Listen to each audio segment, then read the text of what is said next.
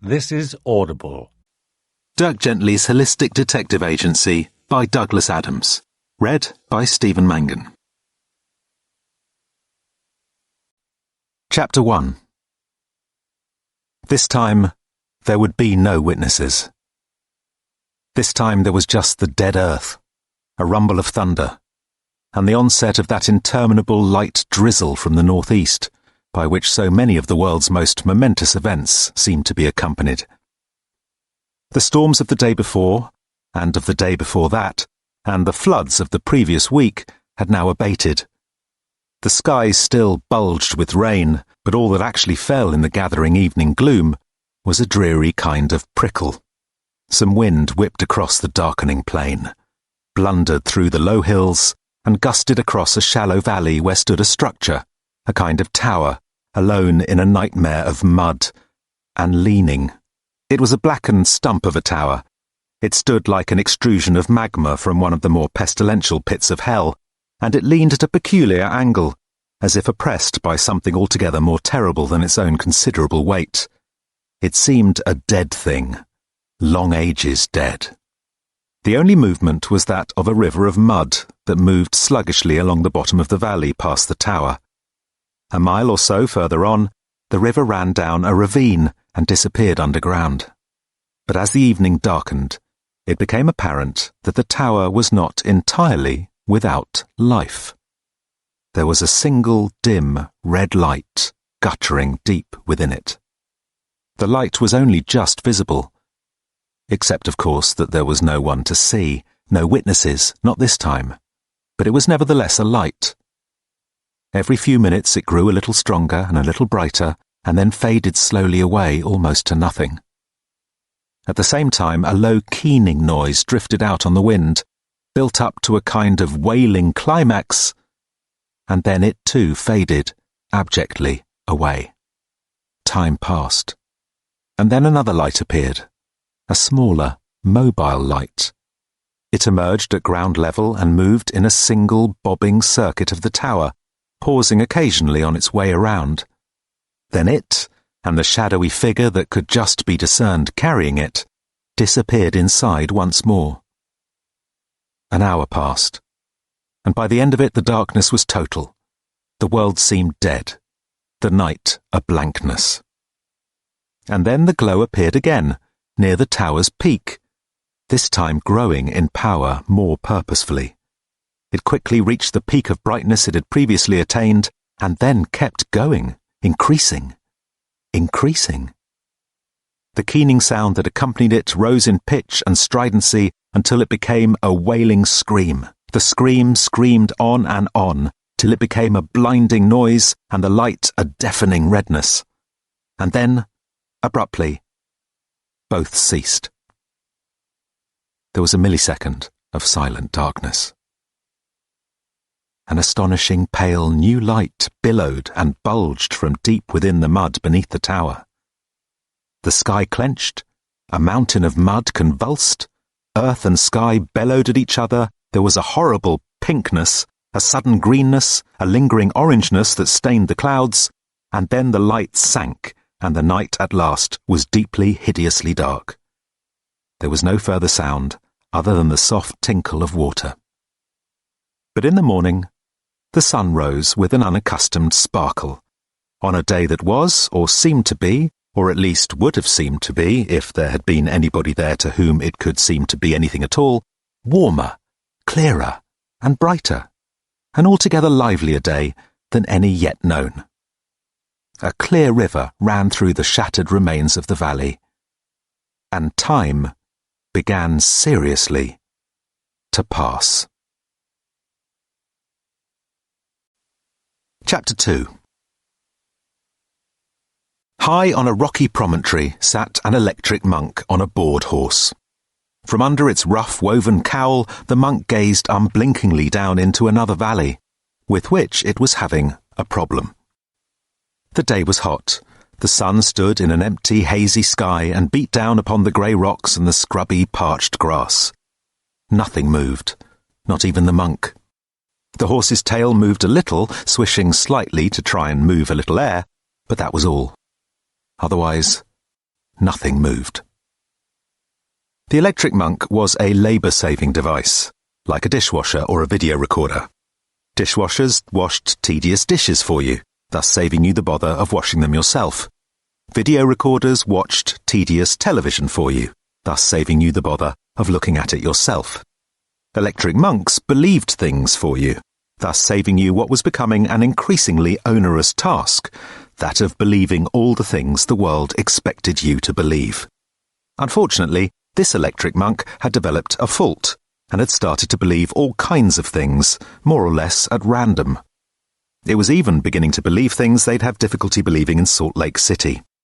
It had never heard of Salt Lake City, of course, nor had it ever heard of a quingillion, which was roughly the number of miles between this valley and the Great Salt Lake of Utah. The problem with the valley was this. The monk currently believed that the valley and everything in the valley and around it, including the monk itself and the monk's horse, was a uniform shade of pale pink. This made for a certain difficulty in distinguishing any one thing from any other thing, and therefore made doing anything or going anywhere impossible, or at least difficult and dangerous. Hence the immobility of the monk and the boredom of the horse, which had to put up with a lot of silly things in its time, but was secretly of the opinion that this was one of the silliest. How long did the monk believe these things? Well, as far as the monk was concerned, forever. The faith which moves mountains, or at least believes them against all the available evidence to be pink, was a solid and abiding faith, a great rock against which the world could hurl whatever it would, yet it would not be shaken. In practice, the horse knew 24 hours was usually about its lot. So what of this horse then that actually held opinions and was sceptical about things? Unusual behaviour for a horse, wasn't it? An unusual horse, perhaps? No. Although it was certainly a handsome and well-built example of its species, it was nonetheless a perfectly ordinary horse, such as convergent evolution has produced in many of the places that life is to be found. They have always understood a great deal more than they let on. It is difficult to be sat on all day, every day, by some other creature without forming an opinion about them. On the other hand, it is perfectly possible to sit all day, every day, on top of another creature and not to have the slightest thought about them whatsoever. When the early models of these monks were built, it was felt to be important that they be instantly recognizable as artificial objects. There must be no danger of their looking at all like real people. You wouldn't want your video recorder lounging around on the sofa all day while it was watching TV. You wouldn't want it picking its nose, drinking beer and sending out for pizzas. So the monks were built with an eye for originality of design, and also for practical horse-riding ability. This was important. People, and indeed things, looked more sincere on a horse. So, 2 legs were held to be both more suitable and cheaper than the more normal primes of 17, 19 or 23. The skin the monks were given was pinkish-looking instead of purple, soft and smooth instead of crenellated. They were also restricted to just the one mouth and nose, but were given instead an additional eye, making for a grand total of 2. A strange-looking creature indeed, but truly excellent at believing the most preposterous things.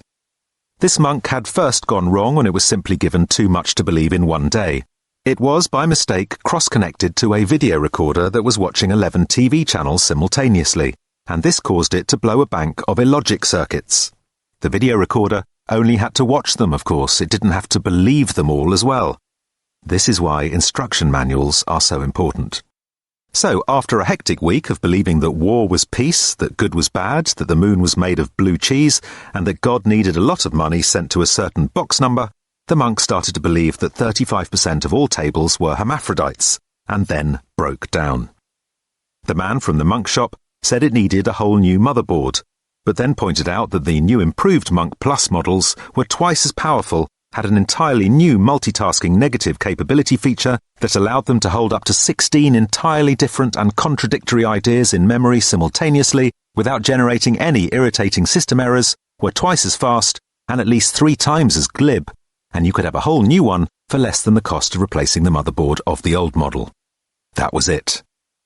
Done. The faulty monk was turned out into the desert, where it could believe what it liked, including the idea that it had been hard done by. It was allowed to keep its horse, since horses were so cheap to make. For a number of days and nights, which it variously believed to be 3, 43, 598,703, it roamed the desert, putting its simple electric trust in rocks, birds, clouds, and a form of non-existent elephant asparagus, until at last it fetched up here, on this high rock, overlooking a valley that was not, despite the deep fervour of the monk's belief, pink. Not even a little bit. Time passed. Chapter 3. Time passed. Susan waited. The more Susan waited, the more the doorbell didn't ring. Or the phone. She looked at her watch. She felt that now was about the time that she could legitimately begin to feel cross. She was cross already, of course, but that had been in her own time, so to speak. They were well and truly into his time now, and even allowing for traffic, mishaps, and general vagueness and dilatoriness, it was now well over half an hour past the time that he had insisted was the latest time they could possibly afford to leave, so she'd better be ready. She tried to worry that something terrible had happened to him, but didn't believe it for a moment. Nothing terrible ever happened to him, though she was beginning to think that it was time it damn well did. If nothing terrible happened to him soon, maybe she'd do it herself. Now there was an idea. She threw herself crossly into the armchair and watched the news on television. The news made her cross. She flipped the remote control and watched something on another channel for a bit. She didn't know what it was, but it also made her cross. Perhaps she should phone. She was damned if she was going to phone. Perhaps if she phoned, he would phone her at the same moment and not be able to get through. She refused to admit that she had even thought that. Damn him, where was he? Who cared where he was anyway? She didn't, that was for sure. 3 times in a row he'd done this. 3 times in a row was enough. She angrily flipped channels one more time. There was a program about computers and some interesting new developments in the field of things you could do with computers and music. That was it. That was really it. She knew that she had told herself that that was it only seconds earlier, but this was now the final, real, ultimate it. She jumped to her feet and went to the phone, gripping an angry filofax. She flipped briskly through it and dialed a number. Hello, Michael? Yes, it's Susan. Susan Way. You said I should call you if I was free this evening, and I said I'd rather be dead in a ditch, remember? Well, I suddenly discover that I am free, absolutely, completely and utterly free, and there isn't a decent ditch for miles around. Make your move while you've got your chance is my advice to you. I'll be at the Tangiers Club in half an hour. She pulled on her shoes and coat, paused when she remembered that it was Thursday and that she should put a fresh, extra-long tape in the answering machine, and 2 minutes later was out of the front door. When at last the phone did ring, the answering machine said sweetly that Susan Way could not come to the phone just at the moment, but that if the caller would like to leave a message, she would get back to them as soon as possible. Maybe. Chapter 4. It was a chill November evening of the old-fashioned type. The moon looked pale and wan, as if it shouldn't be up on a night like this. It rose unwillingly and hung like an ill spectre. Silhouetted against it, dim and hazy through the dampness which rose from the unwholesome fens, stood the assorted towers and turrets of St. Sed's, Cambridge, a ghostly profusion of buildings thrown up over the centuries. Medieval next to Victorian, Odeon next to Tudor. Only rising through the mist did they seem remotely to belong to one another. Between them scurried figures, hurrying from one dim pool of light to another, shivering, leaving wraiths of breath which folded themselves into the cold night behind them. It was 7 o'clock. Many of the figures were heading for the college dining hall, which divided first court from second court, and from which warm light reluctantly streamed. 2 figures in particular seemed ill-matched. One, a young man, was tall, thin and angular. Even muffled inside a heavy dark coat, he walked a little like an affronted heron. The other was small, roundish, and moved with an ungainly restlessness. like a number of elderly squirrels trying to escape from a sack. His own age was on the older side of completely indeterminate. If you picked a number at random, he was probably a little older than that, but, well, it was impossible to tell. Certainly his face was heavily lined, and the small amount of hair that escaped from under his red woolen skiing hat was thin, white, and had very much its own ideas about how it wished to arrange itself. He too was muffled inside a heavy coat, but over it he wore a billowing gown with very faded purple trim, the badge of his unique and peculiar academic office. As they walked, the older man was doing all the talking. He was pointing at items of interest along the way, despite the fact that it was too dark to see any of them.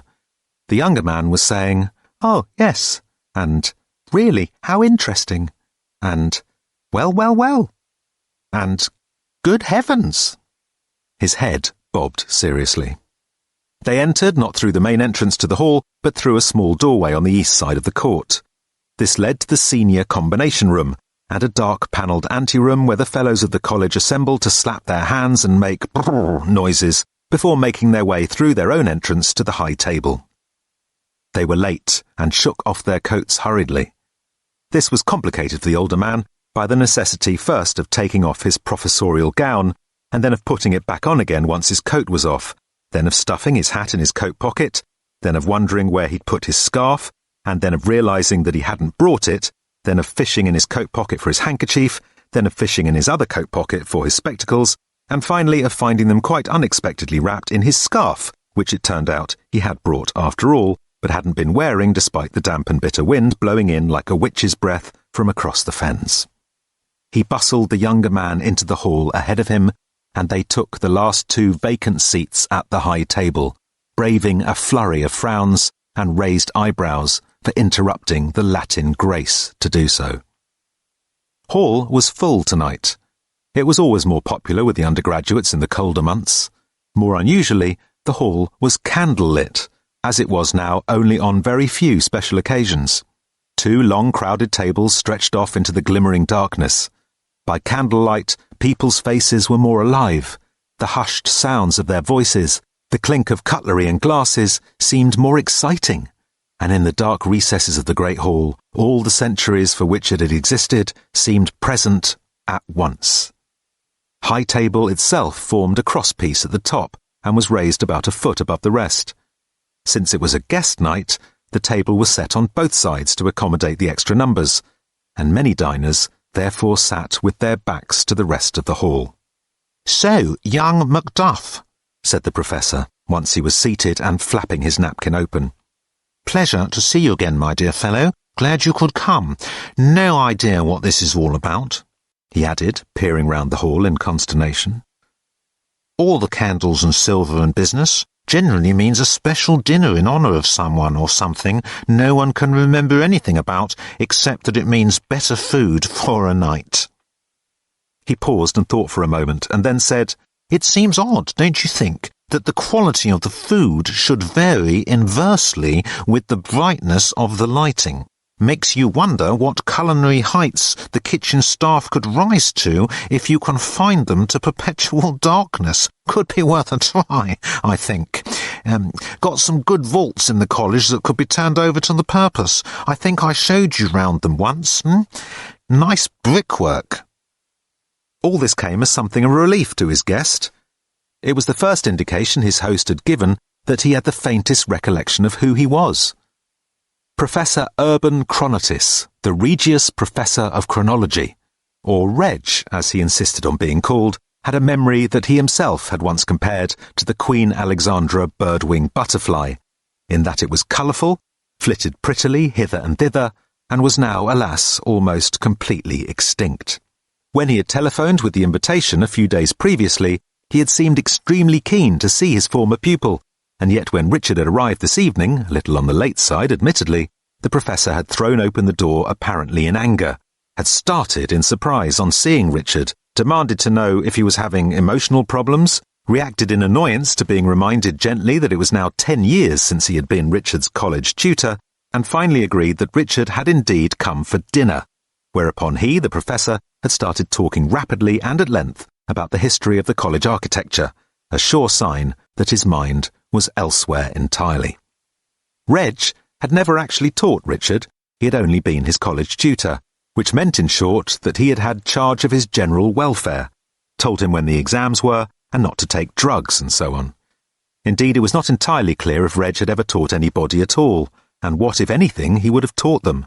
His professorship was an obscure one, to say the least, and since he dispensed with his lecturing duties by the simple and time-honoured technique of presenting all his potential students with an exhaustive list of books that he knew for a fact had been out of print for 30 years, then flying into a tantrum if they failed to find them, no one had ever discovered the precise nature of his academic discipline.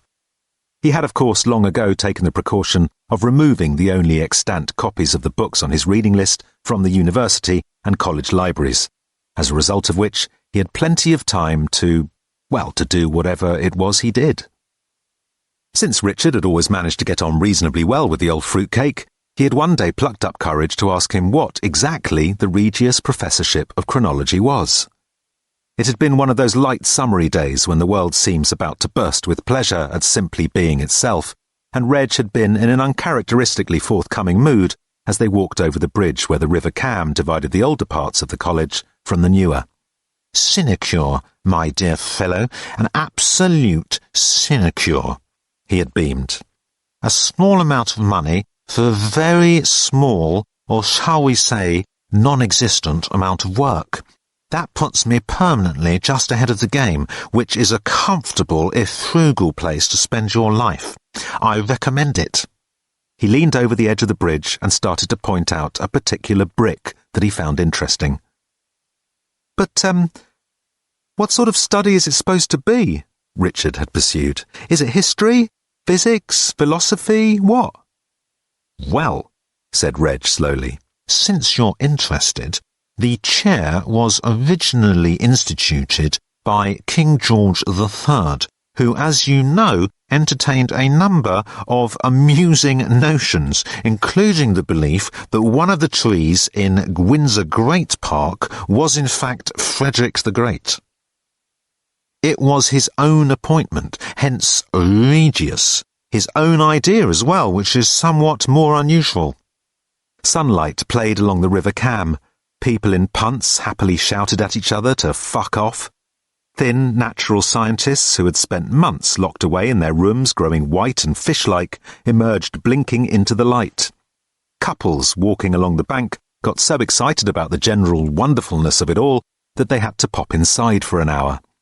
"The poor beleaguered fellow," Reg continued, "George III, I mean, was, as you may know, obsessed with time.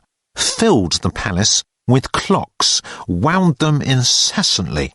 Sometimes would get up in the middle of the night and prowl around the palace in his nightshirt, winding clocks.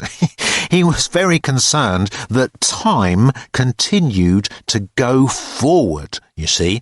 So many terrible things had occurred in his life that he was terrified that any of them might happen again if time were ever allowed to slip backwards even for a moment. A very understandable fear, especially if you're barking mad, as I'm afraid to say, with the very greatest sympathy for the poor fellow, he undoubtedly was. He appointed me, or rather, I should say my office, this professorship, you understand, the post that I am now privileged to hold, where was I? Oh yes, he instituted this, chair of chronology to see if there was any particular reason why one thing happened after another, and if there was any way of stopping it. Since the answers to the 3 questions were, I knew immediately, yes, no, and maybe, I realised I could then take the rest of my career off. And your predecessors? Were much of the same mind. But who were they? Well, splendid fellows, of course, splendid to a man. Remind me to tell you about them some day. You see that brick? Wordsworth was once sick on that brick. Great man. All that had been about 10 years ago. Richard glanced around the great dining hall to see what had changed in the time, and the answer was, of course, absolutely nothing. In the dark heights, dimly seen by the flickering candlelight, were the ghostly portraits of prime ministers, archbishops, political reformers, and poets, any of whom might in their day have been sick on that same brick. "Well," said Reg in a loudly confidential whisper, as if introducing the subject of nipple piercing in a nunnery, "I hear you've suddenly done very well for yourself at last, Well, yes, in fact," said Richard, who was as surprised at the fact as anybody else. "Yes, I have." Around the table, several gazes stiffened on him. "Computers," he heard someone whisper dismissively to a neighbour further down the table. The stiff gazes relaxed again and turned away. "Excellent," said Reg. "I'm so pleased for you, so pleased."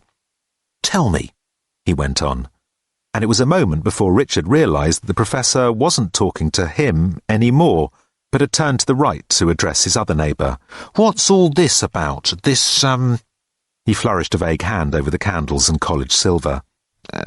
Stuff." His neighbour, an elderly wizened figure, turned very slowly and looked at him as if he was rather annoyed at being raised from the dead like this. "Coleridge," he said in a thin rasp. "It's the Coleridge dinner, you old fool." He turned very slowly back until he was facing the front again. His name was Corley. He was a professor of archaeology and anthropology, and it was frequently said of him behind his back that he regarded it not so much as a serious academic study, more as a chance to relive his childhood. "Ah, is it?" murmured Reg. "Is it?" and turned back to Richard. "It's the Coleridge dinner," he said knowledgeably. "Coleridge was a member of the college, you know." He added after a moment, "Coleridge. Samuel Taylor, poet, I expect you've heard of him. This is his dinner. Well, not literally, of course, it would be cold by now." Silence. "Here, have some salt." Thank you. I think I'll wait," said Richard, surprised. There was no food on the table yet. "Go on.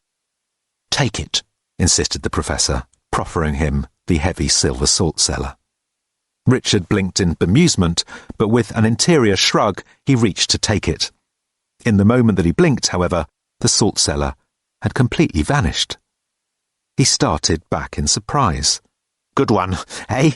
said Reg as he retrieved the missing cruet from behind the ear of his deathly right-hand neighbour, provoking a surprisingly girlish giggle from somewhere else at the table. Reg smiled impishly. "Very irritating habit, I know. It's next on my list for giving up after smoking and leeches." Well, that was another thing that hadn't changed. Some people picked their noses, others habitually beat up old ladies on the streets. Reg's vice was a harmless if peculiar one, an addiction to childish conjuring tricks. Richard remembered the first time he had been to see Reg with a problem. It was only the normal angst that periodically takes undergraduates into its grip, particularly when they have essays to write, but it had seemed a dark and savage weight at the time. Reg had sat and listened to his outpourings with a deep frown of concentration, and when at last Richard had finished, he pondered seriously, stroked his chin a lot, and at last leaned forward and looked him in the eye.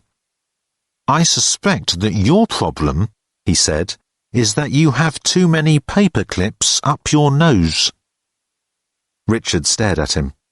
"Allow me to demonstrate," said Reg, and leaning across the desk he pulled from Richard's nose a chain of 11 paper clips and a small rubber swan. "Ah, the real culprit," he said, holding up the swan. "They come in cereal packets, you know, and cause no end of trouble.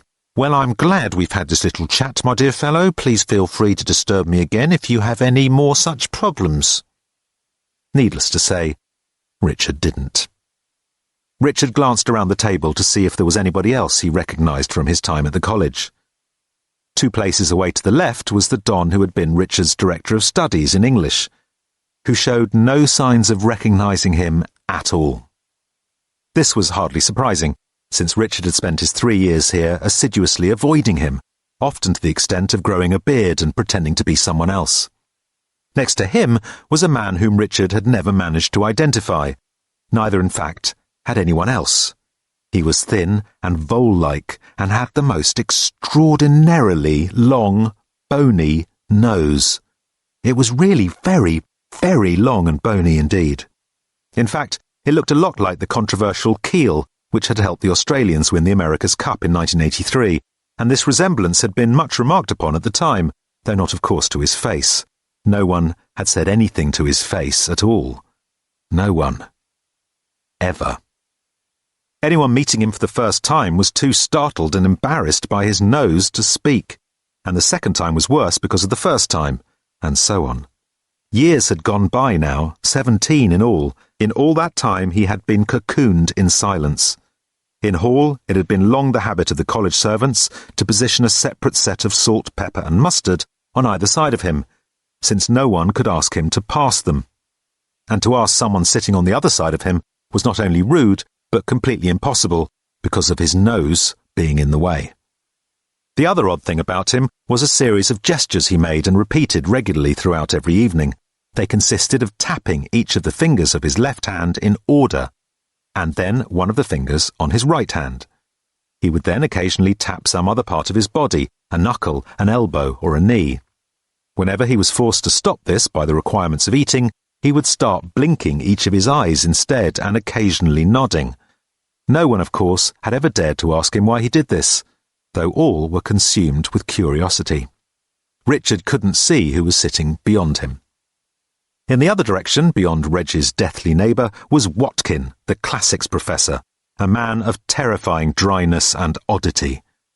His heavy rimless glasses were almost solid cubes of glass, within which his eyes appeared to lead independent existences, like goldfish. His nose was straight enough and ordinary, but beneath it he wore the same beard as Clint Eastwood. His eyes gazed swimmingly around the table as he selected who was going to be spoken at tonight. He had thought that his prey might be one of the guests, the newly appointed head of Radio 3, who was sitting opposite, but unfortunately he had already been ensnared by the music director of the college and a professor of philosophy.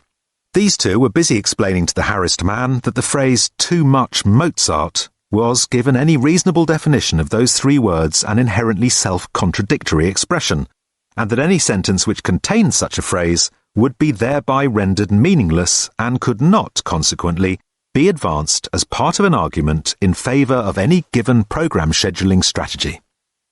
The poor man was already beginning to grip his cutlery too tightly. His eyes darted about desperately looking for rescue and made the mistake of lighting on those of Watkin. "Good evening," said Watkin, with smiling charm, nodding in the most friendly way, and then letting his gaze settle glassily onto his bowl of newly arrived soup, from which position it would not allow itself to be moved. Yet. Let the bugger suffer a little.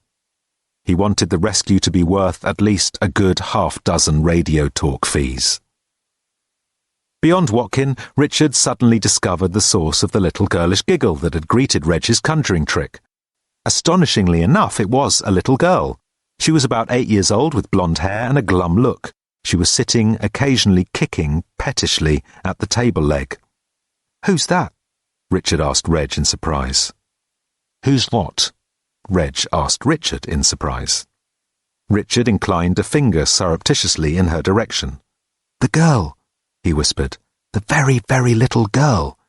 Is it some new maths professor?" Reg peered round at her. "Do you know?" he said in astonishment. "I haven't the faintest idea. Never known anything like it. How extraordinary." At that moment the problem was solved by the man from the BBC, who suddenly wrenched himself out of the logical half-Nelson into which his neighbours had got him and told the girl off for kicking the table. She stopped kicking the table and instead kicked the air with redoubled vigour. He told her to try and enjoy herself, so she kicked him. This did something to bring a brief glimmer of pleasure into her glum evening, but it didn't last. Her father briefly shared with the table at large his feelings about babysitters who let people down, but nobody felt able to run with the topic. "A major season of Buxtehude," resumed the director of music, "is of course clearly long overdue. I'm sure you'll be looking forward to remedying this situation at the first opportunity." "Oh, yes," replied the girl's father, spilling his soup. That is, he's not the same one as Gluck, is he? The little girl kicked the table leg again.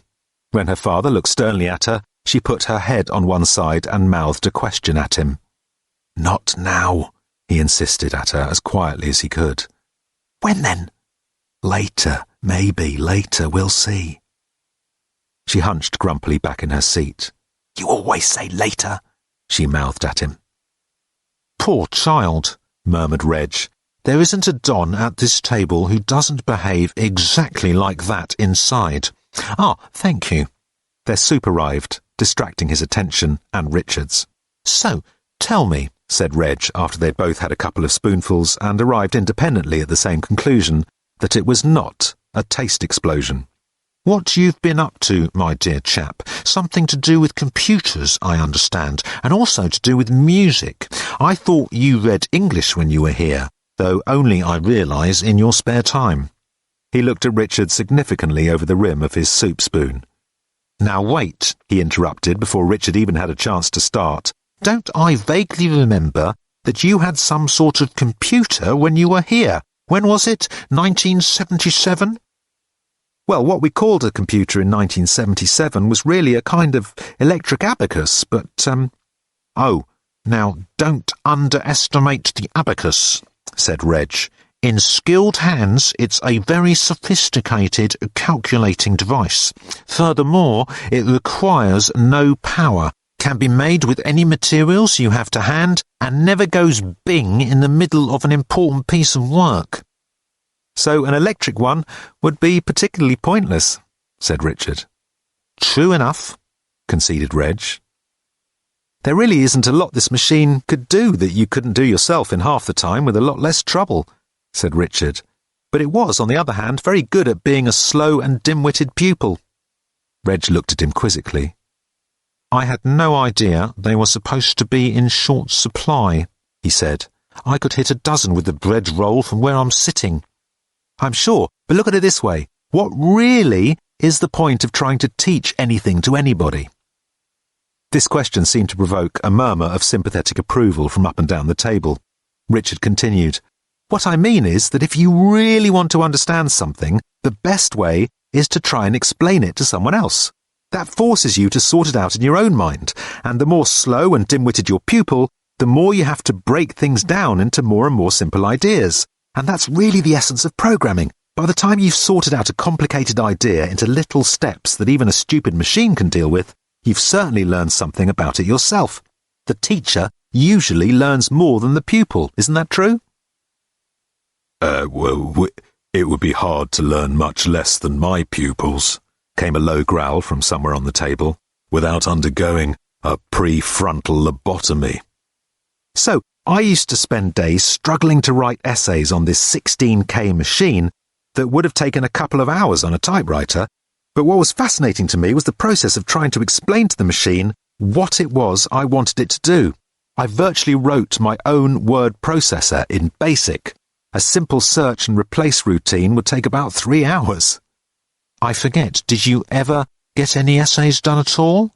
Well, not as such, no actual essays, but the reasons why not were absolutely fascinating. For instance, I discovered that... He broke off, laughing at himself. I was also playing keyboards in a rock group, of course, he added. That didn't help. Now that I didn't know, said Reg. Your past has murkier things in it than I dreamed possible, a quality, I might add, that it shares with this soup. He wiped his mouth with his napkin very carefully. I must go and have a word with the kitchen staff one day. I would like to be sure that they are keeping the right bits and throwing the proper bits away. So, a rock group, you say? Well, good heavens. Yes, said Richard. We called ourselves the Reasonably Good Band. But in fact we weren't. Our intention was to be the Beatles of the early 80s, but we got much better financial and legal advice than the Beatles ever did, which was basically don't bother, so we didn't. I left Cambridge and starved for 3 years. But didn't I bump into you during that period? Said Reg. And you said you were doing very well? As a road sweeper, yes. There was an awful lot of mess on the roads. More than enough, I felt, to support an entire career. However, I got the sack for sweeping the mess onto another sweeper's patch. Reg shook his head.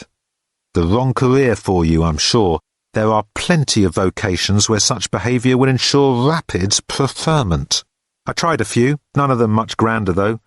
And I kept none of them very long, because I was always too tired to do them properly. I'd be found asleep slumped over the chicken sheds or filing cabinets, depending on what the job was. Been up all night with the computer, you see, teaching it to play 3 blind mice. It was an important goal for me. I'm sure, agreed Reg. Thank you, he said to the college servant who took his half-finished plate of soup from him. Thank you very much.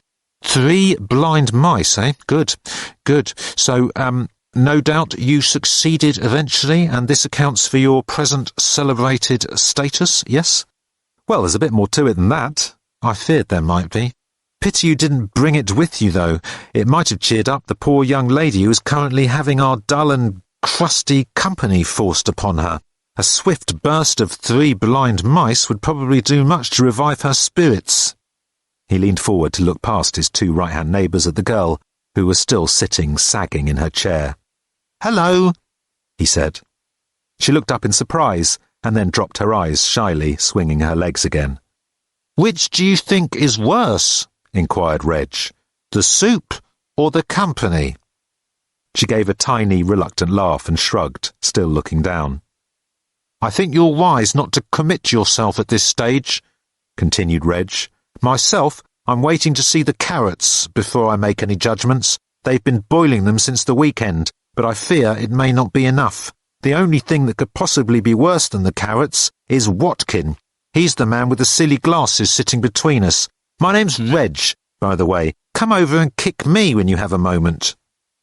The girl giggled and glanced up at Watkin, who stiffened and made an appallingly unsuccessful attempt to smile good-naturedly. "Well, little girl," he said to her awkwardly, and she had desperately to suppress a hoot of laughter at his glasses. Little conversation therefore ensued, but the girl had an ally and began to enjoy herself a tiny little bit. Her father gave her a relieved smile. Reg turned back to Richard, who said suddenly, "Do you have any family?"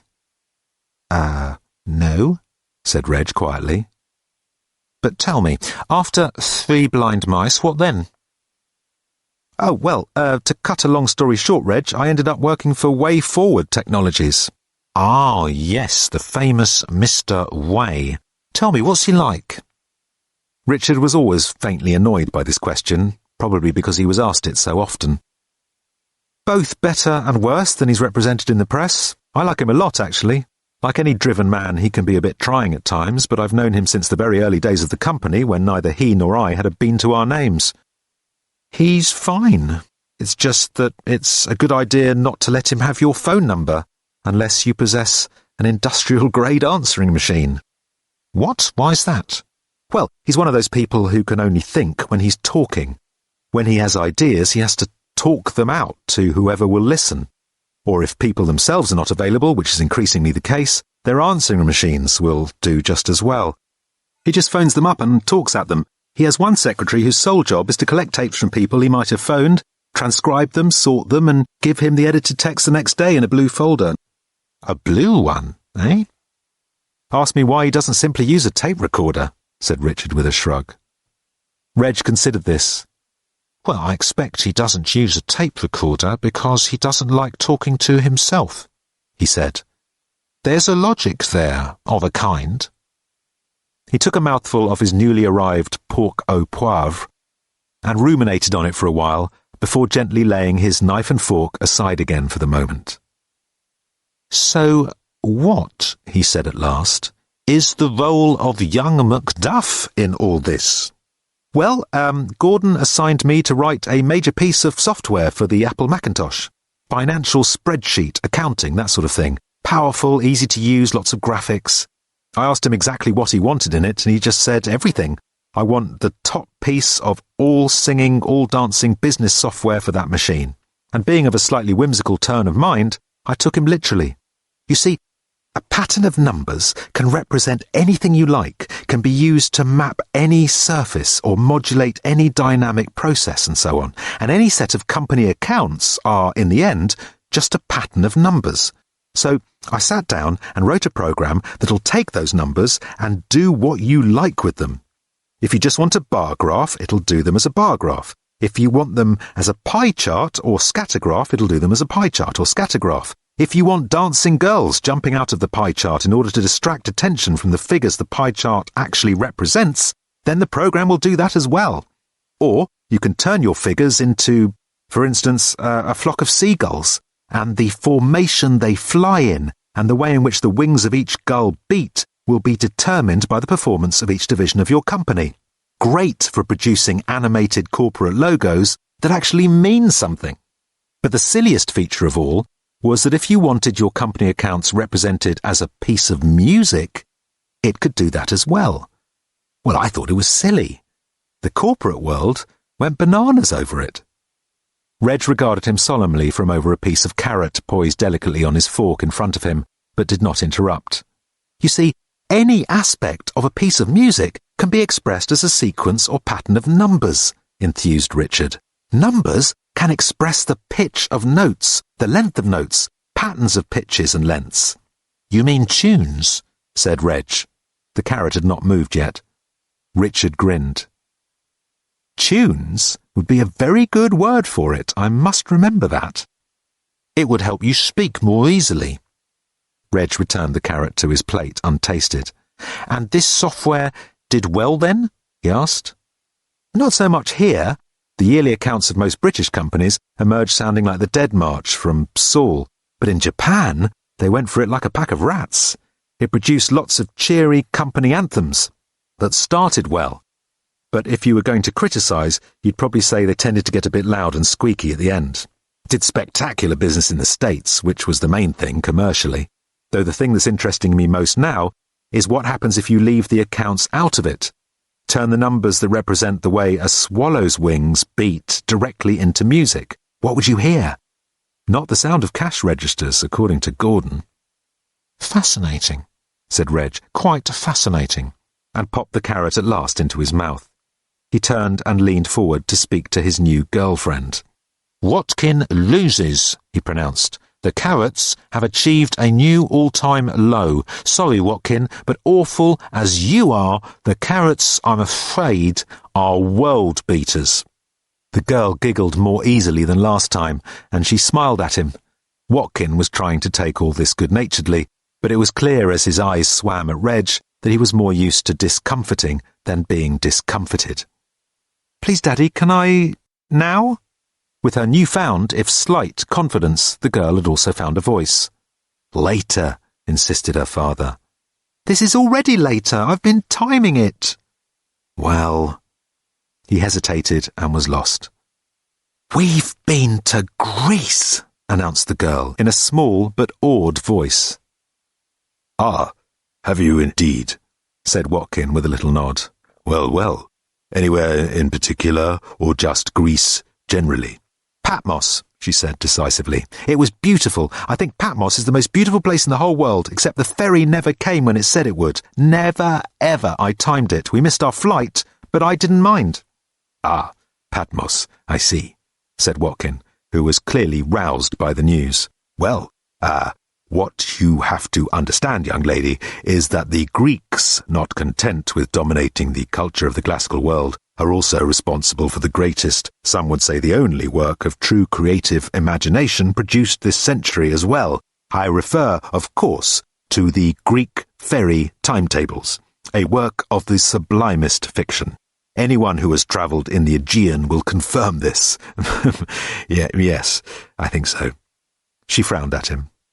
I found a pot, she said. Probably nothing, interrupted her father hastily. You know the way it is. Everyone who goes to Greece for the first time thinks they've found a pot, don't they? There were general nods. This was true. Irritating, but true. I found it in the harbour, she said, in the water, while we were waiting for the damn ferry. Sarah, I've told you. It's what you called it, and worse. You called it words I didn't think you knew. Anyway, I thought that if everyone here was meant to be so clever, then someone would be able to tell me if it was a proper ancient Greek thing or not. I think it's very old. Will you please let them see it, Daddy? Her father shrugged hopelessly and started to fish about under his chair. "Did you know, young lady," said Watkin to her, "that the Book of Revelation was written on Patmos? It was indeed, by St. John the Divine, as you know. To me, it shows very clear signs of having been written while waiting for a ferry." "Oh yes, I think so. It starts off, doesn't it, with that kind of dreaminess you get when you're killing time, getting bored, just making things up, and then gradually grows to a sort of climax of hallucinatory despair. I find that very suggestive. Perhaps you should write a paper on it." He nodded at her. She looked at him as if he were mad. "Well, here it is," said her father, plonking the thing down on the table. "Just a pot, as you see. She's only 6, he added with a grim smile. "Aren't you, dear?" 7, said Sarah.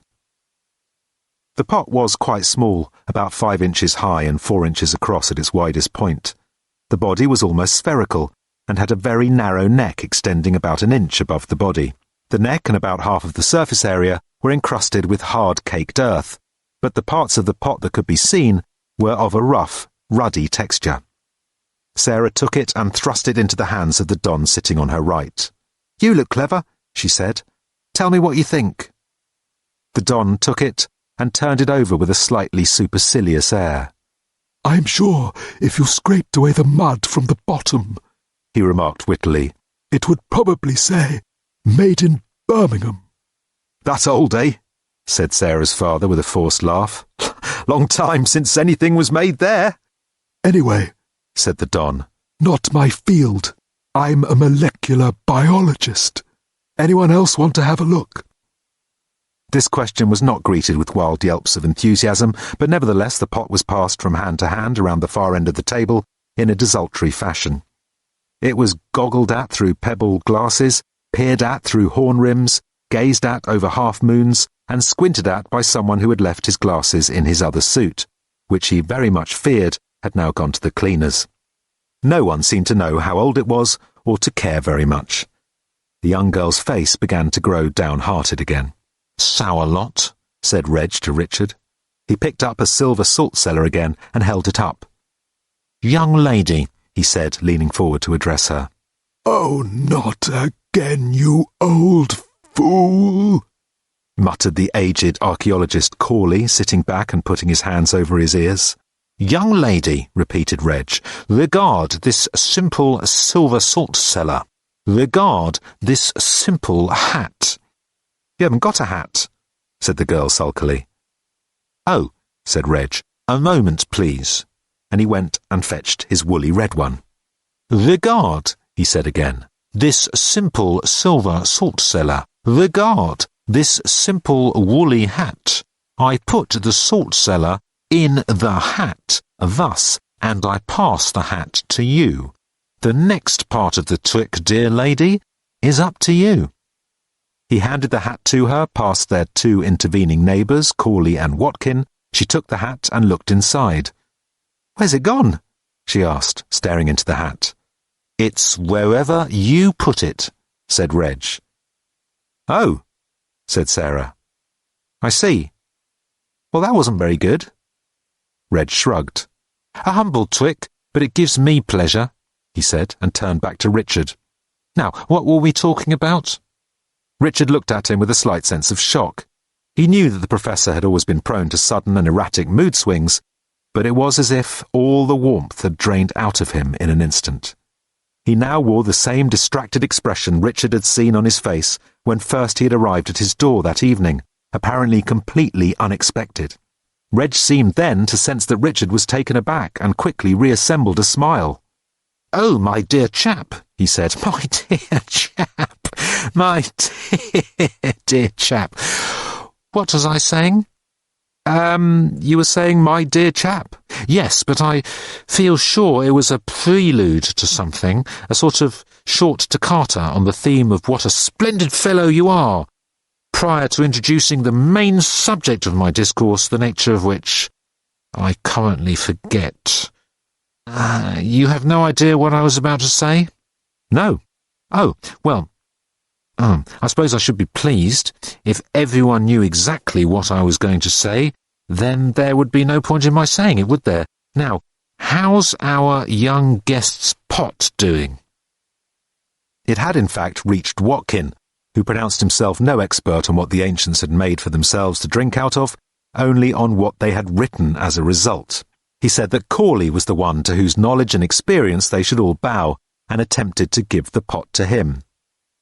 I said, he repeated, yours was the knowledge and experience to which we should bow. Oh, for heaven's sake, take your hands off your ears and have a look at the thing. Gently but firmly he drew Corley's right hand from his ear, explained the situation to him once again, and handed him the pot. Corley gave it a cursory but clearly expert examination. Yes, he said, about 200 years old. I would think very rough, very crude example of its type, utterly without value, of course. He put it down peremptorily and gazed off into the old minstrel gallery, which appeared to anger him for some reason. The effect on Sarah was immediate. Already discouraged, she was thoroughly downcast by this. She bit her lip and threw herself back against her chair, feeling once again thoroughly out of place and childish. Her father gave her a warning look about misbehaving, and then apologised for her again. Well, Buxtehude, he hurried on to say. Yes, good old Buxtehude. We'll have to see what we can do. Tell me. Young lady, interrupted a voice, hoarse with astonishment. You are clearly a magician and enchantress of prodigious powers. All eyes turned to Reg, the old show-off. He was gripping the pot and staring at it with manic fascination. He turned his eyes slowly to the little girl, as if for the first time assessing the power of a feared adversary. I bow to you, he whispered. I, unworthy though I am to speak in the presence of such a power as yours, beg leave to congratulate you on one of the finest feats of the conjurer's art it has been my privilege to witness. Sarah stared at him with widening eyes. May I show these people what you have wrought? He asked earnestly. Very faintly she nodded, and he fetched her formerly precious but now sadly discredited pot a sharp rap on the table. It split into two irregular parts, the caked clay with which it was surrounded falling in jagged shards on the table. One side of the pot fell away, leaving the rest standing. Sarah's eyes goggled at the stained and tarnished but clearly recognisable Silver College salt cellar standing jammed in the remains of the pot. Stupid old fool, muttered Corley. After the general disparagement and condemnation of this cheap parlour trick had died down, none of which could dim the awe in Sarah's eyes, Reg turned to Richard and said idly, Who was that friend of yours when you were here? Do you ever see him? Chap with an odd East European name, Svlad something. Svlad Gently? Remember the fellow? Richard looked at him blankly for a moment. Svlad, he said. Oh, you mean Dirk Gently. No, I never stayed in touch. I bumped into him a couple of times in the street, but that's all. I think he changes his name from time to time. Why'd you ask? Chapter 5. High on his rocky promontory, the electric monk continued to sit on a horse which was going quietly and uncomplainingly spare. From under its rough woven cowl, the monk gazed unblinkingly down into the valley, with which it was having a problem. But the problem was a new and hideous one to the monk, for it was this: doubt. He never suffered it for long, but when he did, it gnawed at the very root of his being. The day was hot. The sun stood in an empty hazy sky and beat down upon the grey rocks and the scrubby parched grass. Nothing moved, not even the monk. But strange things were beginning to fizz in its brain, as they did from time to time when a piece of data became misaddressed as it passed through its input buffer. But then the monk began to believe. Fitfully and nervously at first, but then with a great searing white flame of belief which overturned all previous beliefs, including the stupid one about the valley being pink, that somewhere down in the valley, about a mile from where he was sitting, there would shortly open up a mysterious doorway into a strange and distant world. A doorway through which he might enter. An astounding idea.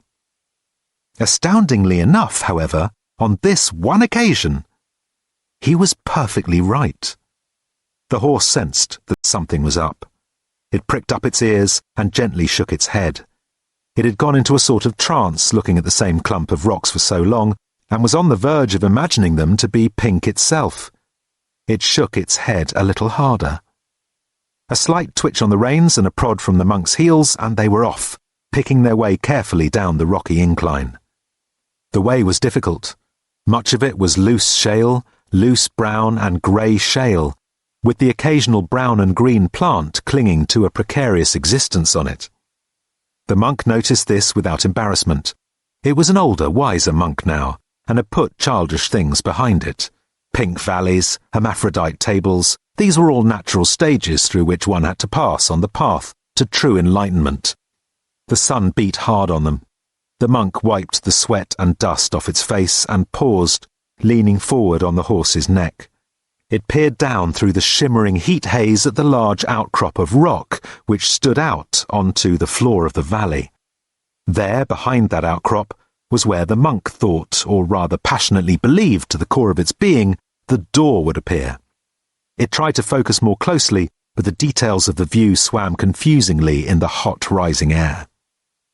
As it sat back in its saddle and was about to prod the horse onward, it suddenly noticed a rather odd thing. On a flattish wall of rock nearby, in fact so nearby that the monk was surprised not to have noticed it before, was a large painting. The painting was crudely drawn, though not without a certain stylish sweep of line, and seemed very old, possibly very, very old indeed. The paint was faded, chipped and patchy, and it was difficult to discern with any clarity what the picture was. The monk approached the picture more closely. It looked like a primitive hunting scene. The group of purple, multi-limbed creatures were clearly early hunters. They carried rough spears and were in hot pursuit of a large horned and armoured creature, which appeared to have been wounded in the hunt already. The colours were now so dim as to be almost non-existent. In fact, all that could be clearly seen was the white of the hunter's teeth, which seemed to shine with a whiteness whose lustre was undimmed by the passage of what must have been many thousands of years. In fact, they even put the monk's own teeth to shame, and he had cleaned them only that morning. The monk had seen paintings like this before, but only in pictures or on the TV, never in real life. They were usually to be found in caves where they were protected from the elements. Otherwise, they would not have survived. The monk looked more carefully at the immediate environs of the rock wall and noticed that, though not exactly in a cave, it was nevertheless protected by a large overhang and was well sheltered from the wind and rain. Odd, though, that it should have managed to last so long. Odder still, that it should appear not to have been discovered. Such cave paintings as there were all famous and familiar images, and this was not one that he had ever seen before. Perhaps this was a dramatic and historic find he had made. Perhaps if he were to return to the city and announce this discovery, he would be welcomed back, given a new motherboard after all, and allowed to believe. To believe. Believe what? He paused, blinked, and shook his head to clear a momentary system error. He pulled himself up short. He believed in a door. He must find that door. The door was the way to... The door was the way. Good. Capital letters were always the best way of dealing with things you didn't have a good answer to. Brusquely, he tugged the horse's head round and urged it onward and downward. Within a few minutes more of tricky manoeuvring, they had reached the valley floor, and he was momentarily disconcerted to discover that the fine top layer of dust that had settled on the brown parched earth was indeed a very pale brownish pink, particularly on the banks of the sluggish trickle of mud, which was all that remained in the hot season of the river that flowed through the valley when the rains came. He dismounted and bent down to feel the pink dust and run it through his fingers. It was very fine and soft and felt pleasant as he rubbed it on his skin. It was about the same colour, perhaps a little paler. The horse was looking at him. He realised a little belatedly, perhaps, that the horse must be extremely thirsty. He was extremely thirsty himself, but had tried to keep his mind off it. He unbuckled the water flask from the saddle. It was pathetically light. He unscrewed the top and took one single swig. Then he poured a little into his cupped hand and offered it to the horse, who slurped at it greedily and briefly. The horse looked at him again. The monk shook his head sadly, resealed the bottle and replaced it. He knew, in that small part of his mind where he kept factual and logical information, that it would not last much longer, and that without it, neither would they. It was only his belief that kept him going. Currently, his belief in the door. He brushed the pink dust from his rough habit, and then stood looking at the rocky outcrop a mere 100 yards distant. He looked at it not without a slight, tiny trepidation, although the major part of his mind was firm in its eternal and unshakable belief that there would be a door behind the outcrop, and that the door would be the way. Yet the tiny part of his brain that understood about the water bottle could not help but recall past disappointments and sounded a very tiny but jarring note of caution. If he elected not to go and see the door for himself, then he could continue to believe in it forever. It would be the lodestone of his life, what little was left of it, said the part of his brain that knew about the water bottle.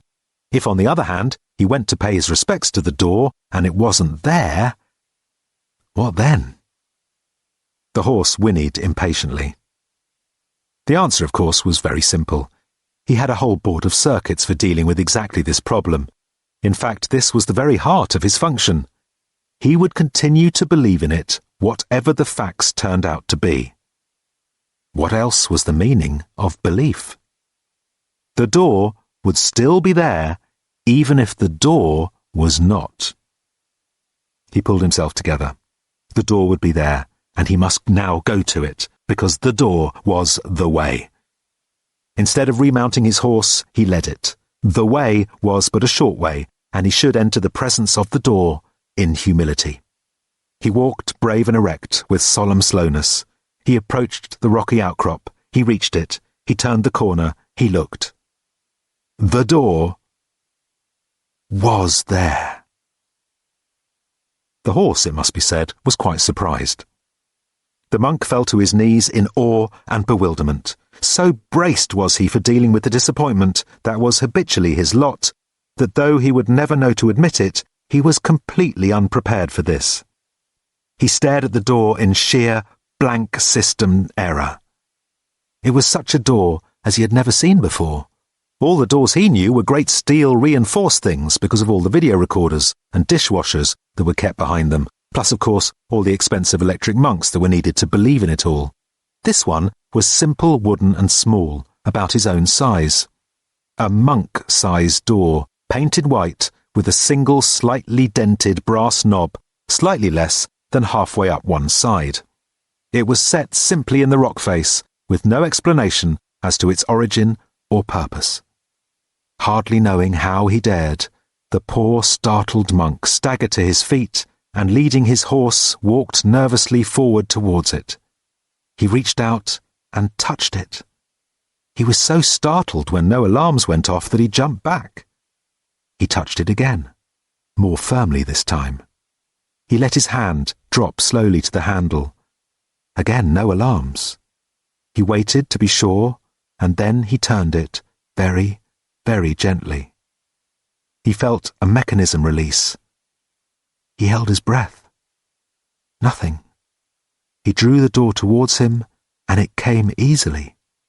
He looked inside, but the interior was so dim in contrast with the desert sun outside that he could see nothing. At last, almost dead with wonder, he entered, pulling the horse in after him. A few minutes later, a figure that had been sitting out of sight around the next outcrop of rock, finished rubbing dust on his face, stood up, stretched his limbs, and made his way back towards the door, patting his clothes as he did so. Chapter 6. In Xanadu did Kubla Khan a stately pleasure dome decree. The reader clearly belonged to the school of thought which holds that a sense of the seriousness or greatness of a poem is best imparted by reading it in a silly voice. He soared and swooped at the words until they seemed to duck and run for cover. Where Alf the sacred river ran, through caverns measureless to man, down to a sunless sea. Richard relaxed back into his seat.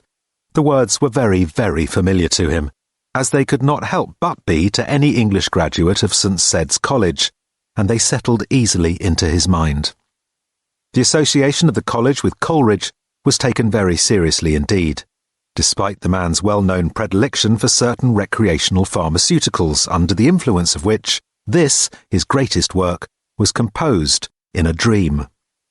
The entire manuscript was lodged in the safekeeping of the college library, and it was from this itself, on the regular occasion of the Coleridge dinner, that the poem was read. So twice 5 miles of fertile ground, with walls and towers were girdled round, and there were gardens bright with sinuous rills, where blossomed many an incense-bearing tree, and here were forests ancient as the hills, enfolding sunny spots of greenery. Richard wondered how long it took. He glanced sideways at his former director of studies and was disturbed by the sturdy purposefulness of his reading posture.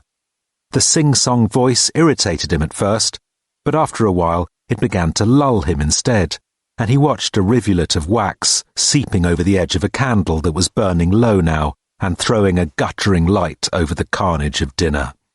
But oh, that deep romantic chasm which slanted down the green hill athwart a cedarn cover, a savage place, as holy and enchanted as e'er beneath a waning moon was haunted by woman wailing for her demon lover.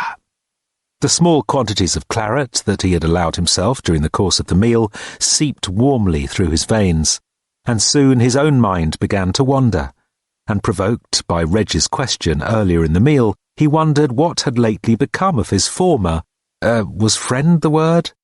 He seemed more like a succession of extraordinary events than a person.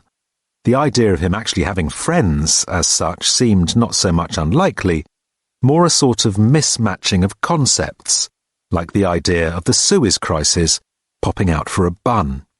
Zwlad Gently, popularly known as Dirk, though again, popular was hardly right. Notorious, certainly, sought after, endlessly speculated about, those too were true. But popular? Only in the sense that a serious accident on the motorway might be popular. Everyone slows down to have a good look, but no one will get too close to the flames. Infamous was more like it. Zwlad Gently, infamously known as Dirk. He was rounder than the average undergraduate and wore more hats. That is to say, there was just the one hat which he habitually wore, but he wore it with a passion that was rare in one so young. The hat was dark red and round, with a very flat brim, and it appeared to move as if balanced on gimbals, which ensured its perfect horizontality at all times. However, its owner moved his head. As a hat, it was a remarkable rather than entirely successful piece of personal decoration. It would make an elegant adornment, stylish, shapely, and flattering if the wearer were a small bedside lamp, but not otherwise. People gravitated around him, drawn in by the stories he denied about himself. But what the source of these stories might be, if not his own denials, was never entirely clear. The tales had to do with the psychic powers that he'd supposedly inherited from his mother's side of the family, who he claimed had lived at the smarter end of Transylvania. That is to say, he didn't make any such claim at all, and said it was the most absurd nonsense. He strenuously denied that there were bats of any kind at all in his family, and threatened to sue anybody who put about such malicious fabrications. But he affected, nevertheless, to wear a large and flappy leather coat, and had one of those machines in his room which are supposed to help cure bad backs if you hang upside down from them. He would allow people to discover him hanging from this machine at all kinds of odd hours of the day, and more particularly of the night, expressly so that he could vigorously deny that it had any significance whatsoever. By means of an ingenious sense of strategically deployed denials of the most exciting and exotic things, he was able to create the myth that he was a psychic.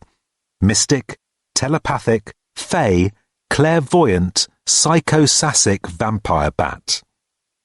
What did psychosassic mean? It was his own word, and he vigorously denied that it meant anything at all. And from this chasm, with ceaseless turmoil seething, as if this earth in fast thick pants were breathing, a mighty fountain momently was forced, amid whose swift, half-intermitted burst, huge fragments vaulted. Dirk had also been perpetually broke. This would change. It was his roommate who started it, a credulous fellow called Mander, who, if the truth were known, had probably been specially selected by Dirk for his credulity. Steve Mander noticed that if ever Dirk went to bed drunk, he would talk in his sleep.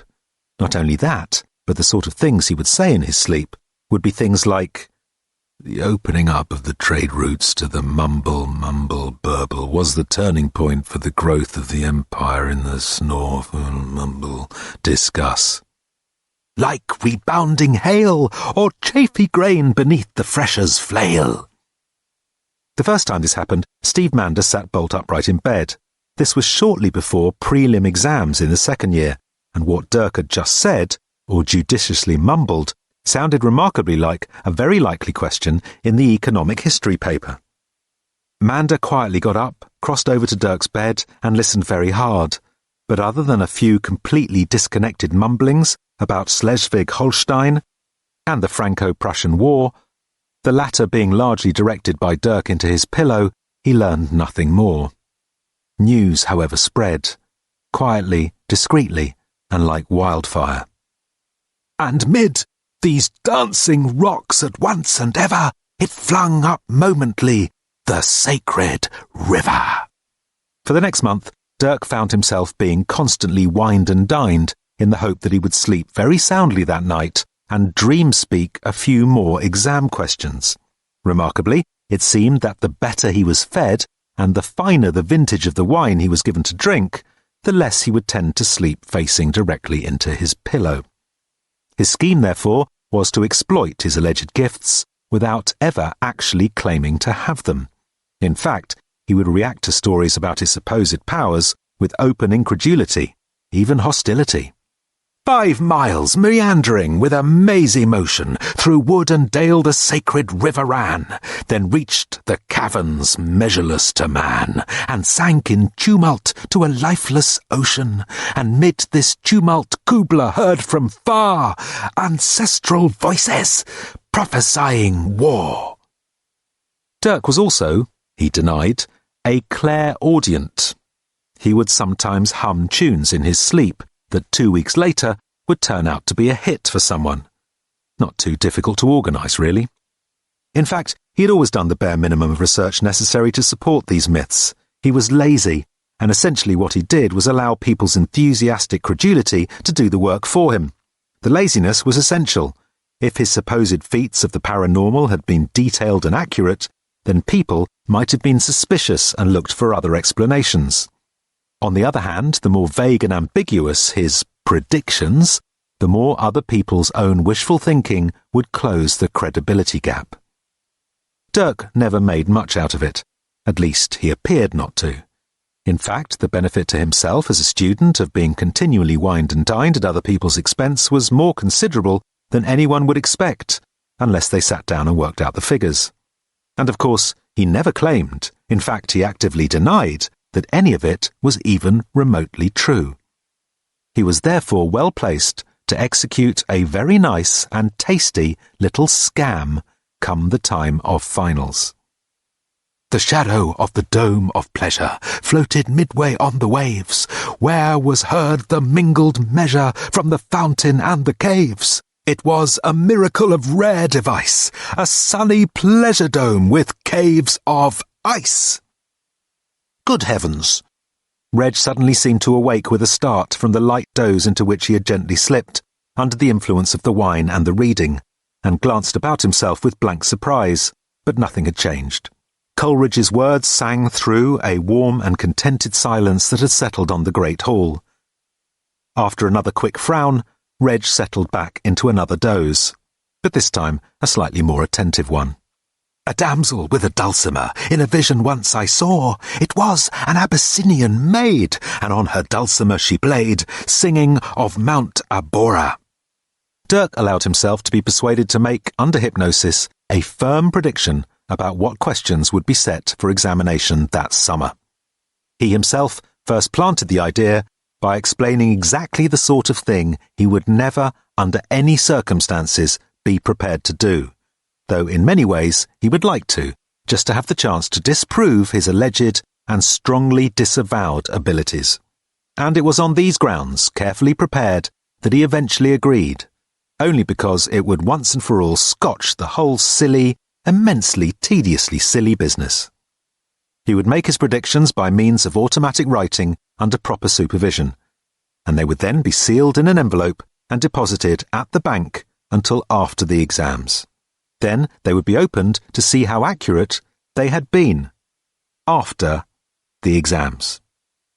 He was, not surprisingly, offered some pretty hefty bribes from a pretty hefty number of people to let them see the predictions he had written down, but he was absolutely shocked by the idea. That, he said, would be dishonest. Could I revive within me her symphony and song, to such a deep delight 'twould win me, that with music loud and long I would build that dome in air, that sunny dome, those caves of ice. Then, a short time later, Dirk allowed himself to be seen around town wearing something of a vexed and solemn expression. At first he waved aside inquiries to what it was that was bothering him, but eventually he let slip that his mother was going to have to undergo some extremely expensive dental work, which, for reasons that he refused to discuss, would have to be done privately, only there wasn't the money. From here, the path downward to accepting donations for his mother's supposed medical expenses in return for quick glances at his written exam predictions proved to be sufficiently steep and well-oiled for him to be able to slip down it with a minimum of fuss. Then it further transpired that the only dentist who could perform this mysterious dental operation was an East European surgeon now living in Malibu, and it was in consequence necessary to increase the level of donations rather sharply. He still denied, of course, that his abilities were all that they were cracked up to be. In fact, he denied that they existed at all, and insisted that he would never have embarked on the exercise at all if it wasn't to disprove the whole thing. And also, since other people seemed, at their own risk, to have a faith in his abilities that he himself did not, he was happy to indulge them to the extent of letting them pay for his sainted mother's operation. He could only emerge well from this situation. Or so he thought. And all who heard should see them there, and all should cry, "Beware! Beware! His flashing eyes, his floating hair!" The exam papers Dirk produced under hypnosis by means of automatic writing he had in fact pieced together simply by doing the same minimum research that any student taking exams would do, studying previous exam papers and seeing what, if any, patterns emerged, and making intelligent guesses about what might come up. He was pretty sure of getting, as anyone would be, a strike rate that was sufficiently high to satisfy the credulous and sufficiently low for the whole exercise to look perfectly innocent. As indeed it was. What completely blew him out of the water and caused a furore which ended with him being driven out of Cambridge in the back of a Black Maria was the fact that all the exam papers he sold turned out to be the same as the papers that were actually set. Exactly. Word for word. To the very comma. Wave a circle round him thrice, and close your eyes with holy dread, for he on honeydew hath fed, and drunk the milk of paradise. And that, apart from a flurry of sensational newspaper reports which exposed him as a fraud, then trumpeted him as the real thing, so that they could have another round of exposing him as a fraud again, and then trumpeting him as the real thing again until they got bored and found a nice juicy snooker player to harass instead, was that. In the years since then, Richard had run into Dirk from time to time and had usually been greeted with that kind of guarded half-smile that wants to know if you think it owes you money before it blossoms into one that hopes you will lend it some. Dirk's regular name changes suggested to Richard that he wasn't alone in being treated like this. He felt a tug of sadness that someone who had seemed so shiningly alive within the small confines of a university community should have seemed to fade so much in the light of common day. And he wondered at Reg's asking after him like that, suddenly and out of the blue, in what seemed altogether too airy and casual a manner. He glanced around him again, at his lightly snoring neighbour, Reg, at little Sarah wrapped in silent attention, at the deep hall swathed in darkly glimmering light, at the portraits of old prime ministers and poets hung high in the darkness, with just the odd glint of candlelight gleaming off their teeth, at the director of English studies standing reading in his poetry-reading voice, at the book of Kubla Khan that the director of English studies held in his hands, and finally, surreptitiously, at his watch. He settled back again. The voice continued, reading the second and altogether stranger part of the poem. Chapter 7. This was the evening of the last day of Gordon Way's life, and he was wondering if the rain would hold off for the weekend. The forecast had said changeable, a misty night tonight followed by bright but chilly days on Friday and Saturday, with maybe a few scattered showers towards the end of Sunday when everyone would be heading back into town. Everyone, that is, other than Gordon Way. The weather forecast hadn't mentioned that, of course, that wasn't the job of the weather forecast. But then his horoscope had been pretty misleading as well. It had mentioned an unusual amount of planetary activity in his sign and had urged him to differentiate between what he thought he wanted and what he actually needed, and suggested that he should tackle emotional or work problems with determination and complete honesty, but had inexplicably failed to mention that he would be dead before the day was out. He turned off the motorway near Cambridge and stopped at a small filling station for some petrol, where he sat for a moment, finishing off a call on his car phone. "OK, look, I'll call you tomorrow," he said, "or maybe later tonight, or call me. I should be at the cottage in half an hour. Yes, I know how important the project is to you. All right, I know how important it is, full stop. You want it, I want it, of course I do, but I'm not saying that we won't continue to support it. I'm just saying it's expensive and we should look at the whole thing with determination and complete honesty. Look, why don't you come out to the cottage and we can talk it through?" "OK, yes, I know. I understand." "Well, think about it, Kate. I'll talk to you later, bye." He hung up and continued to sit in his car for a moment. It was a large car. It was a large silver-grey Mercedes of the sort that they use in advertisements, and not just advertisements, for Mercedes. Gordon Way, brother of Susan, employer of Richard Macduff, was a rich man, the founder and owner of WayForward Technologies too. WayForward Technologies itself had of course gone bust for the usual reason, taking his entire first fortune with it. Luckily, he'd managed to make another one. The usual reason was that he had been in the business of computer hardware when every 12-year-old in the country had suddenly got bored with boxes that went bing. His second fortune had been made in software instead. As a result of two major pieces of software, one of which was Anthem, the other more profitable one had never seen the light of day, WFT2 was the only British software company that could be mentioned in the same sentence as such major US companies as Microsoft or Lotus. The sentence would probably run along the lines of, WayForward Technologies, unlike such major US companies as Microsoft or Lotus, but it was a start. WayForward was in there, and he owned it. He pushed a tape into the slot on the stereo console. It accepted it with a soft and decorous click, and a moment or two later Ravel's Bolero floated out of 8 perfectly matched speakers with fine-meshed matte black grills. The stereo was so smooth and spacious you could almost sense the whole ice rink. He tapped his fingers lightly on the padded rim of the steering wheel. It was going to be the key to really intuitive productivity software, but also strongly doubting whether artificial intelligence research per se, particularly artificial intelligence research based on the Prolog language, was really going to produce any serious commercially viable products in the foreseeable future, at least as far as the office desktop environment was concerned, a topic that fascinated the cashier not at all. The man just liked to talk," he would later tell the police. "Man, I could have walked away to the toilet for 10 minutes and he would have told it all to the till. If I'd been 15 minutes, the till would have walked away too.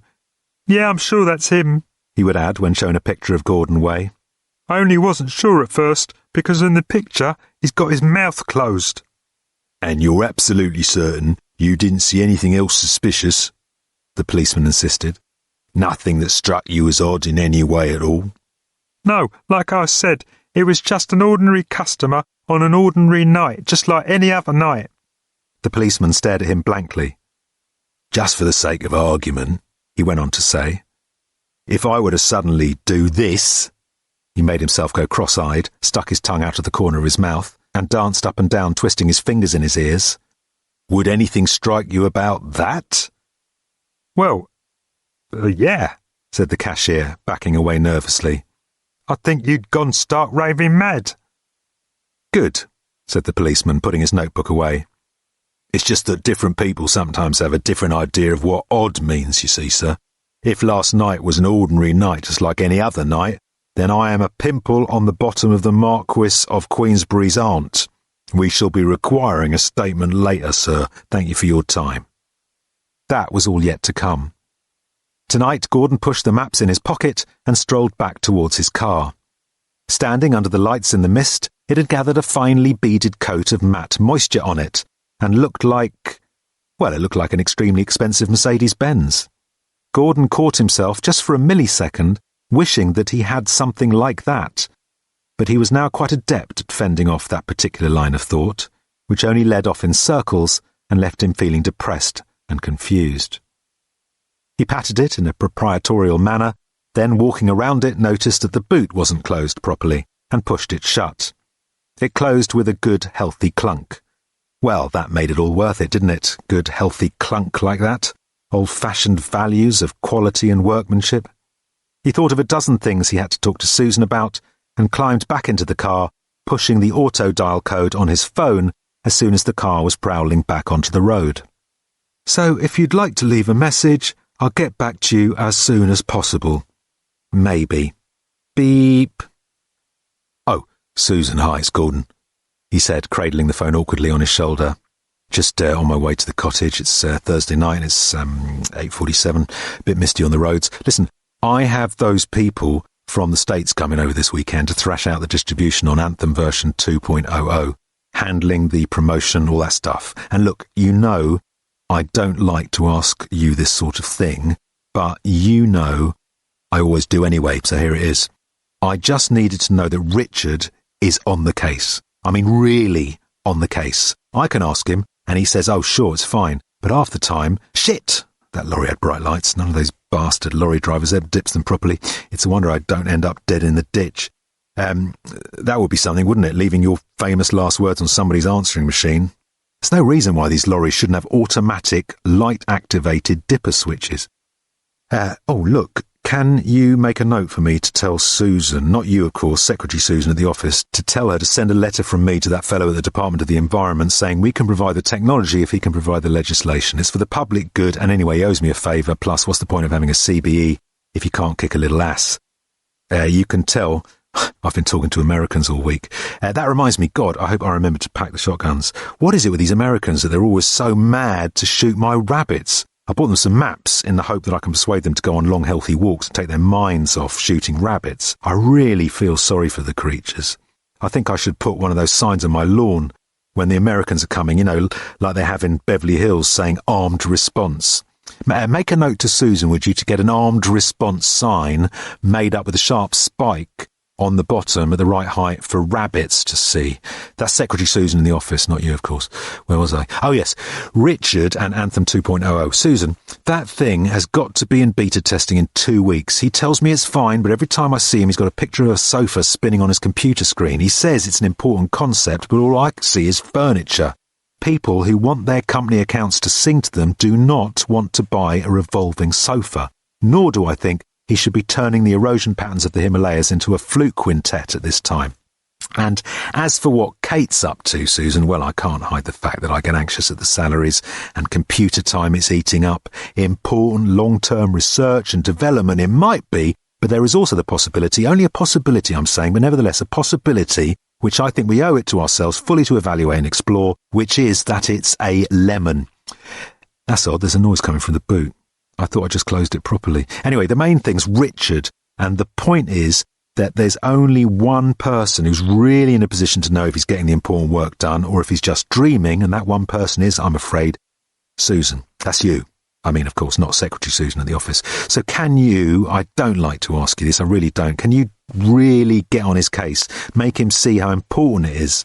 Just make sure he realises that Way Forward Technologies is meant to be an expanding commercial business, not an adventure playground for crunchheads. That's the problem with crunchheads. They have one great idea that actually works, and then they expect you to carry on funding them for years while they sit and calculate the topographies of their navels. Oh, I'm sorry, I'm going to have to stop and close the boot properly. Won't be a moment. He put the telephone down on the seat beside him, pulled over to the grass verge and got out. As he went to the boot, it opened. A figure rose out of it, shot him through the chest with both barrels of a shotgun, and then went about its business. Gordon Way's astonishment at being suddenly shot dead was nothing to his astonishment at what happened next. Chapter 8. Come in, dear fellow, come in. The door to Reg's set of rooms in college was up a winding set of wooden stairs in the corner of Second Court, and was not well lit, or rather it was perfectly well lit when the light was working, but the light was not working, so the door was not well lit, and was furthermore locked. Reg was having difficulty in finding the key from a collection which looked like something that a fit ninja warrior could hurl through the trunk of a tree. Rooms in the older part of the college have double doors like airlocks, and like airlocks they are fiddly to open. The outer door is a sturdy slab of grey-painted oak, with no features other than a very narrow slit for letters and a Yale lock, to which suddenly Reg at last found the key. He unlocked it and pulled it open. Behind it lay an ordinary white-panelled door with an ordinary brass doorknob. Come in, repeated Reg, opening this and fumbling for the light switch. For a moment, only the dying embers of a fire in the stone grate threw ghostly red shadows dancing across the room, but then electric light flooded in and extinguished the magic. Reg hesitated on the threshold for a moment, oddly tense, as if wishing to be sure of something before he entered, then bustled in with at least the appearance of cheeriness. It was a large panelled room, which a collection of gently shabby furniture contrived to fill quite comfortably. Against the far wall stood a large and battered old mahogany table with fat ugly legs, which was laden with books, files, folders, and teetering piles of papers. Standing in its own space on the desk, Richard was amused to note, was actually a battered old abacus. There was a small Regency writing desk standing nearby, which might have been quite valuable had it not been knocked about so much. Also a couple of elegant Georgian chairs, a portentous Victorian bookcase, and so on. It was, in short, a Don's room. It had a Don's framed maps and prints on the wall, a threadbare and faded Don's carpet on the floor, and it looked as if little had changed in it for decades, which was probably the case because a Don lived in it. 2 doors led out from either end of the opposite wall, and Richard knew from previous visits that one led to a study, which looked much like a smaller and more intense version of this room, larger clumps of books, taller piles of paper, in more imminent danger of actually falling, furniture which, however old and valuable, was heavily marked with myriad rings of hot tea or coffee cups, on many of which the original cups themselves were probably still standing. The other door led to a small and rather basically equipped kitchen, and a twisty internal staircase at the top of which lay the professor's bedroom and bathroom. Try and make yourself comfortable on the sofa, invited Reg, fussing around hospitably. I don't know if you'll manage it. It always feels to me as if it's been stuffed with cabbage leaves and cutlery. He peered at Richard seriously. Do you have a good sofa? He inquired. Well, yes, Richard laughed. He was cheered by the silliness of the question. Oh, said Reg solemnly. Well, I wish you'd tell me where you got it. I have endless trouble with them, quite endless. Never found a comfortable one in all my life. How do you find yours? He encountered with a slight air of surprise a small silver tray he had left out with a decanter of port and 3 glasses. Well, it's odd you should ask that, said Richard. I've never sat on it. Very wise, insisted Reg earnestly. Very, very wise. He went through a palaver similar to his previous one with his coat and hat. Not that I wouldn't like to, said Richard. It's just that it's stuck halfway up a long flight of stairs which leads up into my flat. As far as I can make it out, the delivery men got it part way up the stairs, got it stuck, turned it around any way they could, couldn't get it any further, and then found, curiously enough, that they couldn't get it back down again. Now that should be impossible. Odd, agreed Reg. I've certainly never come across any irreversible mathematics involving sofas. Could be a new field. Have you spoken to any spatial geometricians? I did better than that. I called in a neighbour's kid who used to be able to solve Rubik's Cube in 17 seconds. He sat on a step and stared at it for over an hour before pronouncing it irrevocably stuck. Admittedly, he's a few years older now and has found out about girls, but it's got me puzzled. Carry on talking, my dear fellow. I'm most interested. But let me know first if there's anything I can get you. Port, perhaps? Or brandy? The port, I think, is the better bet. Laid down by the college in 1934. One of the finest vintages, I think you'll find. On the other hand, I don't actually have any brandy. Or coffee? Some more wine, perhaps? There's an excellent Margaux I've been looking for an excuse to open, though it should, of course, be allowed to stand open for an hour or two, which is not to say that I couldn't, No, he said hurriedly. Probably best not to go for the Margaux tonight. Tea is what I would really like, said Richard, if you have some. Reg raised his eyebrows. Are you sure? I have to drive home. Indeed. Then I shall be a moment or two in the kitchen. Please carry on. I shall still be able to hear you. Continue to tell me of your sofa, and do feel free, in the meantime, to sit on mine. Has it been stuck there for long? Oh, only about 3 weeks, said Richard, sitting down. I could just saw it up and throw it away, but I can't believe that there isn't a logical answer. And it also made me think. It would be really useful to know, before you buy a piece of furniture, whether it's actually going to fit up the stairs or around the corner. So I've modelled the problem in 3 dimensions on my computer, and so far it just says no way. It says what? Called Reg over the noise of filling the kettle. That it can't be done. I told it to compute the moves necessary to get the sofa out, and it said there aren't any. I said, what? And it said there aren't any. I then asked it, and this is the really mysterious thing, to compute the moves necessary to get the sofa into its present position in the first place, and it said that it couldn't have got there, not without fundamental restructuring of the walls. So either there's something wrong with the fundamental structure of the matter in my walls, or, he added with a sigh, there's something wrong with the program. Which would you guess?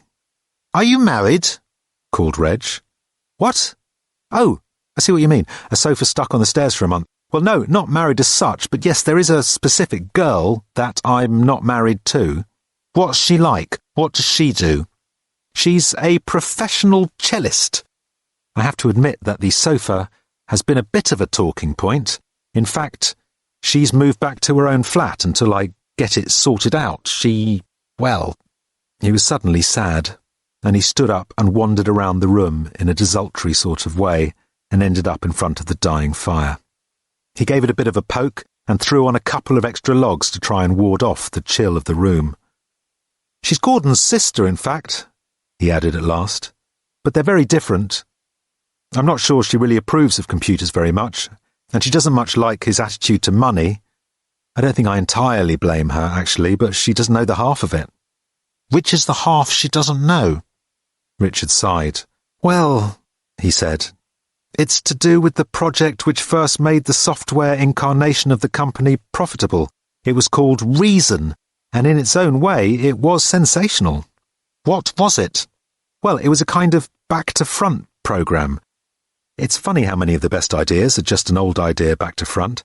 You see, there have already been several programs written that help you to arrive at decisions by properly ordering and analysing all the relevant facts so that they then point naturally towards the right decision. The drawback with these is that the decision, which all the properly ordered and analysed facts point to, is not necessarily the one you want.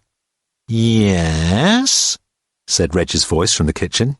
Well, Gordon's great insight was to design a program which allowed you to specify in advance what decision you wished it to reach, and only then to give it all the facts. The program's task, which it was able to accomplish with consummate ease, was simply to construct a plausible series of logical-sounding steps to connect the premises with the conclusion. And I have to say that it worked brilliantly. Gordon was able to buy himself a Porsche almost immediately, despite being completely broke and a hopeless driver. Even his bank manager was unable to find fault with his reasoning, even when Gordon wrote it off 3 weeks later. Heavens! And did the program sell very well? No, we never sold a single copy. You astonish me. It sounds like a real winner to me. It was, said Richard hesitantly. The entire project was bought up, lock, stock and barrel, by the Pentagon. The deal put way forward on a very sound financial foundation. Its moral foundation, on the other hand, is not something I would want to trust my weight to. I've recently been analysing a lot of the arguments put forward in favour of the Star Wars project, and if you know what you're looking for, the pattern of the algorithms is very clear. So much so, in fact, that looking at Pentagon policies over the last couple of years, I think I can be fairly sure that the US Navy is using version 2.00 of the program, while the Air Force, for some reason, only has the beta test version of 1.5. Odd that. Do you have a copy? Certainly not, said Richard. I wouldn't have anything to do with it. Anyway, when the Pentagon bought everything, they bought everything. Every scrap of code, every disk, every notebook. I was glad to see the back of it. If indeed we have. I just busy myself with my own projects. He poked at the fire again and wondered what he was doing here when he had so much work on. Gordon was on at him continually about getting the new super version of Anthem ready for taking advantage of the Macintosh 2, and he was well behind with it. And as for the proposed module for converting incoming Dow Jones stock market information into MIDI data in real time, he'd only meant that as a joke. But Gordon, of course, had flipped over the idea and insisted on its being implemented. That too was meant to be ready, but wasn't. He suddenly knew exactly why it was he was here. Well, it had been a pleasant evening, even if he couldn't see why Reg had been quite so keen to see him. He picked up a couple of books from the table. The table obviously doubled as a dining table, because although the piles looked as if they had been there for weeks, the absence of dust immediately around them showed that they had been moved recently. Maybe he thought the need for amicable chit-chat with someone different can become as urgent as any other need when you live in a community as enclosed as a Cambridge college was, even nowadays. He was a likeable old fellow, but it was clear from dinner that many of his colleagues found his eccentricities formed rather a rich, sustained diet, particularly when they had so many of their own to contend with. The thought about Susan nagged him, but he was used to that. He flipped through the 2 books he'd picked up. One of them, an elderly one, was an account of the hauntings of Borley Rectory, the most haunted house in England. Its spine was getting raggedy, and the photographic plates were so grey and blurry as to be virtually indistinguishable. A picture he thought must be a very lucky or faked shot of a ghostly apparition turned out when he examined the caption to be a portrait of the author. The other book was more recent, and by an odd coincidence was a guide to the Greek islands. He thumbed through it idly, and a piece of paper fell out. Earl Grey or Lapsang Souchong, called out Reg. Or Darjeeling, or TG Tips. It's all tea bags anyway, I'm afraid, and none of them very fresh. Darjeeling will do fine, replied Richard, stooping to pick up the piece of paper. Milk, called Reg. Please. 1 lump or 2. 1, please. Richard slipped the paper back into the book, noticing as he did so that it had a hurriedly scribbled note on it. The note said, oddly enough, "Regard this simple silver salt cellar. Regard this simple hat." Sugar? What? Said Richard, startled. He put the book hurriedly back on the pile. Just a tiny joke of mine, said Reg cheerily, to see if people are listening. He emerged beaming from the kitchen carrying a small tray with 2 cups on it, which he hurled suddenly to the floor. The tea splashed over the carpet, one of the cups shattered, and the other bounced under the table. Reg leaned against the door frame, white-faced and staring. A frozen instant of time slid silently by, while Richard was too startled to react. Then he leapt awkwardly forward to help, but the old man was already apologising and offering to make him another cup. Richard helped him to the sofa. "Are you all right?" asked Richard helplessly. "Shall I get a doctor?" Reg waved him down. "It's all right," he insisted. "I'm perfectly well. Thought I heard, well, a noise that startled me, but it was nothing. Just overcome with the tea fumes, I expect. Let me just catch my breath. I think a little, port will revive me excellently. So sorry, I didn't mean to startle you." He waved in the general direction of the port decanter. Richard hurriedly poured a small glass and gave it to him. "What kind of noise?" he asked, wondering what on earth could shock him so much. At that moment came the sound of movement upstairs and an extraordinary kind of heavy breathing noise. "That," whispered Reg. The glass of port lay shattered at his feet. Upstairs someone seemed to be stamping. "Did you hear it?" "Well, yes." This seemed to relieve the old man. Richard looked nervously up at the ceiling. "Is there somebody up there?" he asked, feeling this was a lame question, but one that had to be asked. "No," said Reg, in a low voice that shocked Richard with the fear it carried. "No one. Nobody that should be there." Then... Reg was struggling shakily to his feet, but there was suddenly a fierce determination about him. "I must go up there," he said quietly. "I must. Please wait for me here." "Look, what is this?" demanded Richard, standing between Reg and the doorway. "What is it, a burglar? Look, I'll go. I'm sure it's nothing. It's just the wind or something." Richard didn't know why he was saying this. It clearly wasn't the wind, or even anything like the wind, because though the wind might conceivably make heavy breathing noises, it rarely stamped its feet in that way. "No," the old man said, politely but firmly moving him aside. "It is for me to do." Richard followed him helplessly through the door into the small hallway, beyond which lay the tiny kitchen. A dark wooden staircase led up from here. The steps seemed damaged and scuffed. Reg turned on a light. It was a dim one that hung naked at the top of the stairwell, and he looked up at it with grim apprehension. "Wait here," he said, and walked up 2 steps.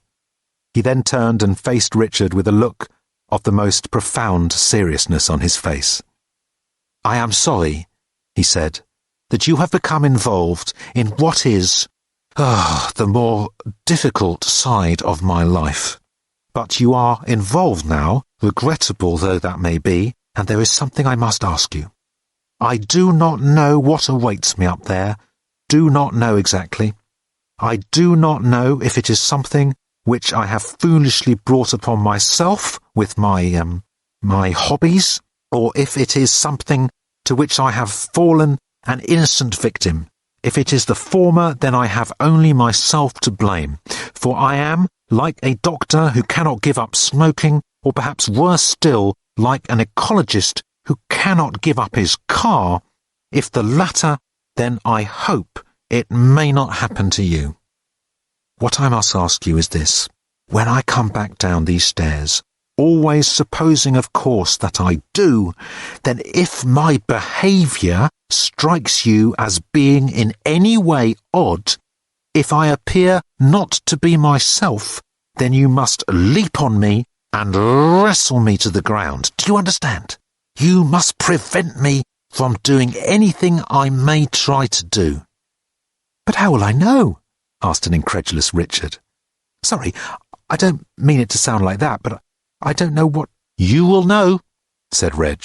"Now please wait for me in the main room and close the door." Shaking his head in bewilderment, Richard stepped back and did as he was asked. From inside the large untidy room he listened to the sound of the professor's tread mounting the stairs one at a time. He mounted them with a heavy deliberation, like the ticking of a great slow clock. Richard heard him reach the top landing. There he paused in silence. Seconds went by, 5, maybe 10, maybe 20. Then came the heavy movement and breath, that had first so harrowed the professor. Richard moved quickly to the door, but did not open it. The chill of the room oppressed and disturbed him. He shook his head to try and shake off the feeling, and then held his breath as the footsteps started once again slowly to traverse the 2 yards of the landing and to pause there again. After only a few seconds, this time Richard heard the long, slow squeak of a door being opened inch by inch by cautious inch, until it must surely now, at last, be standing wide agape. Nothing further seemed to happen for a long, long time. Then at last the door closed once again, slowly. The footsteps crossed the landing and paused again. Richard backed a few slight paces from the door, staring fixedly at it. Once more the footsteps started to descend the stairs, slowly, deliberately and quietly, until at last they reached the bottom. Then, after a few seconds more, the door handle began to rotate. The door opened, and Reg walked calmly in. "It's all right. It's just a horse in the bathroom," he said quietly. Richard leapt on him and wrestled him to the ground. "No!" gasped Reg. "No, get off me! Let me go! I'm perfectly all right, damn it! It's just a horse! A perfectly ordinary horse!" He shook Richard off with no great difficulty and sat up, puffing and blowing and pushing his hands through his limited hair. Richard stood over him warily, but with great and mounting embarrassment. He edged back and let Reg stand up and sit on a chair. "Just a horse," said Reg. "But, thank you for taking me at my word." He brushed himself down. "A horse?" repeated Richard. "Yes," said Reg. Richard went out and looked up the stairs and then came back in. "A horse?" he said again. "Yes, it is," said the professor. "Wait." He motioned to Richard, who was about to go out again and investigate. "Let it be, it won't be long." Richard stared in disbelief. "You say there's a horse in your bathroom and all you can do is stand there naming Beatles songs?" The professor looked blankly at him. "Listen," he said. I'm sorry if I alarmed you earlier. It was just a slight turn. These things happen, my dear fellow. Don't upset yourself about it. Dear me, I've known odder things in my time. Many of them. Far odder. She's only a horse, for heaven's sake. I'll go and let her out later. Please don't concern yourself. Let us revive our spirits with some port. But how did it get in there?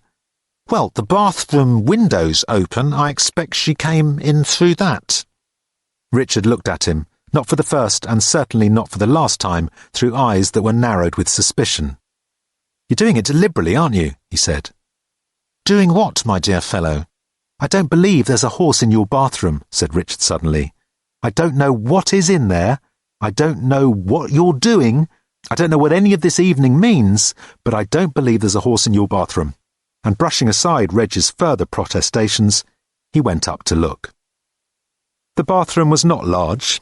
The walls were panelled in old oak linen fold, which, given the age and nature of the building, was quite probably priceless, but otherwise the fittings were stark and institutional. There was an old scuffed black and white checked linoleum on the floor, a small basic bath, well cleaned but with very elderly stains and chips in the enamel, and also a small basic basin with a toothbrush and toothpaste in a Duralex beaker standing next to the taps. Screwed into the probably priceless panelling above the basin was a tin mirror-fronted bathroom cabinet. It looked as if it had been repainted many times, and the mirror was stained around the edges with condensation. The lavatory had an old-fashioned cast-iron chain-pull cistern. There was an old cream-painted wooden cupboard standing in the corner, with an old brown bentwood chair next to it, on which lay some neatly folded but threadbare small towels. There was also a large horse in the room, taking up most of it. Richard stared at it, and it stared at Richard in an appraising kind of way. Richard swayed slightly. The horse stood quite still. After a while it looked at the cupboard instead. It seemed, if not content, then at least perfectly resigned to being where it was, until it was put somewhere else. It also seemed... What was it? It was bathed in the glow of the moonlight that streamed in through the window. The window was open but small and was, besides, on the second floor, so the notion that the horse had entered by that route was entirely fanciful. There was something odd about the horse, but he couldn't say what. Well, there was one thing that was clearly very odd about it indeed, which was that it was standing in a college bathroom. Maybe that was all. He reached out rather tentatively to pat the creature on its neck. It felt normal, firm, glossy. It was in good condition. The effect of the moonlight on its coat was a little mazy, but everything looks a little odd by moonlight. The horse shook its mane a little when he touched it, but didn't seem to mind too much. After the success of patting it, Richard stroked it a few times and scratched it gently under the jaw. Then he noticed that there was another door into the bathroom in the far corner. He moved cautiously around the horse and approached the other door. He backed up against it and pushed it open tentatively. It just opened into the professor's bedroom, a small room cluttered with books and shoes and a small single bed. This room too had another door, which opened out onto the landing again. Richard noticed that the floor of the landing was newly scuffed and scratched as the stairs had been, and these marks were consistent with the idea that the horse had somehow been pushed up the stairs. He wouldn't have liked to have had to do it himself, and he would have liked to have been the horse having it done to him even less, but it was just about possible. But why? He had one last look at the horse, which had one last look back at him, and then he returned downstairs. "I agree," he said. "You have a horse in your bathroom, and I will, after all, have a little port." He poured some for himself and then some for Reg, who was quietly contemplating the fire and was in need of a refill. "Well, just as well I put out 3 glasses after all," said Reg chattily. "I wondered why earlier, and now I remember. You asked if you could bring a friend, but appear not to have done so, on account of the sofa, no doubt. Never mind, these things happen. Whoa, not too much. You'll spill it." All horse-related questions left Richard's mind abruptly. "I did?" he said. "Oh yes, I remember now. You rang me back to ask me if it would be all right, as I recall. I said I would be charmed and fully intended to be. I'd saw the thing up if I were you. Don't want to sacrifice your happiness to a sofa. Or maybe she decided that an evening with your old tutor would be blisteringly dull and opted for the more exhilarating course of washing her hair instead. Dear me, I know what I would have done. It's only lack of hair that forces me to pursue such a hectic social round these days." It was Richard's turn to be white-faced and staring. Yes, he had assumed that Susan would not want to come. Yes, he had said to her it would be terribly dull, but she had insisted that she wanted to come because it would be the only way she'd get to see his face for a few minutes, not bathed in the light of a computer screen. So he had agreed and arranged that he would bring her after all. Only he had completely forgotten this. He had not picked her up. He said, "Can I use your phone, please?" Chapter 9. Gordon Way lay on the ground, unclear about what to do. He was dead, there seemed little doubt about that. There was a horrific hole in his chest, but the blood that was gobbing out of it had slowed to a trickle. Otherwise there was no movement from his chest at all, or indeed from any other part of him. He looked up and from side to side, and it became clear to him that whatever part of him it was that was moving, it wasn't any part of his body. The mist rolled slowly over him and explained nothing. At a few feet distant from him, his shotgun lay smoking quietly in the grass. He continued to lie there, like someone lying awake at 4 o'clock in the morning, unable to put their mind to rest, but unable to find anything to do with it. He realized that he had just had something of a shock, which might account for his inability to think clearly, but didn't account for his ability actually to think at all. In the great debate that has raged for centuries about what, if anything, happens to you after death, be it heaven, hell, purgatory or extinction, one thing has never been in doubt, that you would at least know the answer when you were dead. Gordon Way was dead, but he simply hadn't the slightest idea what he was meant to do about it. It wasn't a situation he had encountered before. He sat up. The body that sat up seemed as real to him as the body that still lay slowly cooling on the ground. giving up its blood heat in wraiths of steam that mingled with the mist of the chill night air. Experimenting a bit further, he tried standing up, slowly, wonderingly, and wobblingly. The ground seemed to give him support, it took his weight, but then of course he appeared to have no weight that needed to be taken. When he bent to touch the ground, he could feel nothing save a kind of distant, rubbery resistance, like the sensation you get if you try and pick something up when your arm has gone dead. His arm had gone dead. His legs too, and his other arm, and all his torso, and his head. His body was dead. He could not say why his mind was not. He stood in a kind of frozen, sleepless horror while the mist curled slowly through him. He looked back down at the hymn, the ghastly, astonished-looking hymn thing, lying still and mangled on the ground, and his flesh wanted to creep. Or rather, he wanted flesh that could creep. He wanted flesh. He wanted body. He had none. A sudden cry of horror escaped from his mouth, but was nothing and went nowhere. He shook and felt nothing. Music and a pool of light seeped from his car. He walked towards it. He tried to walk sturdily, but it was a faint and feeble kind of walking, uncertain and, well, insubstantial. The ground felt frail beneath his feet. The door of the car was still open on the driver's side, as he had left it when he had leapt out to deal with the boot lid, thinking he'd only be 2 seconds. That was all of 2 minutes ago now, when he'd been alive, when he'd been a person, when he'd thought he was going to be leaping straight back in and driving off. 2 minutes and a lifetime ago. This was insane, wasn't it? He thought suddenly. He walked around the door and bent down to peer into the external rear-view mirror. He looked exactly like himself, albeit like himself after he'd had a terrible fright, which was to be expected, but that was him, that was normal. This must be something he was imagining, some horrible kind of waking dream. He had a sudden thought and tried breathing on the rear-view mirror. Nothing. Not a single droplet formed. That would satisfy a doctor, that's what they always did on television. If no mist formed on the mirror, there was no breath. Perhaps, he thought anxiously to himself, perhaps it was something to do with having heated wing mirrors. Didn't this car have heated wing mirrors? Hadn't the salesman gone on and on about heated this, electric that, and servo-assisted the other? Maybe they were digital wing mirrors. That was it. Digital, heated, servo-assisted, computer-controlled, breath-resistant wing mirrors. He realised, thinking complete nonsense. He turned slowly and gazed again in apprehension at the body lying on the ground behind him, with half its chest blown away. That would certainly satisfy a doctor.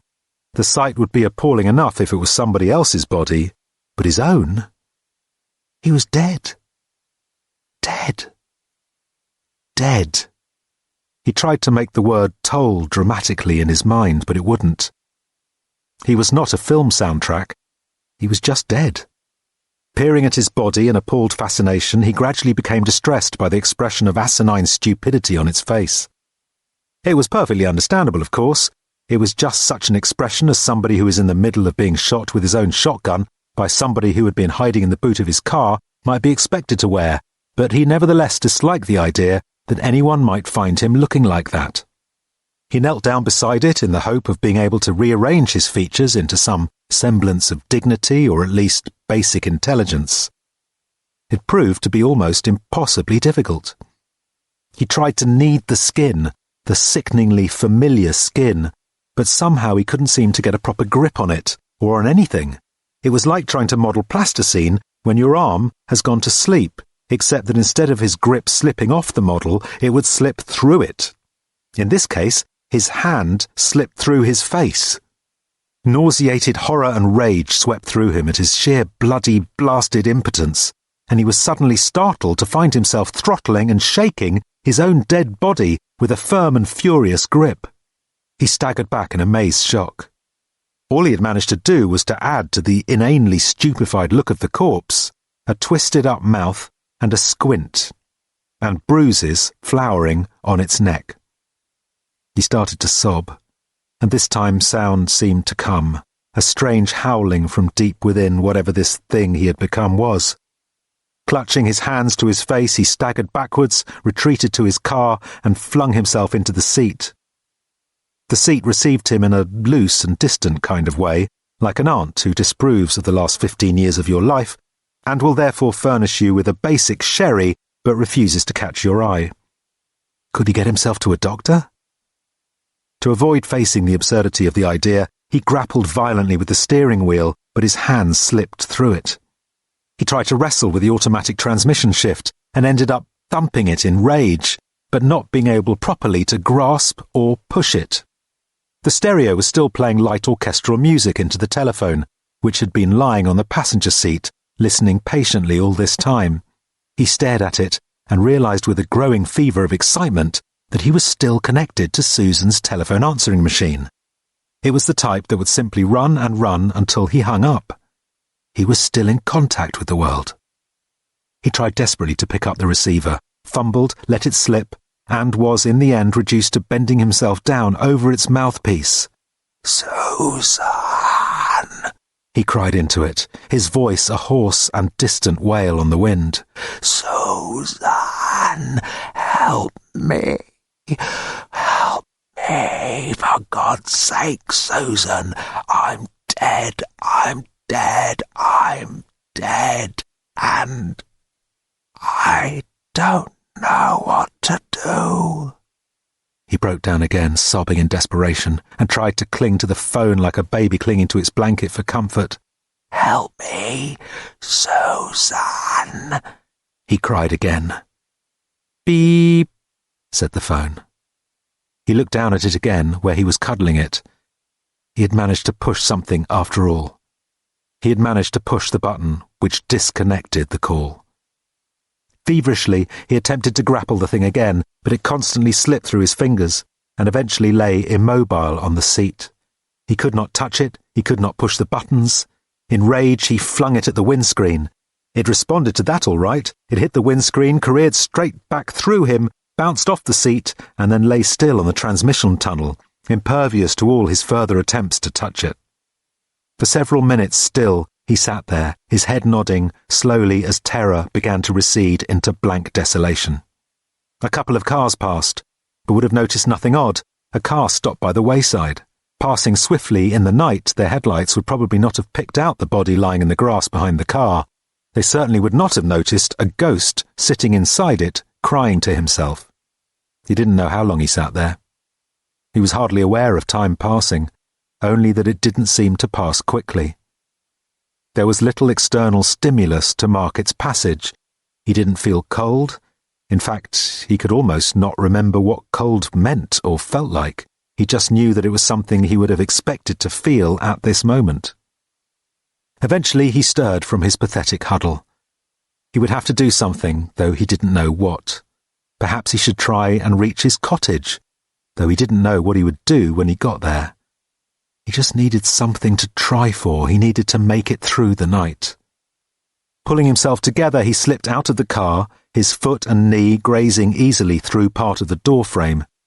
He went to look again at his body, but it wasn't there.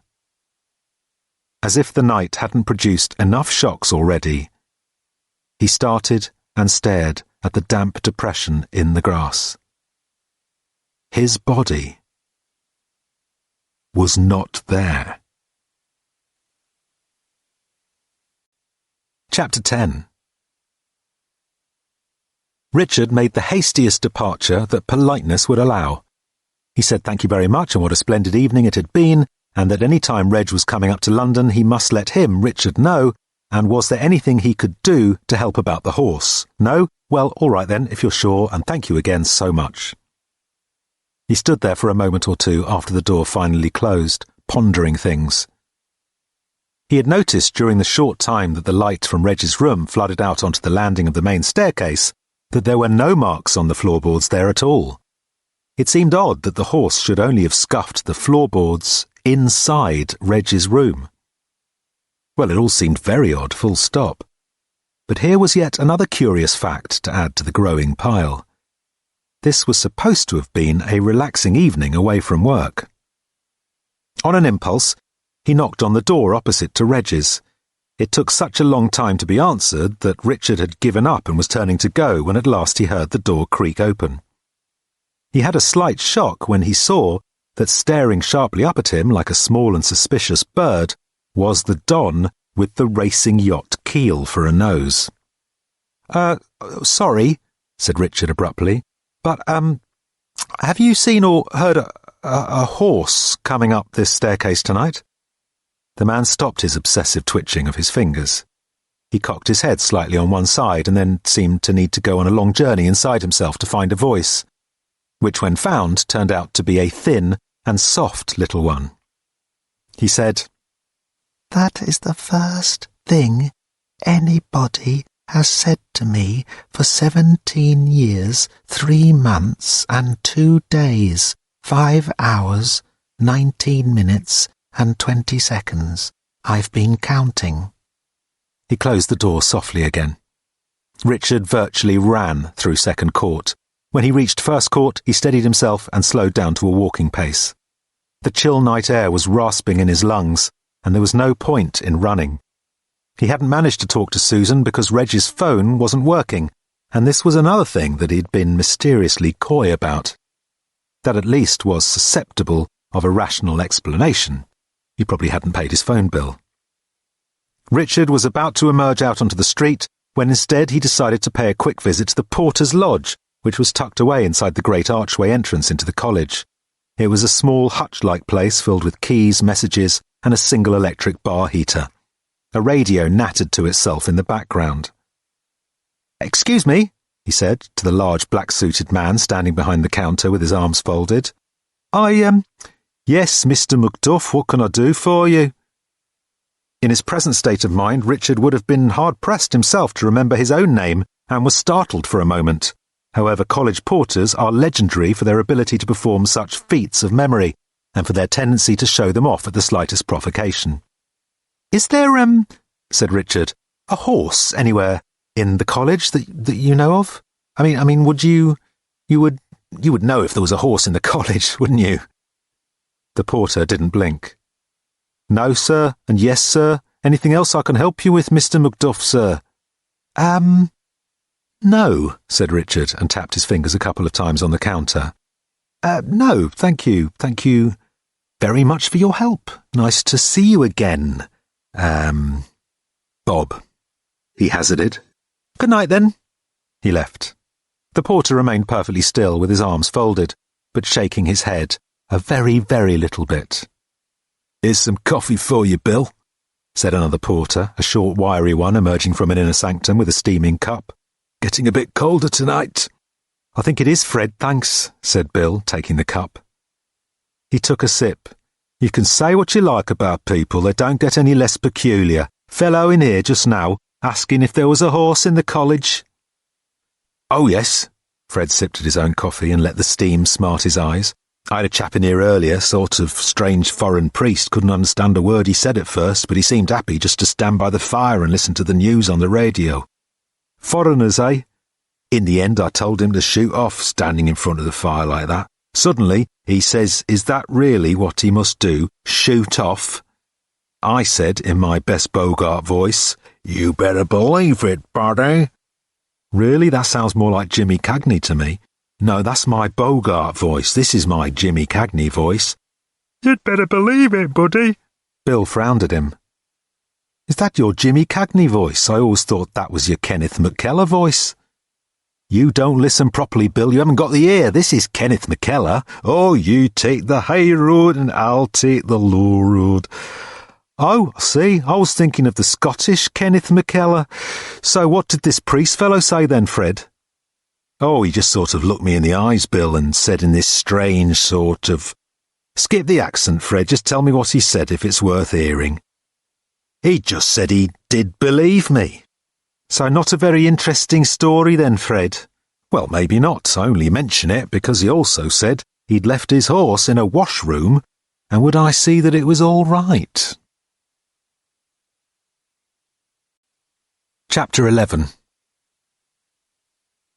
Gordon Way drifted miserably along the dark road, or rather, tried to drift. He felt that as a ghost, which is what he had to admit to himself he had become, He should be able to drift.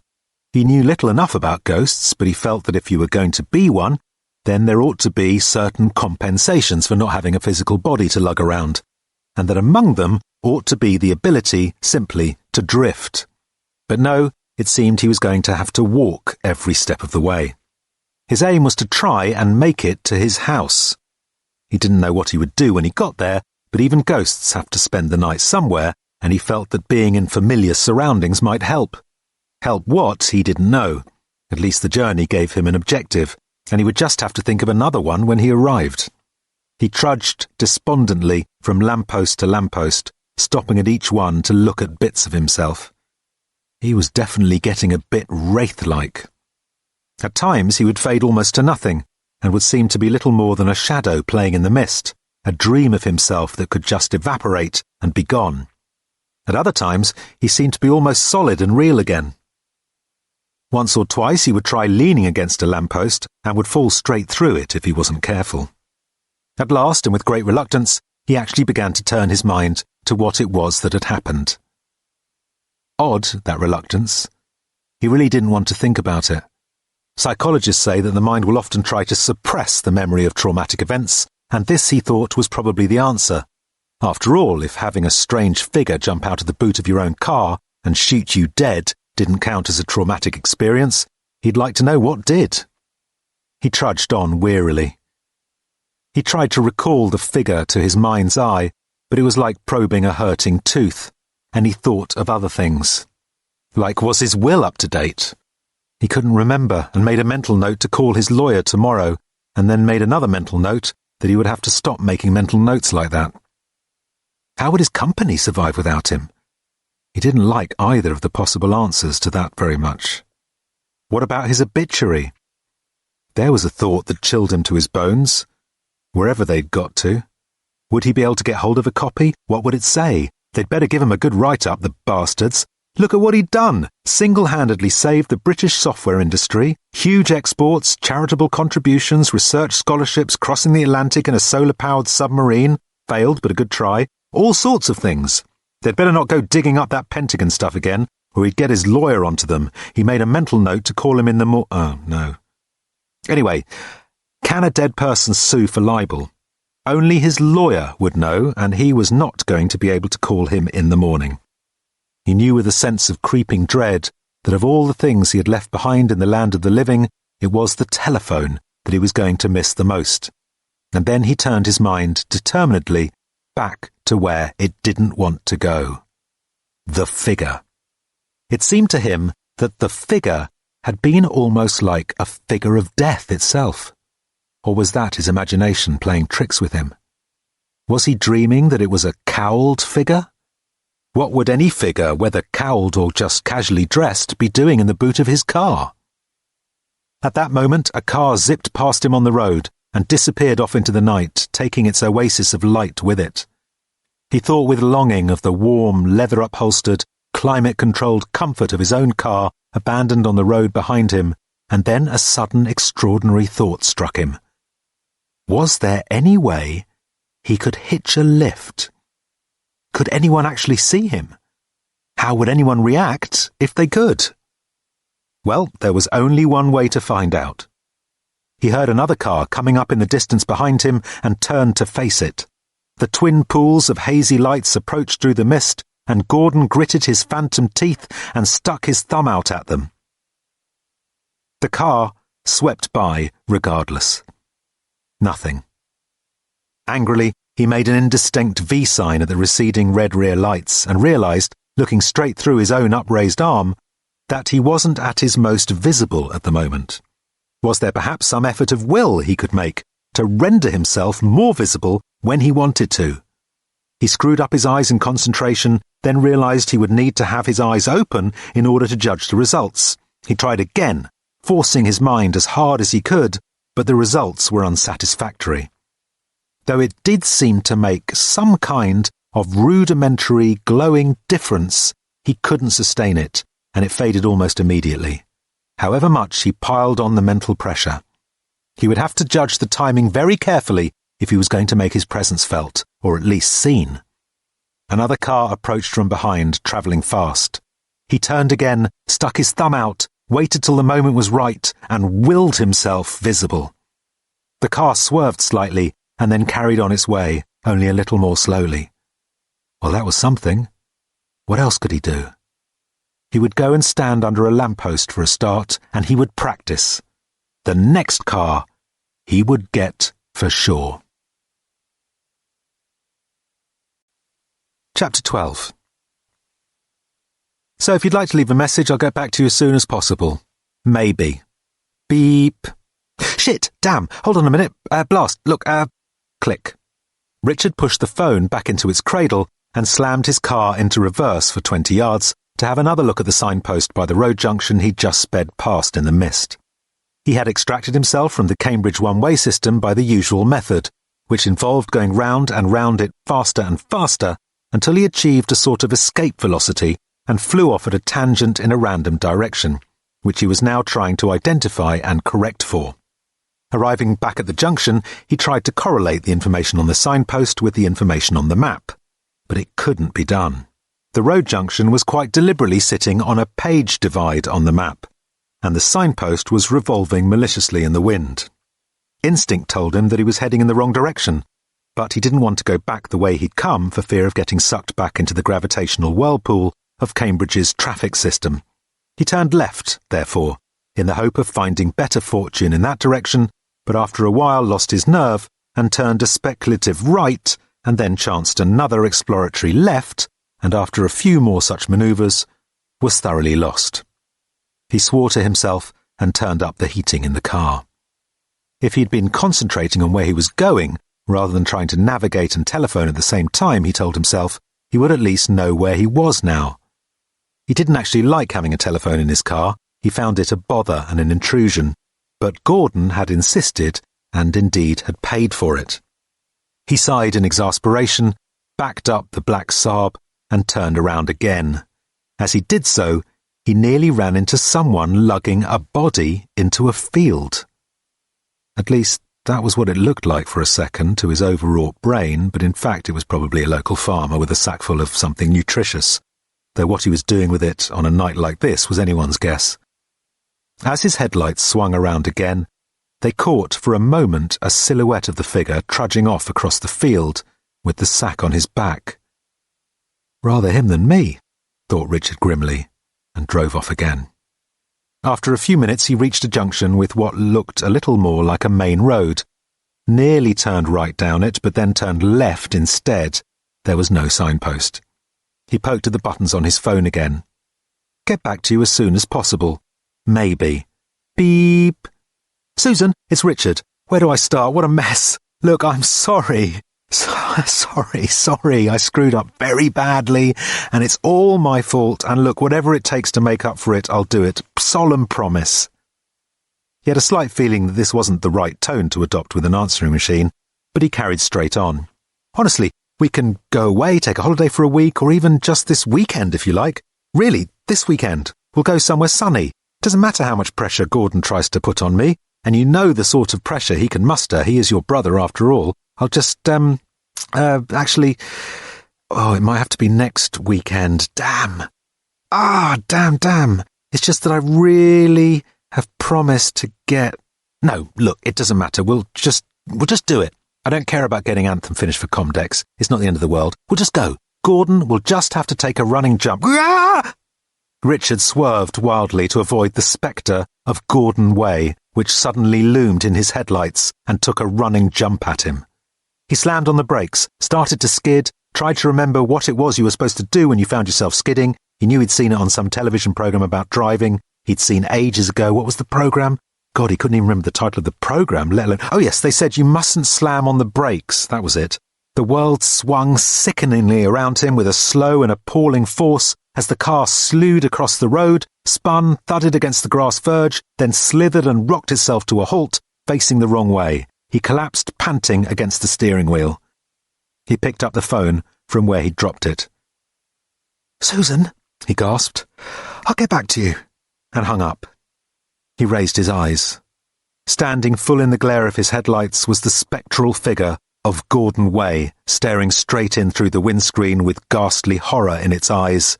slowly raising its hand and pointing at him. He wasn't sure how long he'd just sat there. The apparition had melted from view in a few seconds, but Richard simply sat, shaking, probably for not more than a minute, until a sudden squeal of brakes and glare of lights roused him. He shook his head. He was, he realised, stopped in the road facing the wrong way. The car that had just screeched to an abrupt halt, almost bumper to bumper with him, was a police car. He took 2 or 3 deep breaths, and then, stiff and trembling, he climbed out and stood up to face the officer who was walking slowly towards him, silhouetted in the police car's headlights. The officer looked him up and down. I'm sorry, officer," said Richard with as much calmness as he could wrench into his voice. "I, skidded. The roads are slippery and I skidded. I spun round. As you see, I'm facing the wrong way." He gestured at his car to indicate the way it was facing. "Like to tell me why it was you skidded then exactly, sir?" The police officer was looking him straight in the eye while pulling out a notebook. "Well, as I said," explained Richard, "the roads are slippery because of the mist, and, well, to be perfectly honest," he suddenly found himself saying, in spite of all his attempts to stop himself, "I was just driving along, and I suddenly imagined that I saw my employer throwing himself in front of my car." The officer gazed at him levelly. "Guilt complex, officer," added Richard with a twitch of a smile. "You know how it is. I was contemplating taking the weekend off." The police officer seemed to hesitate, balanced on a knife edge between sympathy and suspicion. His eyes narrowed a little, but didn't waver. "Been drinking, sir?" "Yes," said Richard, with a quick sigh. But very little. 2 glasses of wine, max. And a small glass of port. Absolute max. It was really just a lapse of concentration. I'm fine now." "Name?" Richard gave him his name and address. The policeman wrote it all down carefully and neatly in his book, then peered at the car registration number and wrote that down too. "And who is your employer then, sir?" "His name is Way. Gordon Way." "Oh," said the policeman, raising his eyebrows. "The computer gentleman." Yes, that's right. I designed software for the company, Way Forward Technologies 2. "We've got one of your computers down the station," said the policeman. "Buggered if I can get it to work." "Oh," said Richard wearily. "Which model do you have?" "I think it's called a Quark 2. "Oh, well, that's simple," said Richard with relief. "It doesn't work. Never has done. Thing is a heap of shit." "Funny thing, sir, that's what I've always said," said the policeman. "Some of the other lads don't agree." "Well, you're absolutely right, officer. The thing is hopeless. It's the major reason the original company went bust. I suggest you use it as a big paperweight." "Well, I wouldn't like to do that, sir," the policeman persisted. "The door would keep blowing open." "What do you mean, officer?" asked Richard. "I use it to keep the door closed, sir. Nasty drafts down our station this time of year. In the summer, of course, we beat suspects around the head with it." He flipped his book closed and prodded it into his pocket. "My advice to you, sir, is to go nice and easy on the way back. Lock up the car and spend the weekend getting completely pissed. I find it's the only way. Mind how you go now." He returned to his car, wound down the window, and watched Richard manoeuvre his car around and drive off into the night before heading off himself. Richard took a deep breath, drove calmly back to London, let himself calmly into his flat, clambered calmly over the sofa, sat down, poured himself a stiff brandy, and began seriously to shake. There were 3 things he was shaking about. There was the simple physical shock of his near accident, which is the sort of thing that always churns you up a lot more than you expect. The body floods itself with adrenaline, which then hangs around your system, turning sour. Then there was the cause of the skid, the extraordinary apparition of Gordon throwing himself in front of his car at that moment. Boy, oh boy. Richard took a mouthful of brandy and gargled with it. He put the glass down.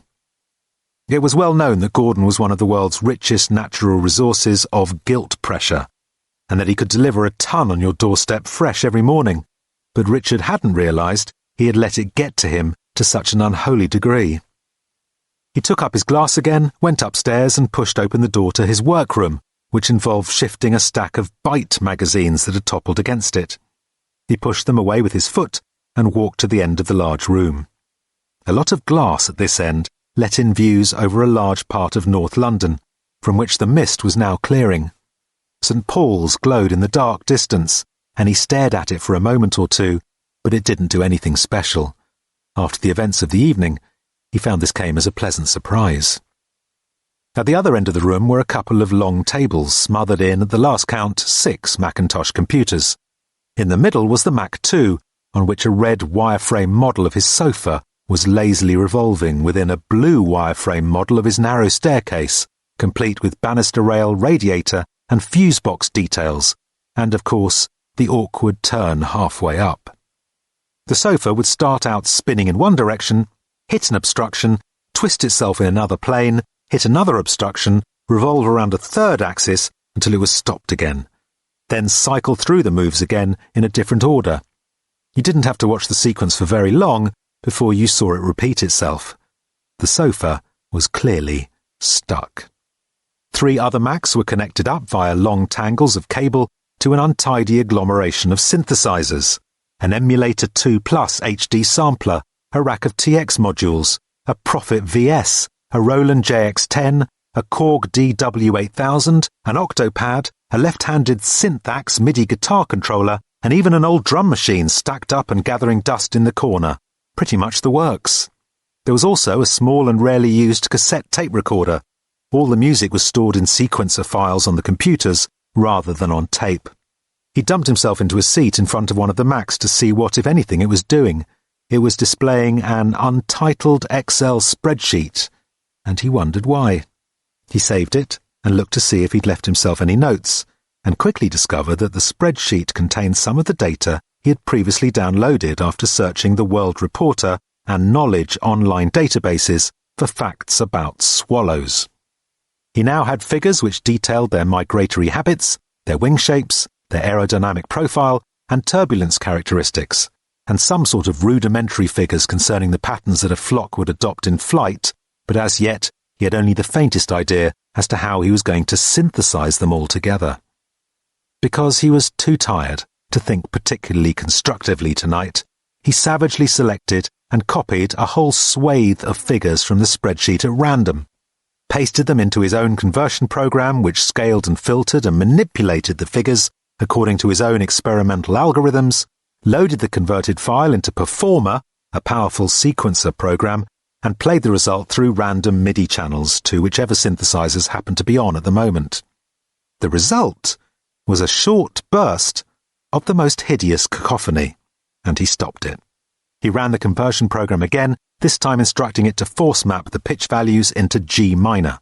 This was a utility he was determined in the end to get rid of because he regarded it as cheating.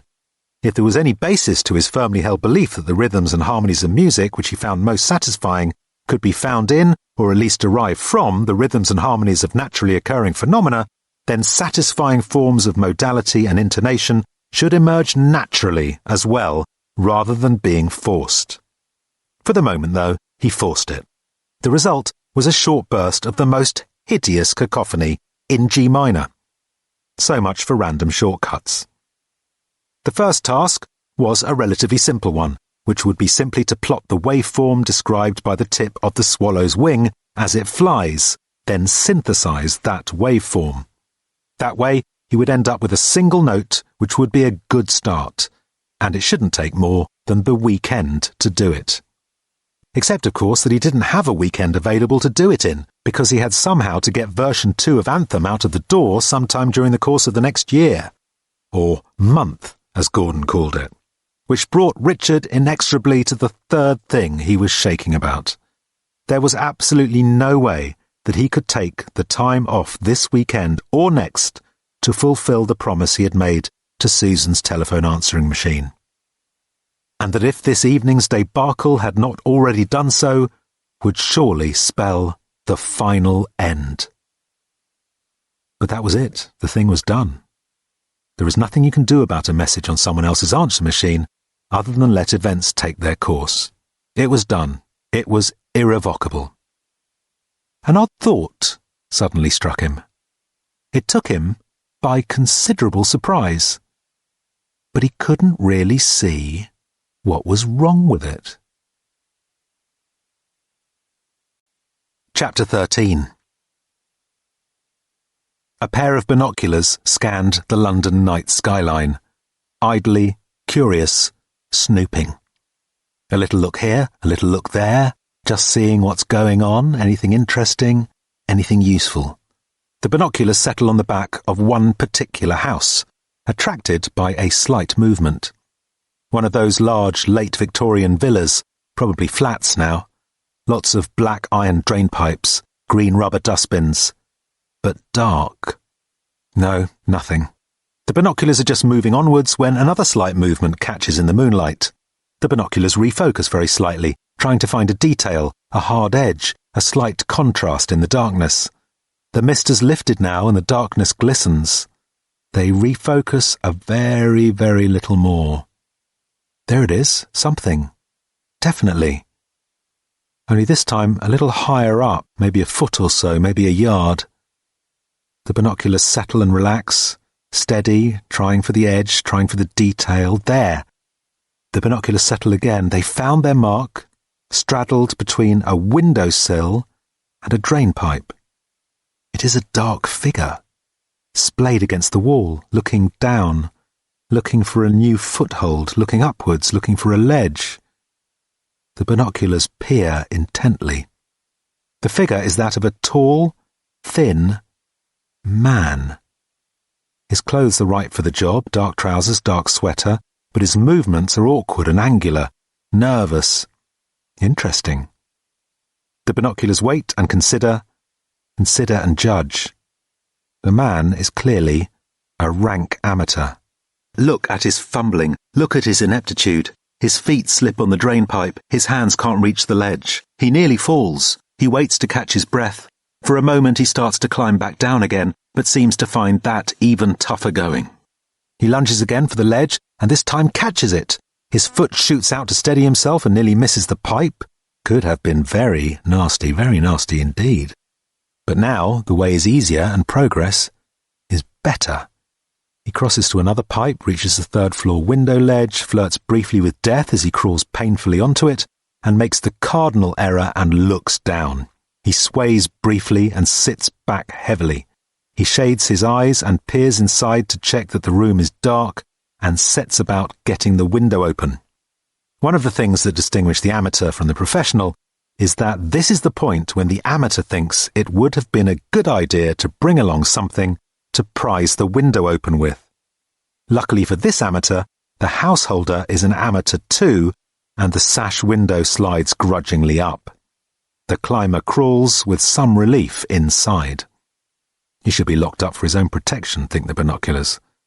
A hand starts to reach for the phone. At the window, a face looks back out and for a moment is caught in the moonlight, then it ducks back inside to carry on with its business. The hand stays hovering over the phone for a moment or two, while the binoculars wait and consider and judge. The hand reaches instead for the A to Z street map of London. There is a long, studious pause, a little more intent binocular work, and then the hand reaches for the phone again, lifts it, and dials. Chapter 14. Susan's flat was small, but spacious, which was a trick, reflected Richard tensely as he turned on the light, that only women seemed to be able to pull off.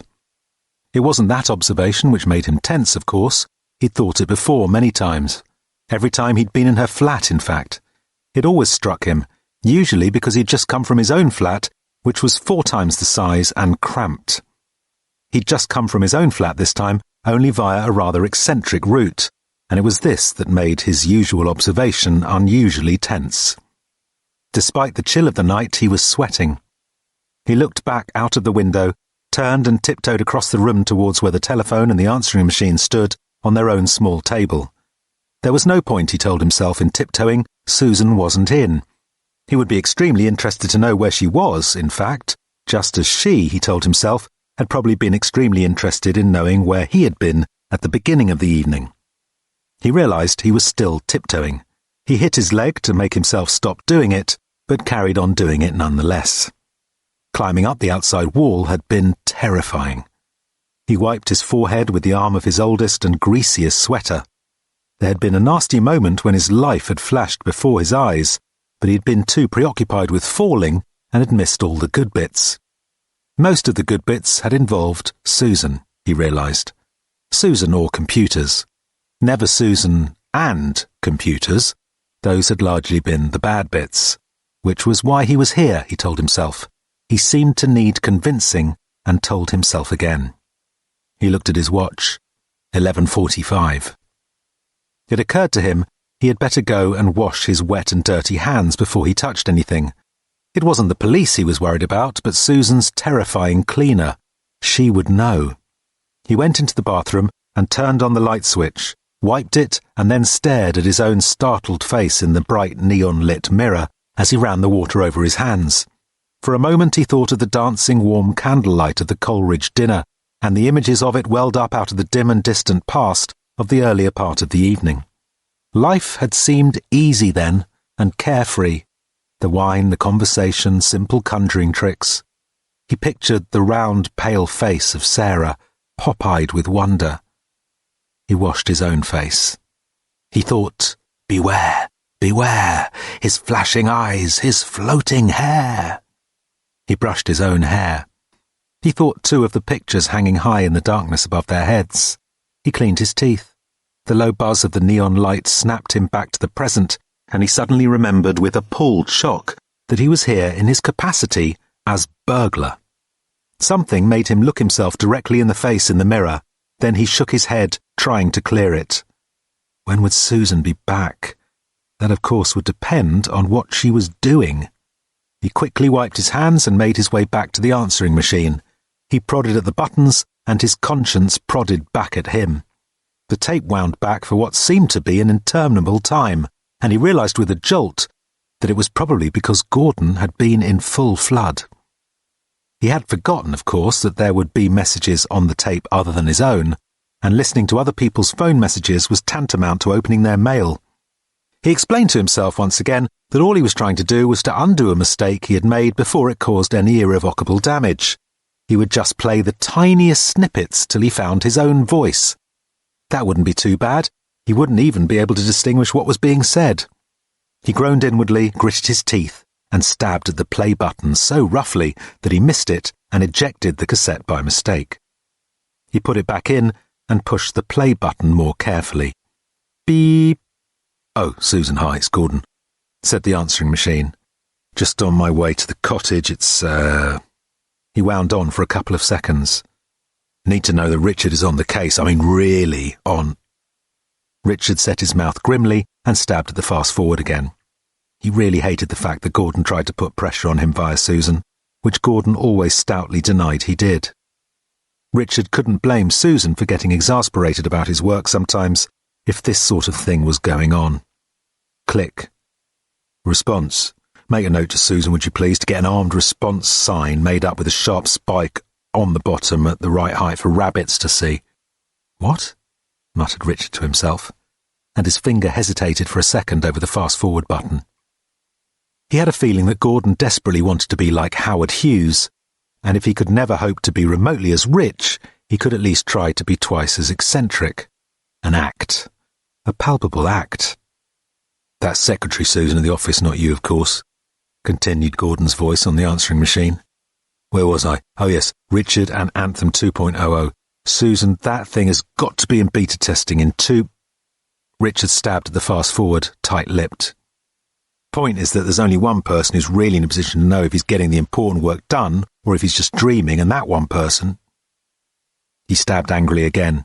He had promised himself he wouldn't listen to any of it, and now here he was getting angry at what he was hearing. He should really just stop this. Well, just one more try. When he listened again, he just got music. Odd. He wound forward again, and still got music. Why would someone be phoning to play music to an answering machine, he wondered. The phone rang. He stopped the tape and answered it, then almost dropped the phone like an electric eel as he realised what he was doing. Hardly daring to breathe, He held the telephone to his ear. "Rule 1 in housebreaking," said a voice. "Never answer the telephone when you're in the middle of a job. Who are you supposed to be, for heaven's sake?" Richard froze. It was a moment or two before he could find where he had put his voice. "Who is this?" he demanded at last in a whisper. "Rule 2, continued the voice. "Preparation. Bring the right tools. Bring gloves. Try to have the faintest glimmering of an idea of what you're about before you start dangling from window ledges in the middle of the night. Rule 3, never forget Rule 2. "Who is this?" exclaimed Richard again. The voice was unperturbed. "Neighbourhood watch," it said. "If you just look out of the back window, you'll see—" Trailing the phone, Richard hurried over to the window and looked out. A distant flash startled him. "Rule 4, never stand where you can be photographed. Rule 5, are you listening to me, Macduff?" What? Yes, said Richard in bewilderment. "How do you know me?" "Rule 5, never admit to your name." Richard stood silent, breathing hard. "I run a little course," said the voice, "if you're interested." Richard said nothing. "You're learning," said the voice. "Slowly, but you're learning. If you were learning fast, you would have put the phone down by now, of course, but you're curious and incompetent, and so you don't. I don't run a course for novice burglars, as it happens. Tempting though the idea is, I'm sure there would be grants available. If we have to have them, they may as well be trained. However, if I did run such a course, I would allow you to enrol for free because I too am curious to know why Mr. Richard Macduff, who, I am given to understand, is now a wealthy young man, something in the computer industry, I believe, should suddenly be needing to resort to housebreaking. So I did a little research, phone directory inquiries, and discover that the flat into which he is breaking is that of a Miss S. Way. I know that Mr. Richard Macduff's employer is the famous Mr. G. Way, and I wonder if they can by any chance be related.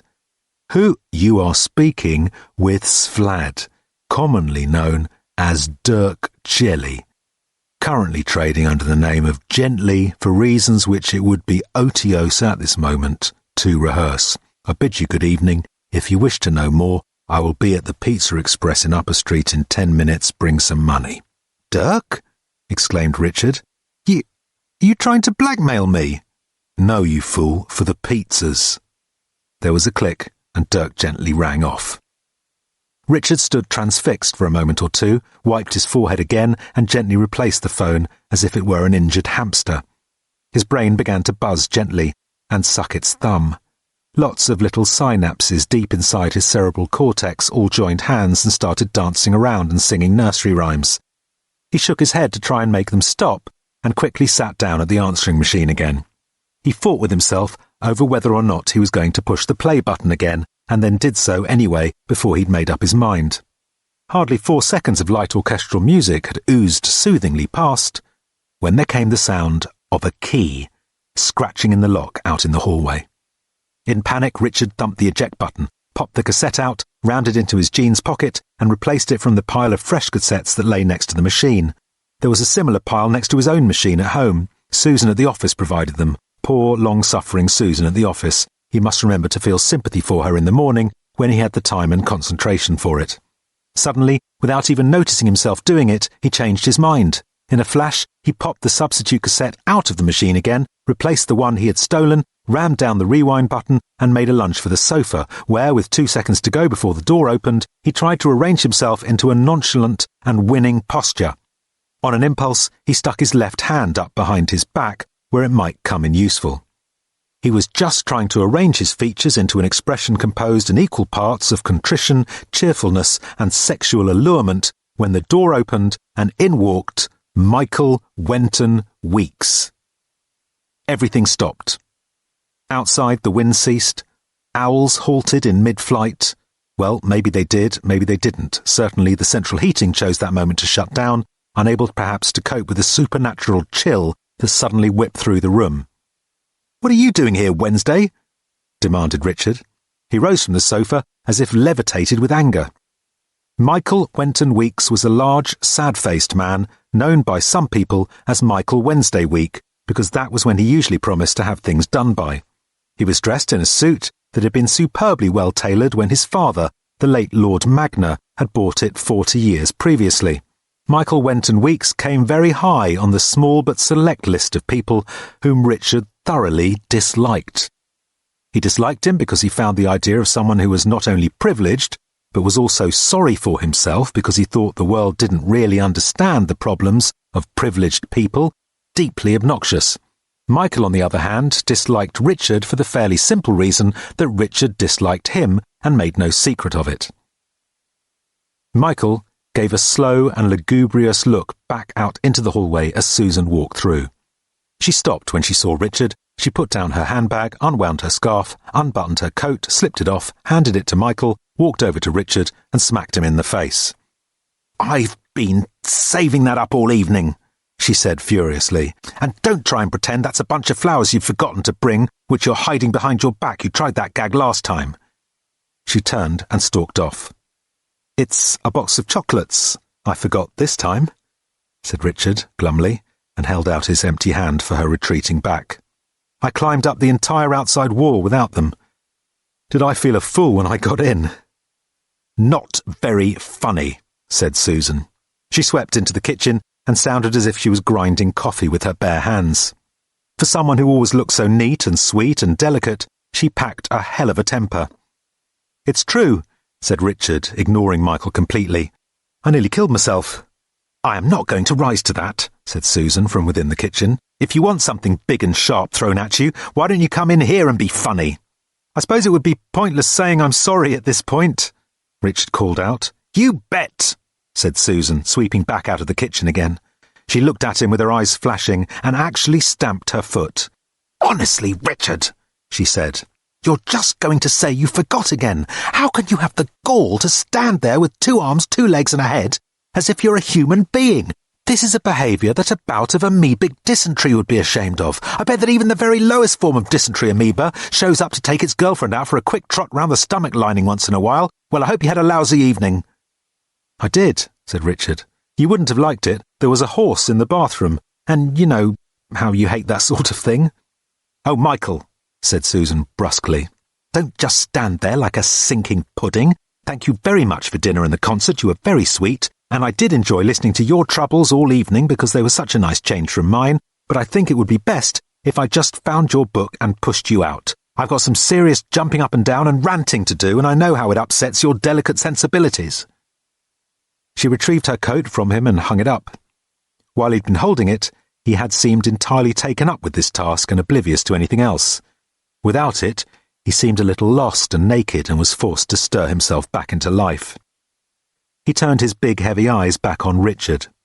"Richard," he said, "I, read your piece in Fathom on music and, "Fractal landscapes," said Richard shortly.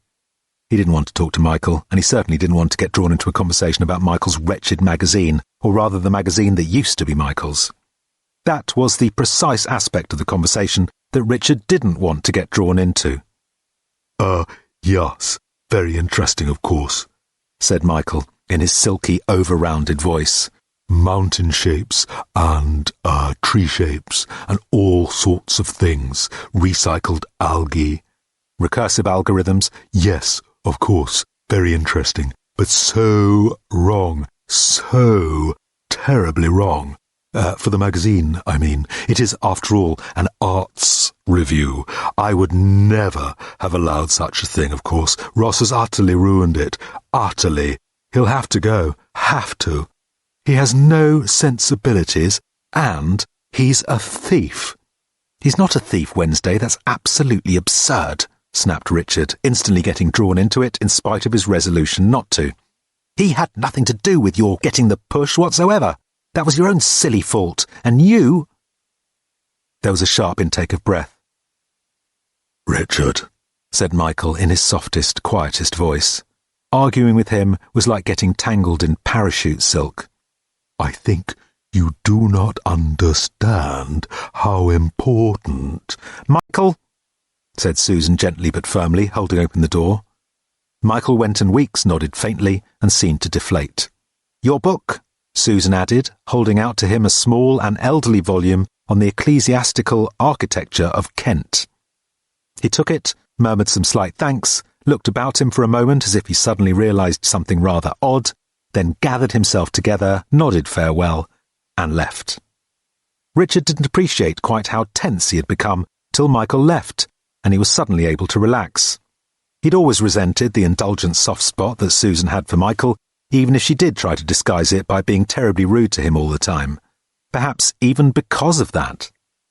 Susan... what can I say? He started lamely. You could say ouch for a start. You didn't even give me that satisfaction when I hit you, and I thought I did it rather hard. God, it's freezing in here. What's that window doing wide open? She went over to shut it. I told you, that's how I got in, said Richard. He sounded sufficiently as if he meant it to make her look round him in surprise. Really, he said, like in the chocolate ads, only I forgot the box of chocolates. He shrugged sheepishly. She stared at him in amazement. What on earth possessed you to do that? She said. She stuck her head out of the window and looked down. You could have got killed, she said, turning back to him. Well, yes, he said. It just seemed the only way to, I don't know. He rallied himself. You took your key back, remember? Yes, I got fed up with you coming and raiding my larder when you couldn't be bothered to do your own shopping. Richard, you really climbed up this wall? Well, I wanted to be here when you got in. She shook her head in bewilderment.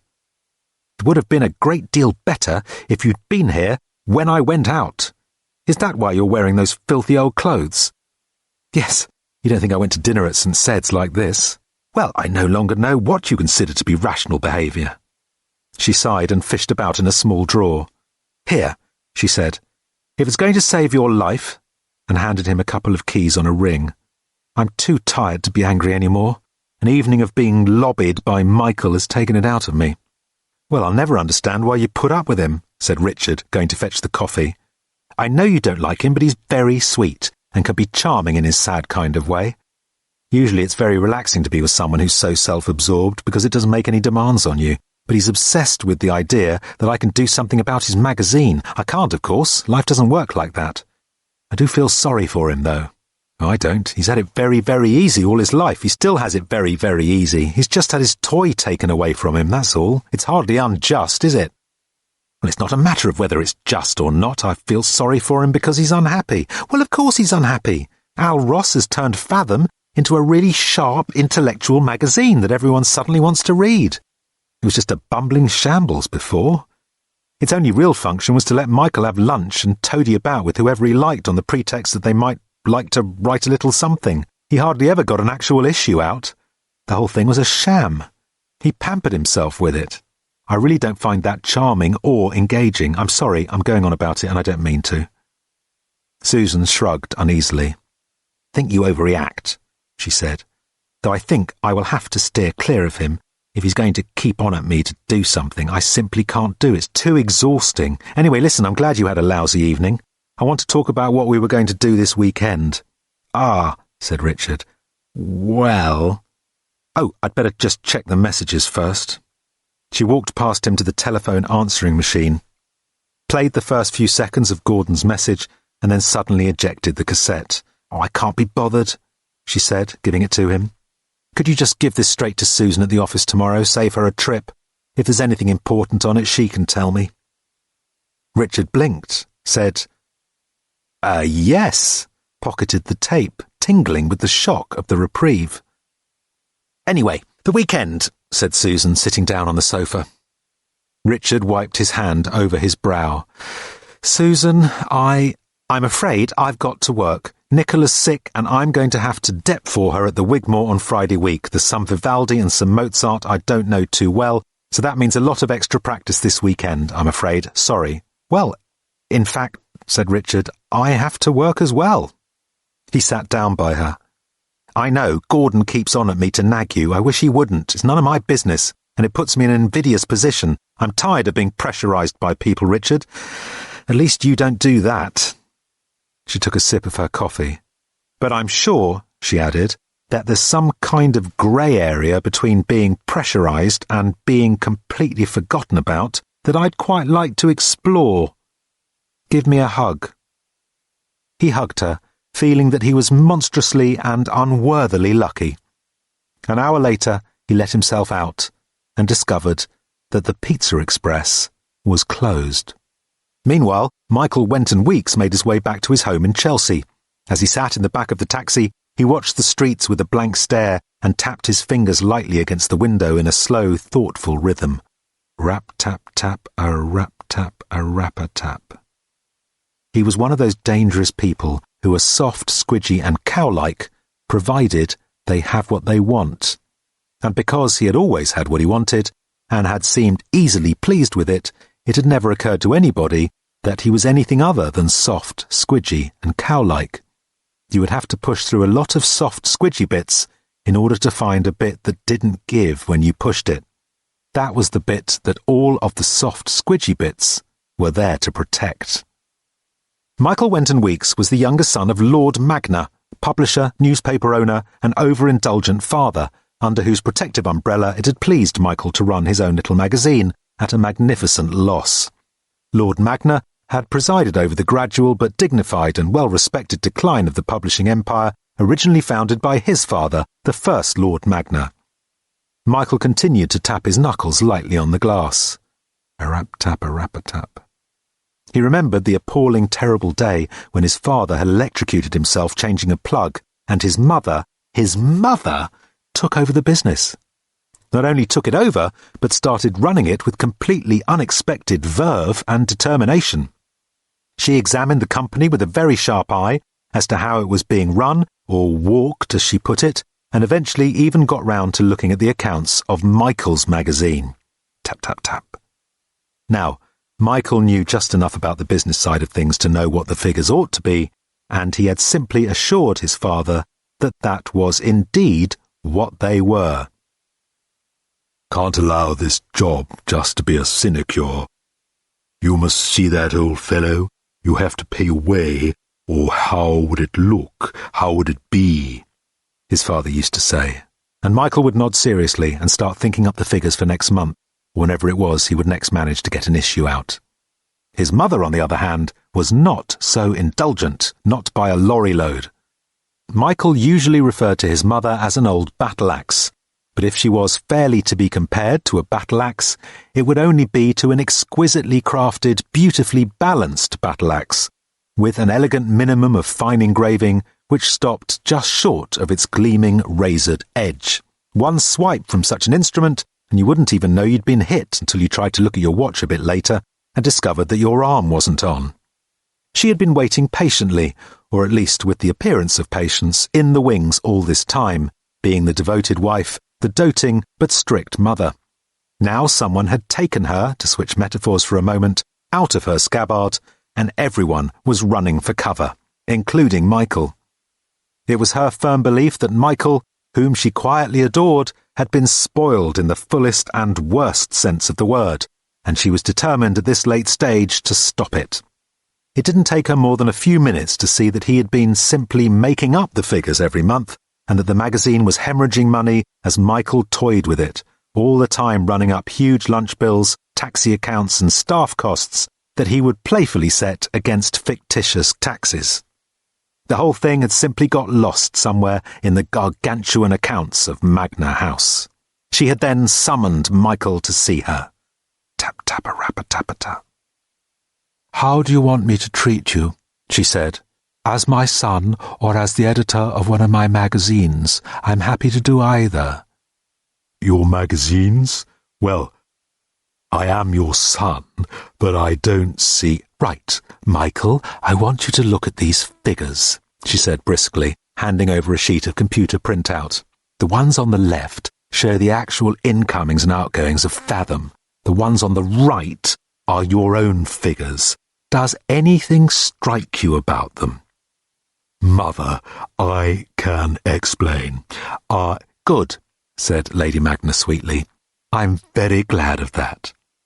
She took the piece of paper back. Now, do you have any views on how the magazine should best be run in the future? Yes, absolutely. Very strong ones. Good, said Lady Magna with a bright smile. Well, that's all perfectly satisfactory then. Don't you want to hear? No, that's all right, dear. I'm just happy to know that you do have something to say on the matter to clear it all up. I'm sure the new owner of Fathom will be glad to listen to whatever it is. What? Said a stunned Michael.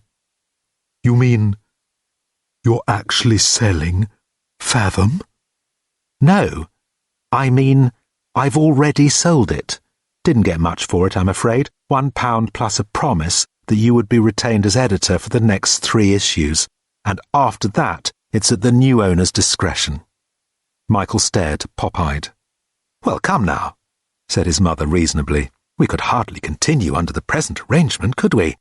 You always agreed with your father that the job should not be a sinecure for you, and since I would have a great deal of difficulty in either believing or resisting your stories, I thought I would hand the problem on to someone with whom you could have a more objective relationship. Now, I have another appointment, Michael. Well, but, who have you sold it to? Spluttered Michael. Gordon Way. Gordon Way? But for heaven's sake, Mother, He's very anxious to be seen to patronise the arts, and I think I do mean patronise. I'm sure you'll get on splendidly, dear, now if you don't mind. Michael stood his ground. I've never heard of anything so outrageous. Do you know, that's exactly what Mr. Way said when I showed him these figures and then demanded that you be kept on as editor for 3 issues. Michael huffed and puffed and went red and wagged his finger, but could think of nothing more to say, except, What difference would it have made to all this if I'd said treat me as the editor of one of your magazines? Why, dear, said Lady Magna with her sweetest smile, I would have called you Mr. Wenton Weeks, of course. And I wouldn't now be telling you straighten your tie, she added with a tiny little gesture under her chin. Rap, tap, tap, tap, a rap, a tap, tap. Number 17, was it, Gav? What? Said Michael, shaking his head. It was 17, you said, wasn't it? Said the cab driver. 'Cause we're here. Oh, yes, thank you, said Michael. He climbed out and fumbled in his pocket for some money. Tap, tap, tap, eh? What? Said Michael, handing over the fare. Tap, tap, tap, said the cab driver. All the bloody way here. Got something on your mind, eh, mate? Mind your own bloody business, snapped Michael savagely. You say so, mate. Just thought you might be going mad or something, said the cabbie, and drove off. Michael let himself into his house and walked through the cold hall to the dining room, turned on the overhead light and poured himself a brandy from the decanter. He took off his coat, threw it across the large mahogany dining table, and pulled a chair over to the window where he sat nursing his drink and his grievances. Tap, tap, tap, he went on the window. He had sullenly remained as editor for the stipulated 3 issues and was then, with little ceremony, let go. A new editor was found, a certain A.K. Ross, who was young, hungry and ambitious, and he quickly turned the magazine into a resounding success. Michael, in the meantime, had been lost and naked. There was nothing else for him. He tapped on the window again and looked, as he frequently did, at the small table lamp that stood on the sill. It was a rather ugly, ordinary little lamp, and the only thing about it that regularly transfixed his attention was that this was the lamp that had electrocuted his father, and this was where he had been sitting. The old boy was such a fool with anything technical. Michael could just see him peering with profound concentration through his half-moons and sucking his moustache as he tried to unravel the arcane complexities of a 13-amp plug. He had, it seemed, plugged it back in the wall without first screwing the cover back on, and then tried to change the fuse in situ. From this he received the shock which had stilled his already dicky heart. Such a simple error, thought Michael, such as anyone could have made, anyone, but the consequences of it were catastrophic, utterly catastrophic. His father's death, his own loss, the rise of the appalling Ross, and his disastrously successful magazine, and tap, tap, tap. He looked at the window, at his own reflection, and at the dark shadows of the bushes on the other side of it. He looked again at the lamp. This was the very object, this the very place, and the error was such a simple one. Simple to make, simple to prevent. The only thing that separated him from that simple moment was the invisible barrier of the months that had passed in between. A sudden odd calm descended on him, as if something inside him had suddenly been resolved. Tap, tap, tap. Fathom was his. It wasn't meant to be a success. It was his life. His life had been taken from him, and that demanded a response. Tap, tap, crack. He surprised himself by suddenly punching his hand through the window and cutting himself quite badly. Chapter 15. Some of the less pleasant aspects of being dead were beginning to creep up on Gordon Way as he stood in front of his cottage.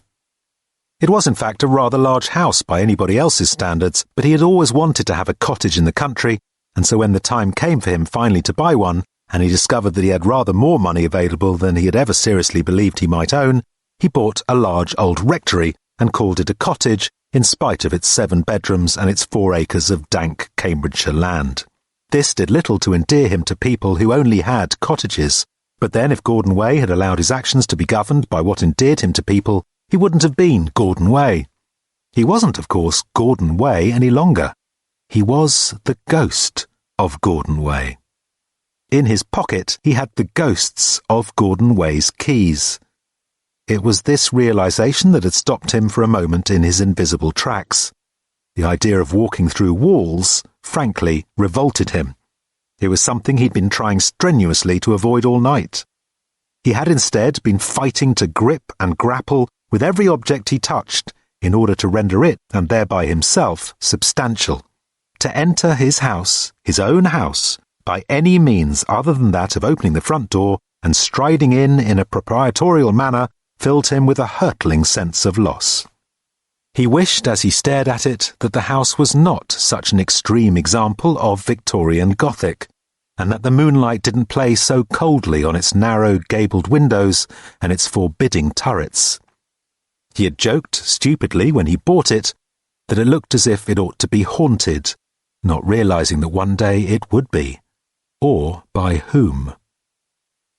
A chill of the spirit gripped him as he made his way silently up the driveway, lined by the looming shapes of yew trees that were far older than the rectory itself. It was a disturbing thought that anybody else might be scared walking up such a driveway on such a night for fear of meeting something such as him. Behind a screen of yew trees off to his left stood the gloomy bulk of the old church, decaying now, only used in rotation with others in neighbouring villages, and presided over by a vicar who was always breathless from bicycling there and dispirited by the few who were waiting for him when he arrived. Behind the steeple of the church hung the cold eye of the moon. A glimpse of movement seemed suddenly to catch his eye, as if a figure had moved in the bushes near the house, but it was, he told himself, only his imagination, overwrought by the strain of being dead. What was there here that he could possibly be afraid of?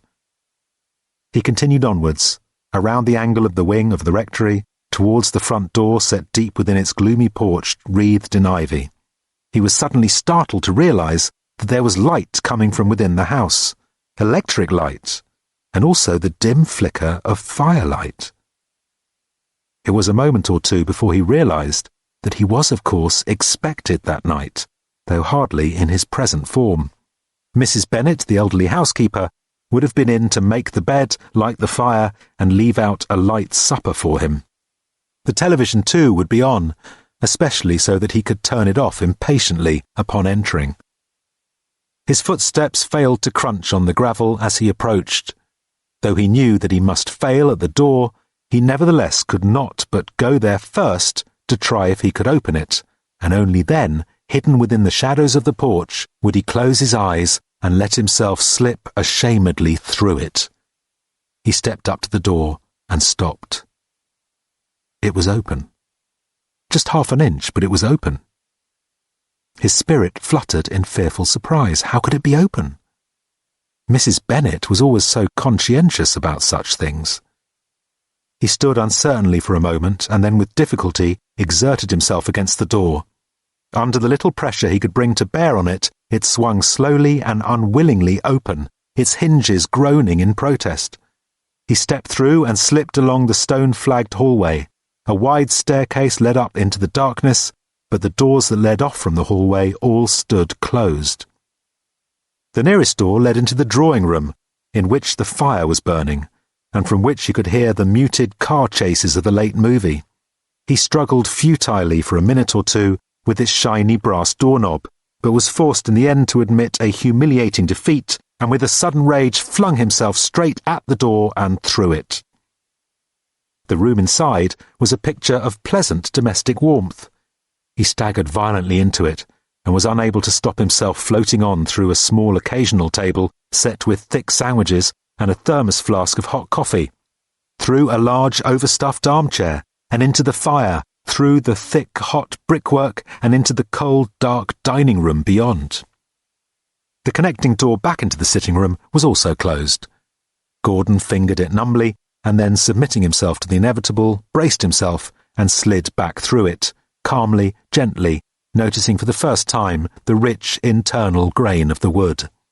The coziness of the room was almost too much for Gordon, and he wandered distractedly around it, unable to settle, letting the warm liveliness of the firelight play through him. Him it couldn't warm. What, he wondered, were ghosts supposed to do all night? He sat uneasily and watched the television. Soon, however, the car chases drifted peacefully to a close, and there was nothing left but grey snow and white noise, which he was unable to turn off. He found he'd sunk too far into the chair, and confused himself with bits of it as he pushed and pulled himself up. He tried to amuse himself by standing in the middle of a table, but it did little to alleviate a mood that was sliding inexorably from despondency downwards. Perhaps he would sleep. Perhaps. He felt no tiredness or drowsiness, but just a deadly craving for oblivion. He passed back through the closed door and into the dark hallway, from which the wide, heavy stairs led to the large, gloomy bedrooms above. Up these, emptily, he trod. It was for nothing, he knew. If you cannot open the door to a bedroom, you cannot sleep in its bed. He slid himself through the door and lifted himself onto the bed, which he knew to be cold even though he could not feel it. The moon seemed unable to leave him alone, and shone full on him as he lay there wide-eyed and empty, unable now to remember what sleep was or how to do it. The horror of hollowness lay on him. The horror of lying ceaselessly and forever awake at 4 o'clock in the morning. He had nowhere to go, nothing to do when he got there, and no one he could go and wake up who wouldn't be utterly horrified to see him. The worst moment had been when he had seen Richard on the road, Richard's face frozen white in the windscreen. He saw again his face, and that of the pale figure next to him. That had been the thing which had shaken him out of the lingering shred of warmth at the back of his mind, which said that this was just a temporary problem. It seemed terrible in the night hours, but would be all right in the morning when he could see people and sort things out.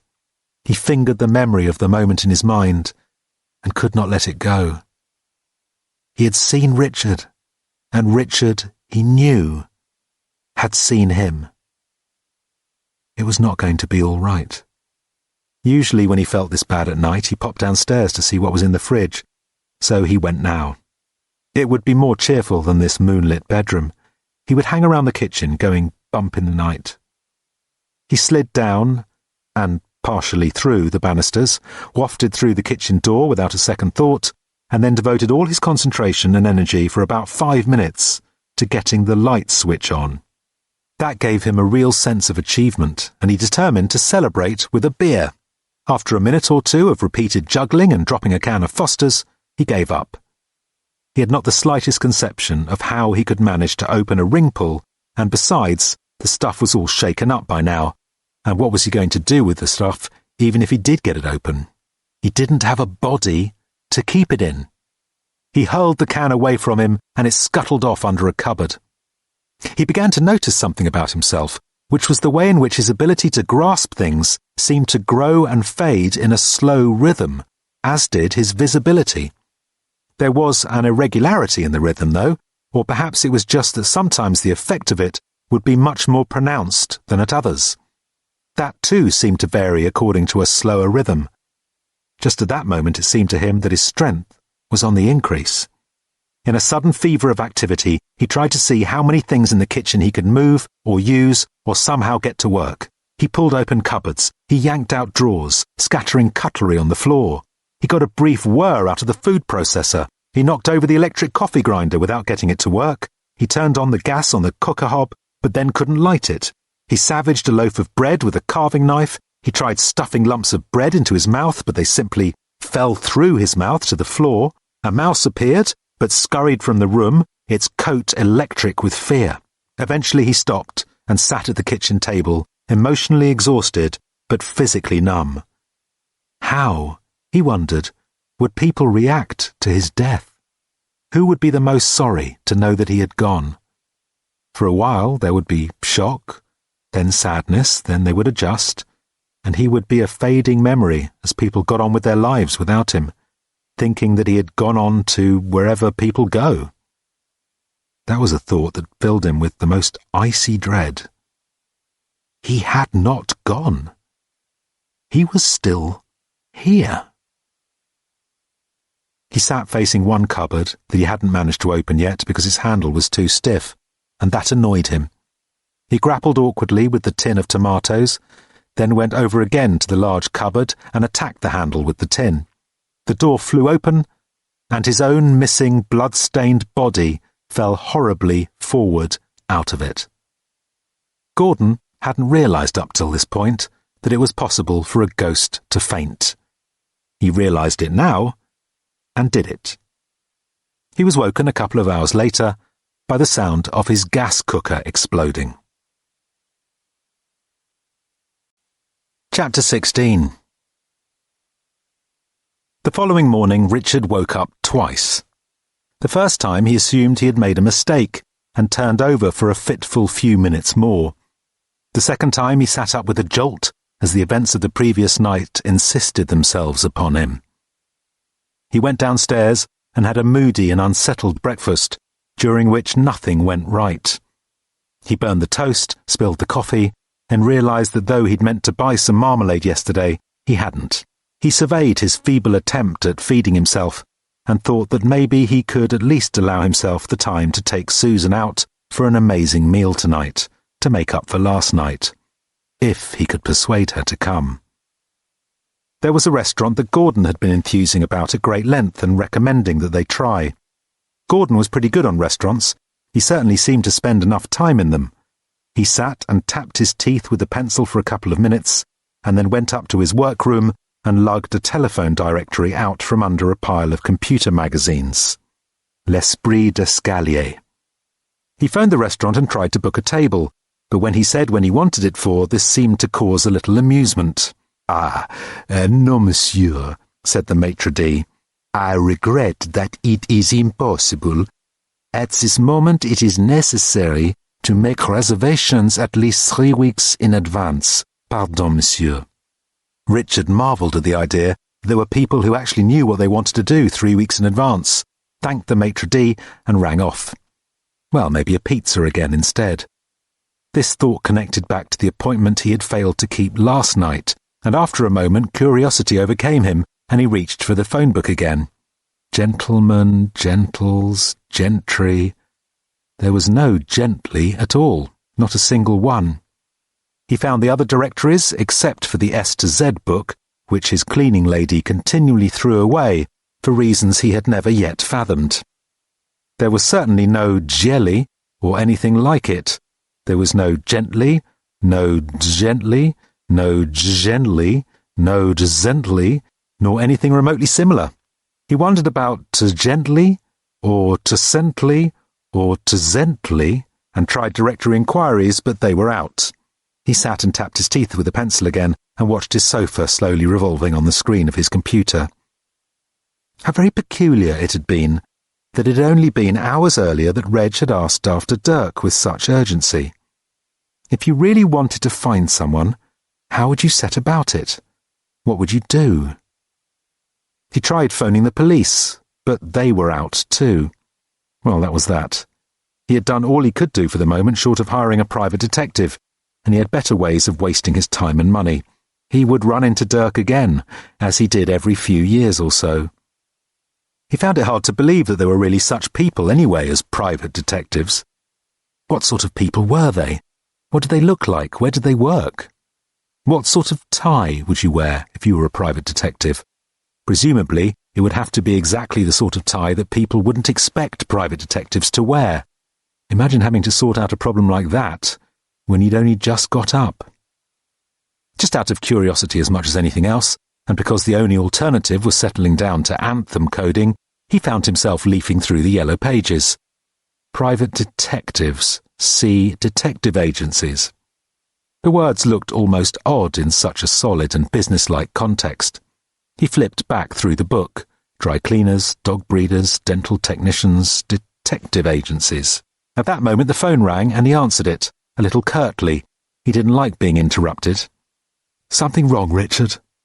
Oh, hi, Kate. Sorry, no, my mind was elsewhere. Kate Anselm was another star programmer at Way Forward Technologies. She was working on a long-term artificial intelligence project, the sort of thing that sounded like an absurd pipe dream until you heard her talking about it. Gordon needed to hear her talking about it quite regularly, partly because he was nervous about the money it was costing, and partly because, well, there was little doubt that Gordon liked to hear Kate talking anyway. I don't want to disturb you. It's just I was trying to contact Gordon and can't. There's no reply from London, or the cottage, or his car, or his bleeper. It's just that for someone as obsessively in contact as Gordon, it's a bit odd. You heard he's had a phone put in his isolation tank. True. I haven't spoken to him since yesterday, said Richard. He suddenly remembered the tape he had taken from Susan's answering machine and hoped to God there wasn't anything more important in Gordon's message than raving about rabbits. He said, I know he was going to the cottage. I don't know where he is. Have you tried... Richard couldn't think of anywhere else to try. Good God. Richard? How extraordinary. Richard, what's the matter? Nothing, Kate. I've just read the most astounding thing. Really? What are you reading? Well, the telephone directory, in fact. Really? I must rush out and buy one. Have the film rights gone? Look, sorry, Kate, can I get back to you? I don't know where Gordon is at the moment, and... Don't worry, I know how it is when you can't wait to turn the next page. They always keep you guessing till the end, don't they? It must have been Zbigniew that did it. Have a good weekend. She hung up. Richard hung up too and sat staring at the box advertisement lying open in front of him in the yellow pages. Dirk Gently's Holistic Detective Agency. We solve the whole crime. We find the whole person. Phone today for the whole solution to your problem. Missing cats and messy divorces a speciality. 33A Peckender Street, London N1 01354 9112. Peckender Street was only a few minutes' walk away. Richard scribbled down the address, pulled on his coat and trotted downstairs, stopping to make another quick inspection of the sofa. There must, he thought, be something terribly obvious that he was overlooking. The sofa was jammed on a slight turn in the long, narrow stairway. At this point, the stairs were interrupted for a couple of yards of flat landing, which corresponded with the position of the flat directly beneath Richard's. However, his inspection produced no new insights, and he eventually clambered on over it and out of the front door. In Islington, you can hardly hurl a brick without hitting 3 antique shops, an estate agent, and a bookshop. Even if you didn't actually hit them, you would certainly set off their burglar alarms, which wouldn't be turned off again till after the weekend. A police car played its regular game of dodgems down Upper Street and squealed to a halt just past him. Richard crossed the road behind it. The day was cold and bright, which he liked. He walked up across the top of Islington Green, where winos get beaten up, past the site of the old Collins Music Hall, which had got burnt down, and through Camden Passage, where American tourists get ripped off. He browsed among the antiques for a while and looked at a pair of earrings that he thought Susan would like, but he wasn't sure. Then he wasn't sure that he'd like them, got confused, and gave up. He looked in at a bookshop, and on an impulse bought an anthology of Coleridge's poems, since it was just lying there. From here, he threaded his way through the winding back streets, over the canal, past the council estates that lined the canal, through a number of smaller and smaller squares, till finally he reached Peckender Street, which had turned out to be a good deal farther than he'd thought. It was the sort of street where property developers in large Jaguars drive around at the weekend salivating. It was full of end-of-lease shops, Victorian industrial architecture, and a short, decaying late Georgian terrace, all just itching to be pulled down so that sturdy young concrete boxes could sprout in their places. Estate agents roamed the area in hungry packs, eyeing each other warily, their clipboards on a hair trigger. Number 33, when he eventually found it neatly sandwiched between 37 and 45, was in a poorish state of repair, but no worse than most of the rest. The ground floor was a dusty travel agent's, whose window was cracked and whose faded BOAC posters were probably now quite valuable. The doorway next to the shop had been painted bright red, not well, but at least recently. A push button next to the door said in neatly penciled lettering, Dominique, French lessons, troisième floor. The most striking feature of the door, however, was the bold and shiny brass plaque fixed in the dead centre of it, on which was engraved the legend, Dirk Gently's Holistic Detective Agency. Nothing else. It looked brand new. Even the screws that held it in place were still shiny. The door opened to Richard's push, and he peered inside. He saw a short and musty hallway which contained little but the stairway that led up from it. A door at the back of the hall showed little sign of having been opened in recent years, and had stacks of old metal shelving, a fish tank, and the carcass of a bike piled up against it. Everything else, the walls, the floor, the stairs themselves, and as much of the rear door as could be got at, had been painted grey in an attempt to smarten it up cheaply. But it was all now badly scuffed, and little cups of fungus were peeking from a damp stain near the ceiling. The sound of angry voices reached him, and as he started up the stairs he was able to disentangle the noises of two entirely separate but heated arguments that were going on somewhere above him. One ended abruptly, or at least half of it did, as an angry overweight man came clattering down the stairs pulling his raincoat collar straight. The other half of the argument continued in a torrent of aggrieved French from high above them. The man pushed past Richard, said, "Save your money, mate, it's a complete washout," and disappeared out into the chilly morning. The other argument was more muffled. As Richard reached the first corridor, a door slammed somewhere and brought that too to an end. He looked into the nearest open doorway. It led into a small ante-office. The other inner door leading from it was firmly closed. A youngish, plump-faced girl in a cheap blue coat was pulling sticks of makeup and boxes of Kleenex out of her desk drawer and thrusting them into her bag. Is this the detective agency?" Richard asked her, tentatively. The girl nodded, biting her lip and keeping her head down. "And is Mr. Gently in?" "He may be," she said, throwing back her hair, which was too curly for throwing back properly. "And then again he may not be. I'm not in a position to tell. It is not my business to know of his whereabouts. His whereabouts are, as of now, entirely his own business." She retrieved her last pot of nail varnish and tried to slam the drawer shut. A fat book sitting upright in the drawer prevented it from closing. She tried to slam the drawer again without success. She picked up the book, ripped out a clump of pages and replaced it. This time she was able to slam the drawer with ease. "Are you his secretary?" asked Richard. "I am his ex-secretary, and I intend to stay that way," she said, firmly snapping her bag shut.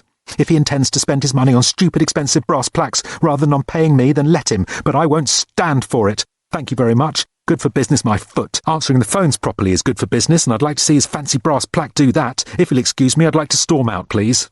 Richard stood aside, and out she stormed. And good riddance, shouted a voice from the inner office. A phone rang and was picked up immediately. Yes, answered the voice from the inner office testily. The girl popped back for her scarf, but quietly so her ex-employer wouldn't hear. Then she was finally gone. Yes, Dirk Gently's Holistic Detective Agency. How can we be of help to you? The torrent of French from upstairs had ceased. A kind of tense calm descended. Inside the voice said, That's right, Mrs. Sunderland. Messy divorces are our particular speciality. There was a pause. Yes, thank you, Mrs. Sunderland. Not quite that messy. Down went the phone again, to be replaced instantly by the ringing of another one. Richard looked around the grim little office. There was very little in it. A battered chipboard veneer desk, an old grey filing cabinet, and a dark green tin wastepaper bin. On the wall was a Duran Duran poster, on which someone had scrawled in fat red felt tip, "Take this down, please." Beneath that, another hand had scrawled, "No." Beneath that, again, the first hand had written, "I insist that you take it down." Beneath that, the second hand had written, "Won't." Beneath that, "You're fired." Beneath that, "Good." And there the matter appeared to have rested. He knocked on the inner door, but was not answered. Instead, the voice continued. I'm very glad you asked me that, Mrs. Rawlinson. The term holistic refers to my conviction that what we are concerned with here is the fundamental interconnectedness of all things. I do not concern myself with such petty things as fingerprint powder, telltale pieces of pocket fluff, and inane footprints. I see the solution of each problem as being detectable in the pattern and web of the whole. The connections between causes and effects are often much more subtle and complex than we with our rough and ready understanding of the physical world might naturally suppose, Mrs. Rawlinson. Let me give you an example. If you go to an acupuncturist with toothache, he sticks a needle instead into your thigh. Do you know why he does that, Mrs. Rawlinson? No, neither do I, Mrs. Rawlinson, but we intend to find out. A pleasure talking to you, Mrs. Rawlinson. Goodbye. Another phone was ringing as he put this one down. Richard eased the door open and looked in. It was the same Svlad, or Dirk Gently, looking a little rounder about the middle, a little looser and redder about the eyes and the neck, but it was still essentially the same face that he remembered most vividly, smiling a grim smile as its owner climbed into the back of one of the Black Marias of the Cambridgeshire Constabulary 8 years previously. He wore a heavy old light brown suit, which looked as if it had been worn extensively for bramble-hacking expeditions in some distant and better past. A red check shirt which failed entirely to harmonise with the suit, and a green striped tie which refused to speak to either of them. He also wore thick metal-rimmed spectacles, which probably accounted at least in part for his dress sense. Ah, Mrs. Bluthal, how thoroughly uplifting to hear from you, he was saying. I was so distressed to learn that Miss Tiddles has passed over. This is desperate news indeed. And yet, should we allow black despair to hide from us the fairer light in which your blessed Moggy now forever dwells? I think not. Hark! I think I hear Miss Tiddles meowing e'en now. She calls to you, Mrs. Bluthal. She says she is content. She is at peace. She says she'll be even more at peace when you've paid some bill or other. Does that ring a bell with you at all, Mrs. Bluthal? Come to think of it, I think I sent you one myself not 3 months ago. I wonder if it can be that which is disturbing her eternal rest. Dirk beckoned Richard in with a brisk wave and then motioned to him to pass the crumpled pack of French cigarettes that was sitting just out of his reach. Sunday night then, Mrs. Bluthal. Sunday night at 8:30. You know the address. Yes, I am sure Miss Tiddles will appear, as I'm sure will your chequebook. Till then, Mrs. Bluthel, till then. Another phone was already ringing as he got rid of Mrs. Bluthel. He grabbed at it, lighting his crumpled cigarette at the same time. Ah, Mrs. Soskind, he said in answer to the caller. My oldest and, may I say, most valued client. Good day to you, Mrs. Soskind, good day. Sadly, no sign as yet of young Roderick, I'm afraid, but the search is intensifying as it moves into what I am confident are its closing stages, and I'm sanguine that within mere days from today's date, we will have the young rascal permanently restored to your arms, and mewing prettily. Oh yes, the bill. I was wondering if you had received it. Dirk's crumpled cigarette turned out to be too crumpled to smoke, so he hooked the phone on his shoulder and poked around in the packet for another, but it was empty. He rummaged on his desk for a piece of paper and a stub of pencil and wrote a note which he passed to Richard. Yes, Mrs. Soskind, he assured the telephone. I am listening with the utmost attention. The note said, Tell secretary, get cigs. Yes, continued Dirk into the phone, but as I have endeavoured to explain to you, Mrs. Soskind, over the 7 years of our acquaintance, I incline to the quantum mechanical view in this matter. My theory is that your cat is not lost, but that his waveform has temporarily collapsed and must be restored. Schrödinger, Planck, and so on. Richard wrote on the note, You haven't got secretary, and pushed it back. Dirk considered this for a while, then wrote, Damn and blast on the paper, and pushed it to Richard again. I grant you, Mrs. Soskind, continued Dirk blithely, that 19 years is, shall we say, a distinguished age for a cat to reach. Yet, can we allow ourselves to believe that such a cat as Roderick has not reached it? And should we now, in the autumn of his years, abandon him to his fate? This, surely, is the time that he most needs the support of our continuing investigations. This is the time we should redouble our efforts, and with your permission, Mrs. Soskind, that is what I intend to do. Imagine, Mrs. Soskind, how you would face him if you had not done this simple thing for him. Richard fidgeted with the note, shrugged to himself, and wrote, I'll get them on it, and passed it back once more. Dirk shook his head in admonition, then wrote, I couldn't possibly, that would be most kind. As soon as Richard had read this, Dirk took the note back and added, Get money from secretary to it. Richard looked at the paper thoughtfully, took the pencil, and put a tick next to where he had previously written, You haven't got secretary.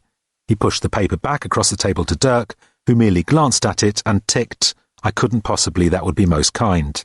Well, perhaps, continued Dirk to Mrs. Soskind, you could just run over any areas in the bill that cause you difficulty, just the broader areas. Richard let himself out. Running down the stairs, he passed a young hopeful in a denim jacket and close-cropped hair, peering anxiously up the stairwell. Any good, mate? He said to Richard. Amazing, murmured Richard. Just amazing. He found a nearby newsagent's and picked up a couple of packets of Disque Bleu for Dirk, and a copy of the new edition of Personal Computer World, which had a picture of Gordon Way on the front. Pity about him, isn't it? Said the newsagent's. What? Oh, yes, said Richard. He often thought the same himself, but was surprised to find his feelings so widely echoed. He picked up a Guardian as well, paid and left. Dirk was still on the phone with his feet on the table when Richard returned, and it was clear that he was relaxing into his negotiations. Yes, expenses were, well, expensive in the Bahamas, Mrs. Soskind. It is in the nature of expenses to be so, hence the name. He took the proffered packs of cigarettes, seemed disappointed that there were only 2, but briefly raised his eyebrows to Richard in acknowledgement of the favour he had done him, and then waved him to a chair. The sounds of an argument conducted partly in French drifted down from the floor above. Of course, I will explain to you again why the trip to the Bahamas was so vitally necessary, said Dirk Gently soothingly. Nothing could give me greater pleasure. I believe, as you know, Mrs. Soskind, in the fundamental interconnectedness of all things. Furthermore, I have plotted and triangulated the vectors of the interconnectedness of all things and traced them to a beach in Bermuda, which it is therefore necessary for me to visit from time to time in the course of my investigations. I wish it were not the case, since, sadly, I am allergic to both the sun and rum punches, but then we all have our crosses to bear, do we not, Mrs. Soskind? A babble seemed to break out from the telephone. Oh, you sadden me, Mrs. Soskind. I wish I could find it in my heart to tell you that I find your scepticism rewarding and invigorating, but with the best will in the world, I cannot. I'm drained by it, Mrs. Soskind. Drained. I think you will find an item in the bill to that effect. Let me see. He picked up a flimsy carbon copy lying near him. Detecting and triangulating the vectors of interconnectedness of all things, £150. We've dealt with that. Tracing same to beach on Bahamas, fare and accommodation, a mere £1,500. The accommodation was, of course, distressingly modest. Oh yes, here we are. Struggling on in the face of draining scepticism from client, drinks, £327.50.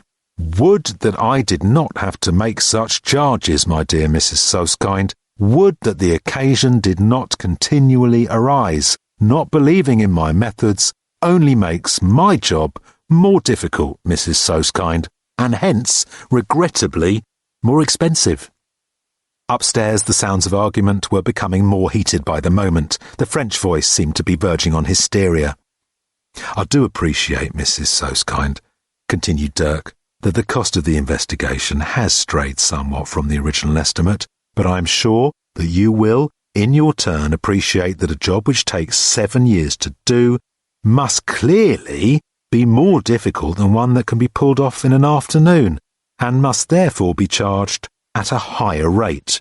I have continually to revise my estimate of how difficult the task is in light of how difficult it has so far proved to be. The babble from the phone became more frantic. My dear Mrs. Soskind, or may I call you Joyce? Very well then. My dear Mrs. Soskind, let me say this. Do not worry yourself about this bill. Do not let it alarm or discomfort you. Do not, I beg you, let it become a source of anxiety to you. Just grit your teeth and pay it. He pulled his feet down off the table and leaned forward over the desk, inching the telephone receiver inexorably back towards its cradle. As always, the very greatest pleasure to speak with you, Mrs. Soskind. For now, goodbye. He at last put down the receiver, picked it up again, and dropped it for the moment into the wastebasket. My dear Richard Macduff, he said, producing a large flat box from under his desk and pushing it across the table at him. Your pizza. Richard stared back in astonishment. No thanks, he said. I had breakfast. Please, you have it. Dirk shrugged. I told them you'd pop in and settle up over the weekend, he said. Welcome, by the way, to my offices. He waved a vague hand around the tatty surroundings. The light works, he said, indicating the window. The gravity works, he said, dropping a pencil on the floor. Anything else, we have to take our chances with. Richard cleared his throat. What, he said, is this? What is what? This, exclaimed Richard. All this. You appear to have a holistic detective agency, and I don't even know what one is. I provide a service that is unique in this world, said Dirk. The term holistic refers to my conviction that what we are concerned with here is the fundamental interconnectedness of all... Yes, I got that bit earlier, said Richard. I have to say that it sounded a bit like an excuse for exploiting gullible old ladies. Exploiting? Asked Dirk. Well, I suppose it would be if anyone ever paid me, but I do assure you, my dear Richard, that there never seems to be the remotest danger of that. I live in what are known as hopes. I hope for fascinating and remunerative cases. My secretary hopes that I will pay her, her landlord hopes that she will produce some rent, the electricity board hopes that he will settle their bill, and so on. I find it a wonderfully optimistic way of life. Meanwhile, I give a lot of charming and silly old ladies something to be happily cross about, and virtually guarantee the freedom of their cats. Is there, you ask, and I have put the question for you because I know you know I hate to be interrupted, is there a single case that exercises the tiniest part of my intellect, which, as you hardly need me to tell you, is prodigious? No. But do I despair? Am I downcast? Yes, until, he added, today. Oh, well, I'm glad of that, said Richard, but what was all that rubbish about cats and quantum mechanics? With a sigh, Dirk flipped up the lid of the pizza with a single flick of practised fingers. He surveyed the cold, round thing with a kind of sadness, and then tore off a hunk of it, pieces of pepperoni and anchovy scattered over his desk. I am sure, Richard, he said, that you are familiar with the notion of Schrödinger's cat, and he stuffed the larger part of the hunk into his mouth. Of course, said Richard. Well, reasonably familiar. What is it? Said Dirk through a mouthful.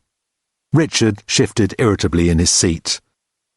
It's an illustration, he said, of the principle that at a quantum level all events are governed by probabilities. At a quantum level, and therefore at all levels, interrupted Dirk, though at any level higher than the subatomic, the cumulative effect of those probabilities is, in the normal course of events, indistinguishable from the effect of hard and fast physical laws. Continue. He put some more cold pizza into his face. Richard reflected that Dirk's was a face into which too much had already been put. What with that and the amount he talked, the traffic through his mouth was almost incessant. His ears, on the other hand, remained almost totally unused in normal conversation. It occurred to Richard that if Lamarck had been right, and you were to take a line through this behaviour for several generations, the chances were that some radical replumbing of the interior of the skull would eventually take place. Richard continued. Not only are quantum-level events governed by probabilities, but those probabilities aren't even resolved into actual events until they are measured. Or, to use a phrase that I just heard you use in a rather bizarre context, the act of measurement collapses the probability waveform. Up until that point, all the possible courses of action open to, say, an electron coexist as probability waveforms. Nothing is decided until it's measured. Dirk nodded. More or less, he said, taking another mouthful. But what of the cat? Richard decided that there was only one way to avoid having to watch Dirk eat his way through all the rest of the pizza, and that was to eat the rest himself. He rolled it up and took a token nibble off the end. It was rather good. He took another bite. Dirk watched this with startled dismay. So, said Richard, the idea behind Schrödinger's cat was to try and imagine a way in which the effects of probabilistic behaviour at a quantum level could be considered at a macroscopic level, or let's say an everyday level. Yes, let's, said Dirk, regarding the rest of the pizza with a stricken look. Richard took another bite and continued cheerfully. So, you imagine that you take a cat and put it in a box that you can seal completely. Also in the box, you put a small lump of radioactive material and a phial of poison gas. You arrange it so that within a given period of time, there is an exactly 50-50 chance that an atom in the radioactive lump will decay and emit an electron. If it does decay, then it triggers the release of the gas and kills the cat. If it doesn't, the cat lives. 50-50. Depending on the 50-50 chance that a single atom does or does not decay. The point, as I understand it, is this. Since the decay of a single atom is a quantum-level event that wouldn't be resolved either way until it was observed, and since you don't make the observation until you open the box and see whether the cat is alive or dead, then there's a rather extraordinary consequence. Until you do open the box, the cat itself exists in an indeterminate state. The possibility that it is alive and the possibility that it is dead are two different waveforms superimposed on each other inside the box. Schrödinger put forward this idea to illustrate what he thought was absurd about quantum theory. Dirk got up and padded over to the window, probably not so much for the meagre view it afforded over an old warehouse on which an alternative comedian was lavishing his vast lager commercial fees, developing it into luxury apartments, as for the lack of view it afforded of the last piece of pizza disappearing. "Exactly," said Dirk. "Bravo. But what's all that got to do with this, the detective agency?" "Oh, that. Well, some researchers were once conducting such an experiment, but when they opened up the box, the cat was neither alive nor dead, but was in fact completely missing, and they called me in to investigate. I was able to deduce that nothing very dramatic had happened. The cat had merely got fed up with being repeatedly locked in a box and occasionally gassed, and had taken the first opportunity to hoof it through the window.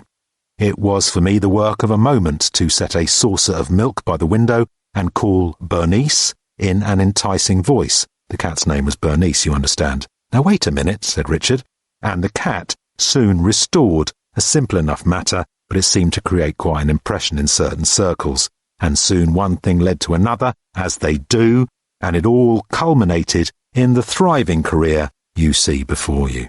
Wait a minute, insisted Richard, slapping the table. Yes? Inquired Dirk innocently. Now, what are you talking about, Dirk? You have a problem with what I have told you?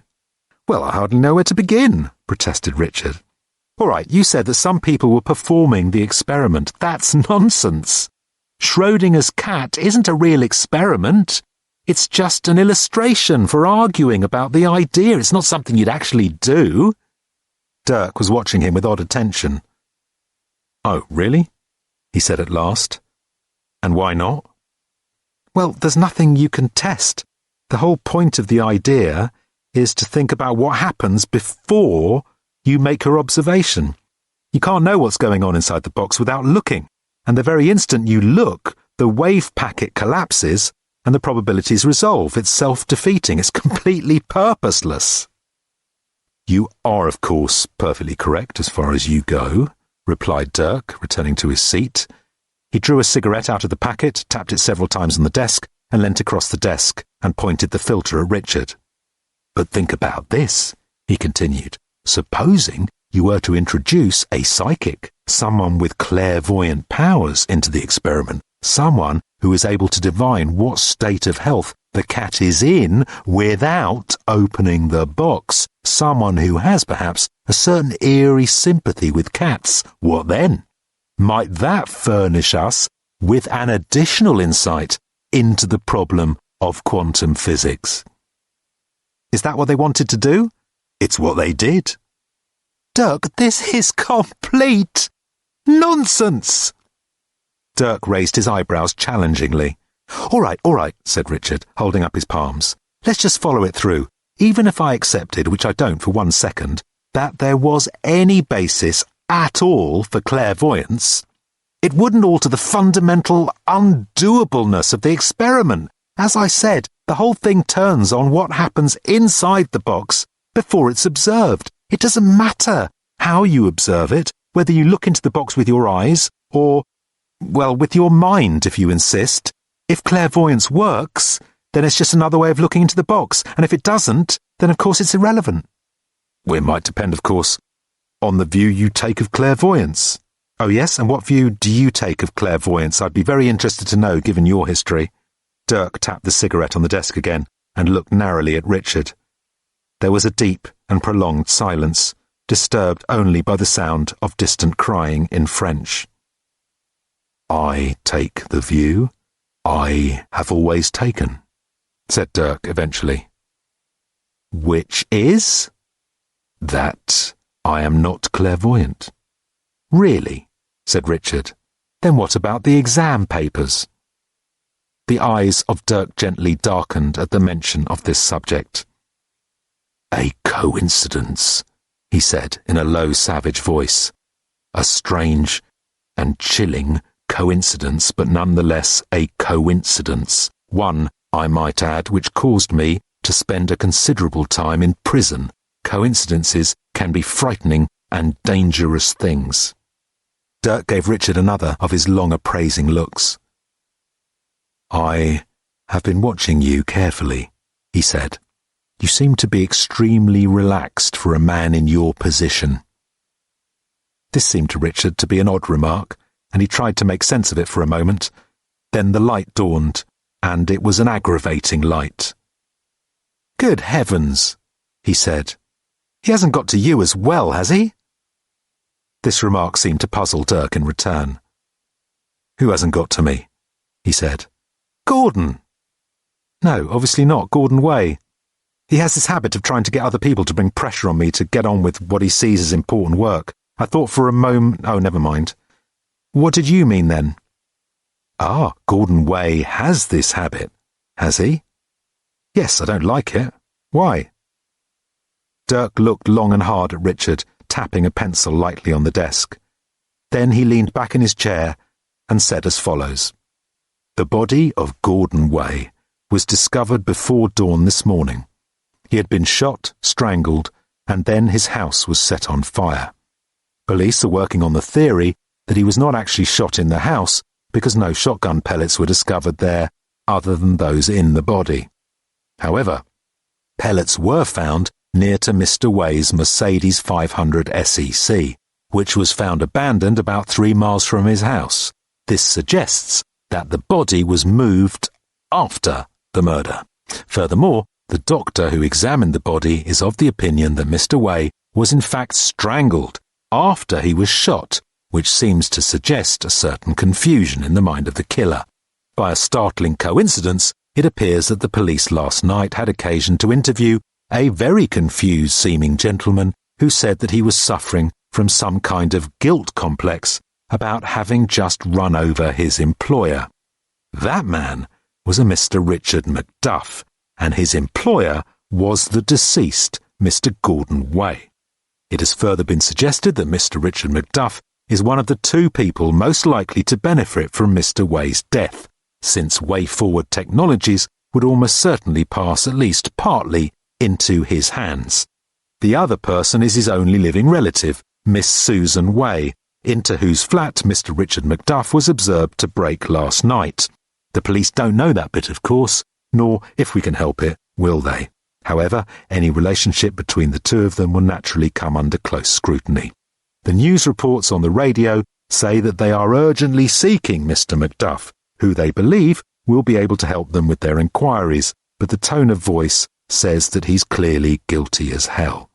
My scale of charges is as follows: £200 a day plus expenses. Expenses are not negotiable and will sometimes strike those who do not understand these matters as somewhat tangential. They are all necessary and are, as I say, not negotiable. Am I hired?" "Sorry?" said Richard, nodding slightly. "Would you start that again?" Chapter 17. The electric monk hardly knew what to believe anymore. He had been through a bewildering number of belief systems in the previous few hours, most of which had failed to provide him with the long-term spiritual solace that it was his bounden programming eternally to seek. He was fed up, frankly, and tired, and dispirited. And furthermore, which caught him by surprise, he rather missed his horse. A dull and menial creature, to be sure, and as such hardly worthy of the preoccupation of one whose mind was destined forever to concern itself with higher things, beyond the understanding of a simple horse. But nevertheless, he missed it. He wanted to sit on it. He wanted to pat it. He wanted to feel that it didn't understand. He wondered where it was. He dangled his feet disconsolately from the branch of the tree in which he had spent the night. He had climbed it in pursuit of some wild, fantastic dream, and then had got stuck and had to stay there till the morning. Even now, by daylight, he wasn't certain how he was going to get down. He came for a moment perilously close to believing that he could fly, but a quick-thinking, error-checking protocol cut in and told him not to be so silly. It was a problem, though. Whatever burning fire of faith had borne him, inspired on wings of hope upwards through the branches of the tree in the magic hours of the night, had not also provided him with instructions on how to get back down again, when, Like altogether too many of these burning, fiery nighttime faiths, it had deserted him in the morning. And speaking, or rather thinking, of burning, fiery things, there had been a major burning, fiery thing a little distance from here in the early pre-dawn hours. It lay, he thought, in the direction from which he himself had come, when he had been drawn by a deep spiritual compulsion towards this inconveniently high but otherwise embarrassingly ordinary tree. He had longed to go and worship at the fire, to pledge himself eternally to its holy glare, and while he had been struggling hopelessly to find a way downwards through the branches, fire engines had arrived and put the divine radiance out, and that had been another creed out of the window. The sun had been up for some hours now, and though he had occupied the time as best he could, believing in clouds, believing in twigs, believing in a peculiar form of flying beetle, he believed now that he was fed up, and was utterly convinced, furthermore, that he was getting hungry. He wished he'd taken the precaution of providing himself with some food from the dwelling place he had visited in the night, to which he had carried his sacred burden for entombment in the holy broom cupboard. But he had left in the grip of a white passion, believing that such mundane matters as food were of no consequence, that the tree would provide. Well, it had provided. It had provided twigs. Monks did not eat twigs. In fact, now he came to think of it, he felt a little uncomfortable about some of the things he'd believed last night, and had found some of the results a little confusing. He had been quite clearly instructed to shoot off, and had felt strangely compelled to obey, but perhaps he had made a mistake in acting so precipitately on an instruction given in a language he had learned only 2 minutes before. Certainly the reaction of the person he had shot off at had seemed a little extreme. In his own world, when people were shot at like that, they came back next week for another episode. But he didn't think this person would be doing that. A gust of wind blew through the tree, making it sway giddily. He climbed down a little way. The first part was reasonably easy, since the branches were all fairly close together. It was the last bit that appeared to be an insuperable obstacle. A sheer drop which could cause him severe internal damage or rupture, and might in turn cause him to start believing things that were seriously strange. The sound of voices over in a distant corner of the field suddenly caught his attention. A lorry had pulled up by the side of the road. He watched carefully for a moment, but couldn't see anything particular to believe in, and so returned to his introspection. There was, he remembered, an odd function call he had had last night, which he hadn't encountered before, but he had a feeling that it might be something he'd heard of called remorse. He hadn't felt at all comfortable about the way the person he had shot at had just lain there, and after initially walking away, the monk had returned to have another look. There was definitely an expression on the person's face which seemed to suggest that something was up, that this didn't fit in with the scheme of things. The monk worried that he might have badly spoiled his evening. Still, he reflected, so long as you did what you believed to be right, that was the main thing. The next thing he had believed to be right was that having spoiled this person's evening, he should at least convey him to his home, and a quick search of his pockets had produced an address, some maps, and some keys. The trip had been an arduous one, but he had been sustained on the way by his faith. The word bathroom floated unexpectedly across the field. He looked up again at the lorry in the distant corner. There was a man in a dark blue uniform explaining something to a man in rough working clothes, who seemed a little disgruntled about whatever it was. The words, "until we trace the owner," and "completely batty, of course," were gusted over on the wind. The man in the working clothes clearly agreed to accept the situation, but with bad grace. A few moments later, a horse was led out of the back of the lorry and into the field. The monk blinked. His circuits thrilled and surged with astonishment. Now here at last was something he could believe in. A truly miraculous event. A reward at last for his unstinting, if rather promiscuous devotion. The horse walked with a patient, uncomplaining gait. It had long grown used to being wherever it was put, but for once it felt it didn't mind this. Here, it thought, was a pleasant field. Here was grass. Here was a hedge it could look at. There was enough space that it could go for a trot later on if it felt the urge. The humans drove off and left it to its own devices, to which it was quite content to be left. It went for a little amble, and then, just for the hell of it, stopped ambling. It could do what it liked. What pleasure! What very great and unaccustomed pleasure! It slowly surveyed the whole field, and then decided to plan out a nice relaxed day for itself. A little trot later on, it thought, maybe around 3-ish. After that, a bit of a lie down over on the east side of the field where the grass was thicker. It looked like a suitable spot to think about supper in. Lunch, it rather fancied, could be taken at the south end of the field, where a small stream ran. Lunch by a stream, for heaven's sake, this was bliss! It also quite liked the notion of spending half an hour walking alternately, a little bit to the left, and then a little bit to the right, for no apparent reason. It didn't know whether the time between 2 and 3 would be best spent swishing its tail, or mulling things over. Of course, it could always do both if it so wished, and go for its trot a little later. And it had just spotted what looked like a fine piece of hedge for watching things over, and that would easily while away a pleasant preprandial hour or two. Good. An excellent plan. And the best thing about it was that having made it, the horse could now completely and utterly ignore it. It went instead for a leisurely stand under the only tree in the field. From out of its branches, the electric monk dropped onto the horse's back, with a cry which sounded suspiciously like Geronimo. Chapter 18. Dirk Gently briefly ran over the salient facts once more, while Richard Macduff's world crashed slowly and silently into a dark, freezing sea, which he hadn't even known was there, waiting inches beneath his feet. When Dirk had finished for the second time, the room fell quiet while Richard stared fixedly at his face.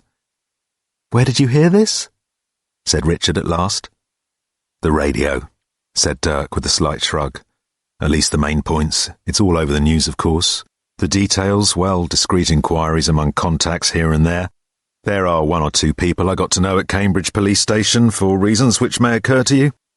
"I don't even know whether to believe you," said Richard quietly. "May I use the phone?" Dirk courteously picked a telephone receiver out of the wastepaper bin and handed it to him. Richard dialed Susan's number. The phone was answered almost immediately, and a frightened voice said, "Hello? Susan, it's Richard! Where are you, for goodness sake? Where are you? Are you all right?" "Don't tell her where you are," said Dirk. "Susan, what's happened? Don't you... Somebody told me that something's happened to Gordon, but something's happened? He's dead, Richard. He's been murdered." "Hang up," said Dirk. "Susan, listen, Hang up," repeated Dirk, and then leaned forward to the phone and cut him off. "The police will probably have a trace on the line," he explained. He took the receiver and chucked it back in the bin. "But I have to go to the police," Richard exclaimed. "Go to the police? What else can I do? I have to go to the police and tell them that it wasn't me." "Tell them that it wasn't you?" said Dirk incredulously. "Well, I expect that will probably make it all right then. Pity Dr. Crippen didn't think of that. Would have saved him a lot of bother."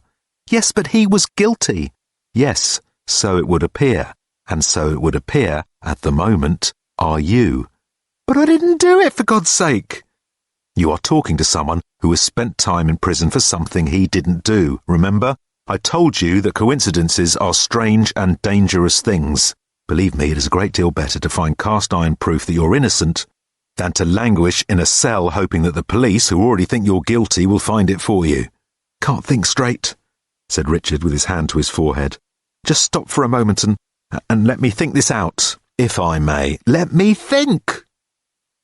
Dirk shrugged and turned his attention back to his cigarette, which seemed to be bothering him.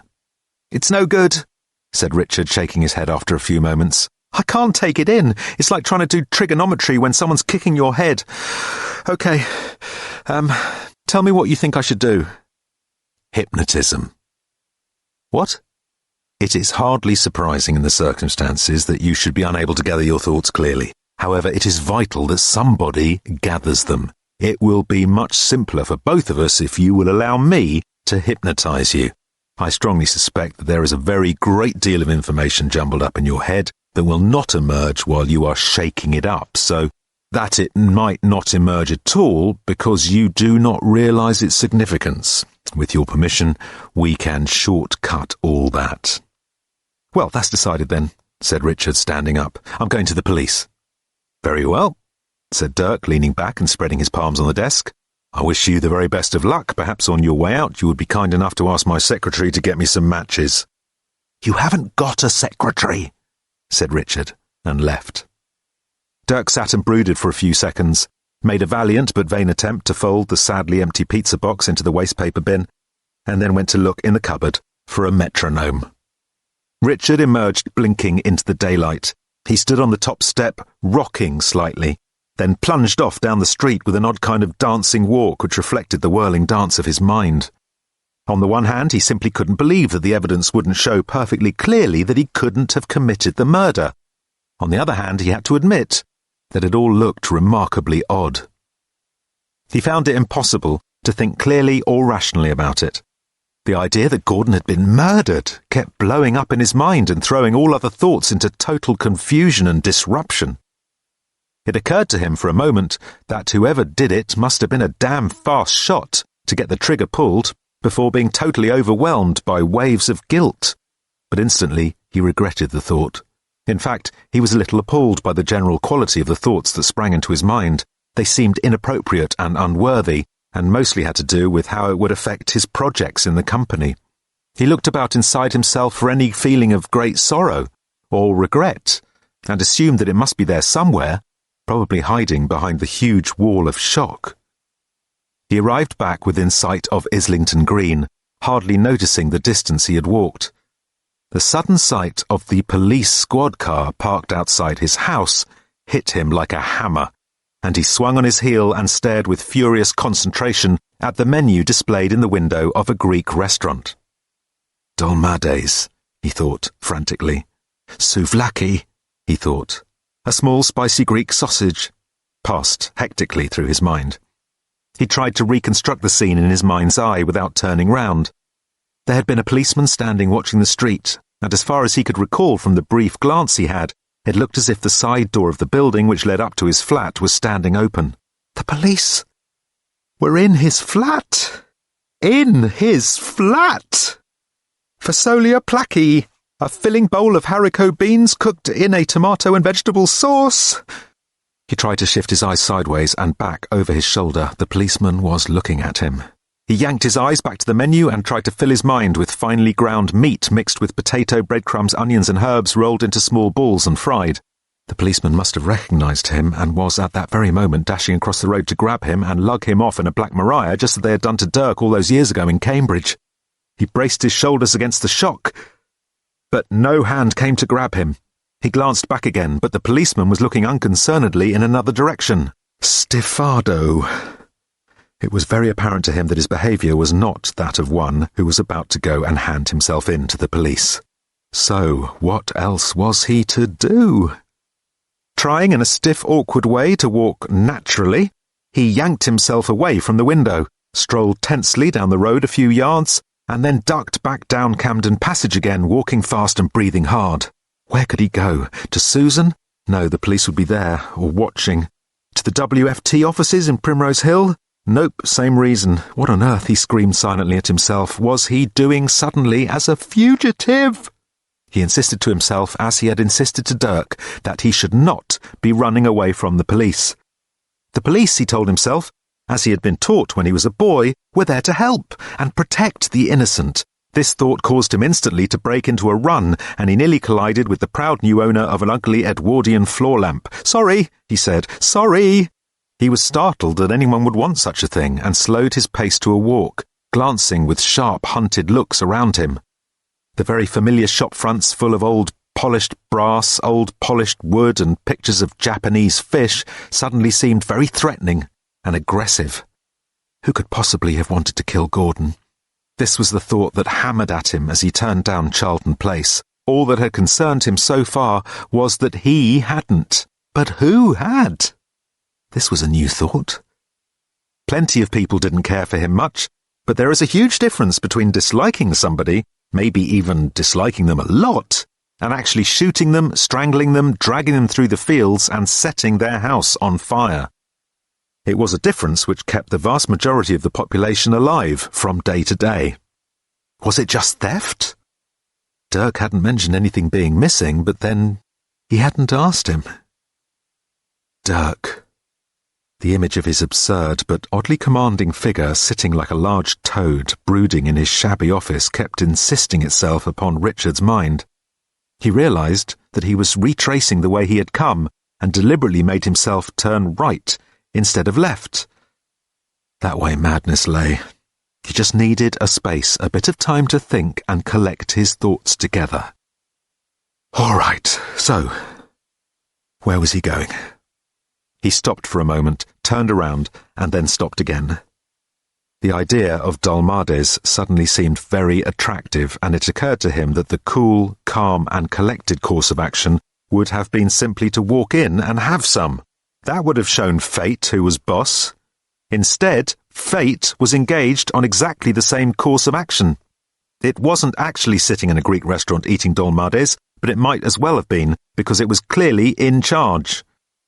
Richard's footsteps drew him inexorably back through the winding streets, over the canal.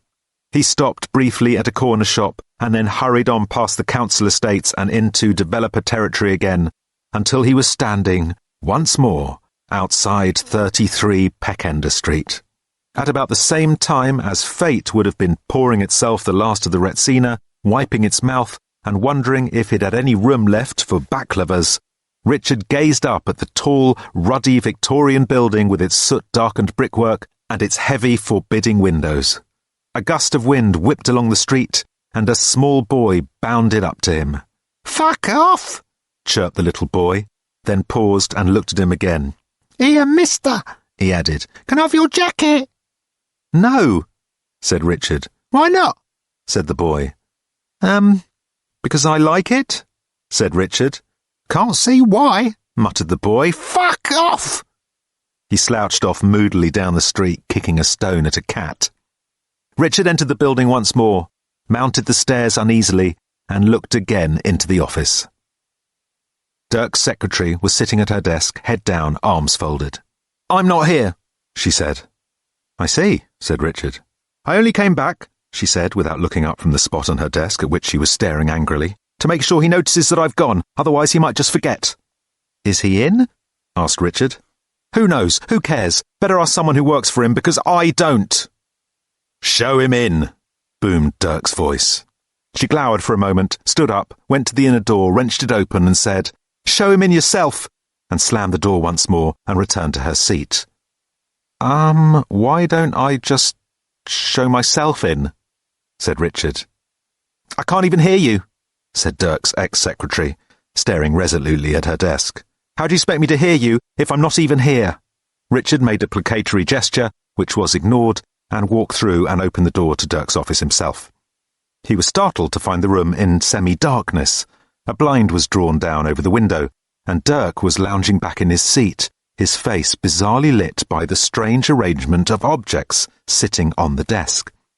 At the forward edge of the desk sat an old grey bicycle lamp, facing backwards, and shining a feeble light on a metronome which was ticking softly back and forth, with a highly polished silver teaspoon strapped to its metal rod. Richard tossed a couple of boxes of matches onto the desk. "Sit down, relax, and keep looking at the spoon," said Dirk. "You are already feeling sleepy." Another police car pulled itself up to a screeching halt outside Richard's flat. A grim-faced man climbed out and strode over to one of the constables on duty outside, flashing an identity card. "Detective Inspector Mason, Cambridge CID," he said, This the Macduff place? The constable nodded and showed him to the side door entrance which opened onto the long narrow staircase leading up to the top flat. Mason bustled in and then bustled straight out again. There's a sofa halfway up the stairs, he told the constable. Get it moved. Some of the lads have already tried, sir, the constable replied anxiously. It seems to be stuck. Everyone's having to climb over it for the moment, sir. Sorry, sir. Mason gave him another grim look from a vast repertoire he had developed, which ranged from very, very blackly grim indeed at the bottom of the scale, all the way up to tiredly resigned and only faintly grim, which he reserved for his children's birthdays. Get it moved, he repeated grimly, and bustled grimly back through the door, grimly hauling up his trousers and coat in preparation for the grim ascent ahead. No sign of him yet? Asked the driver of the car, coming over himself. Sergeant Gilks, he introduced himself. He looked tired. Not as far as I know, said the constable, but no one tells me anything. Know how you feel, agreed Gilks. Once the CID gets involved, you just get relegated to driving them about, and I'm the only one who knows what he looked like. Stopped him in the road last night. Just came back from Way's house. Right mess. Bad night, eh? Varied. Everything from murder to hauling horses out of bathrooms. No, don't even ask. Do you have the same cars as these? He added, pointing at his own. This one's been driving me crazy all the way up. Cold even with the heater on full blast, and the radio keeps turning itself on and off. Chapter 19. The same morning found Michael Wenton Weeks in something of an odd mood. You would need to know him fairly well to know that it was an especially odd mood, because most people regarded him as being a little odd to start with. Few people knew him that well. His mother, perhaps, but there existed between them a state of Cold War, and neither had spoken to the other now in weeks. He also had an elder brother, Peter, who was now tremendously senior in the Marines.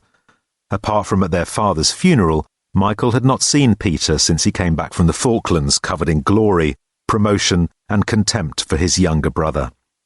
Peter had been delighted that their mother had taken over Magna, and had sent Michael a regimental Christmas card to that effect. His own greatest satisfaction still remained that of throwing himself into a muddy ditch and firing a machine gun for at least a minute, and he didn't think that the British newspaper and publishing industry, even in its current state of unrest, was likely to afford him that pleasure, at least until some more Australians moved into it. Michael had risen very late after a night of cold savagery, and then of troubled dreams which still disturbed him now in the late morning daylight. His dreams had been filled with the familiar sensations of loss, isolation, guilt, and so forth, but had also been inexplicably involved with large quantities of mud. By the telescopic power of the night, the nightmare of mud and loneliness had seemed to stretch on for terrifying, unimaginable lengths of time, and had only concluded with the appearance of slimy things with legs that had crawled on the slimy sea. This had been altogether too much, and he had woken with a start in a cold sweat.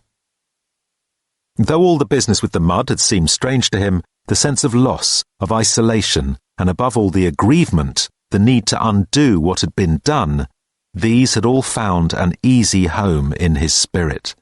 Even the slimy things with legs seemed oddly familiar, and ticked away irritably at the back of his mind, while he made himself a late breakfast, a piece of grapefruit and some China tea, allowed his eyes to rest lightly on the arts pages of the Daily Telegraph for a while, and then rather clumsily changed the dressing on the cuts on his hand. These small tasks accomplished, he was then in two minds as to what to do next. He was able to view the events of the previous night with a cool detachment that he would not have expected. It had been right, it had been proper, it had been correctly done, but it resolved nothing. All that mattered was yet to be done. All what? He frowned at the odd way his thoughts ebbed and flowed. Normally he would pop along to his club at about this time. It used to be that he would do this with a luxurious sense of the fact that there were many other things that he should be doing. Now there was nothing else to do. which made time spent there as anywhere else hang somewhat heavy on his hands. When he went, he would do what he always did: indulge in a gin and tonic and a little light conversation, and then allow his eyes to rest gently on the pages of the Times Literary Supplement, Opera, The New Yorker, or whatever else fell easily to hand. But there was no doubt that he did it these days with less verve and relish than previously. Then there would be lunch. Today he had no lunch date planned again, and would probably therefore have stayed at his club and eaten a lightly grilled Dover sole, with potatoes garnished with parsley and boiled to bits, followed by a large heap of trifle, a glass or two of Sancerre, and coffee, and then the afternoon, with whatever that might bring.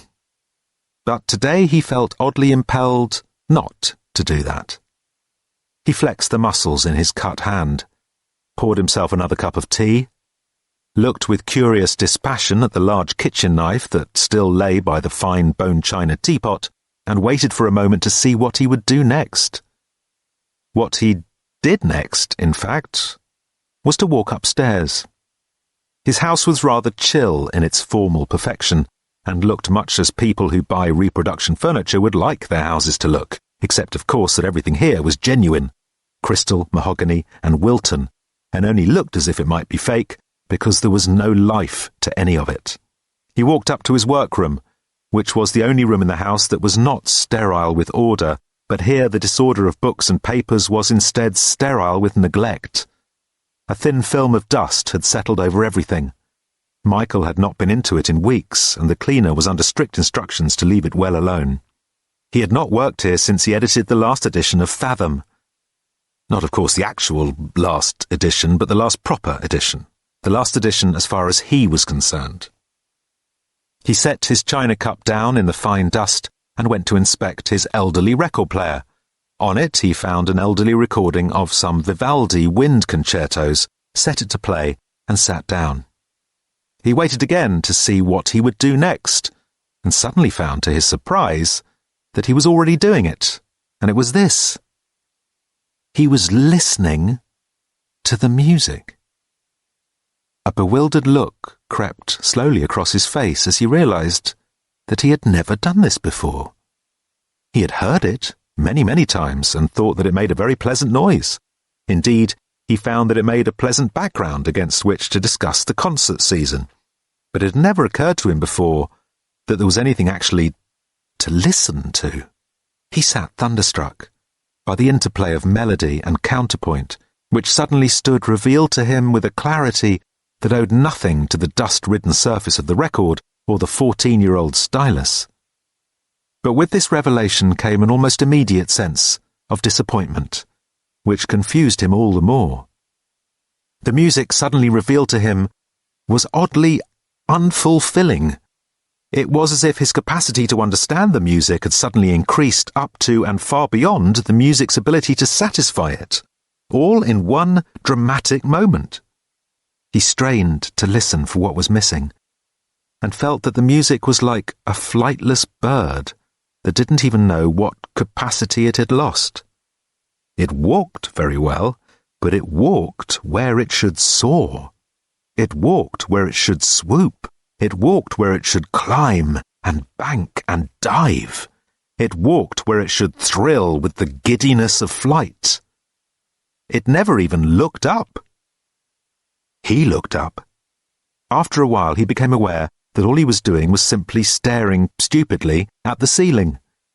He shook his head and discovered that the perception had faded, leaving him feeling slightly sick and dizzy.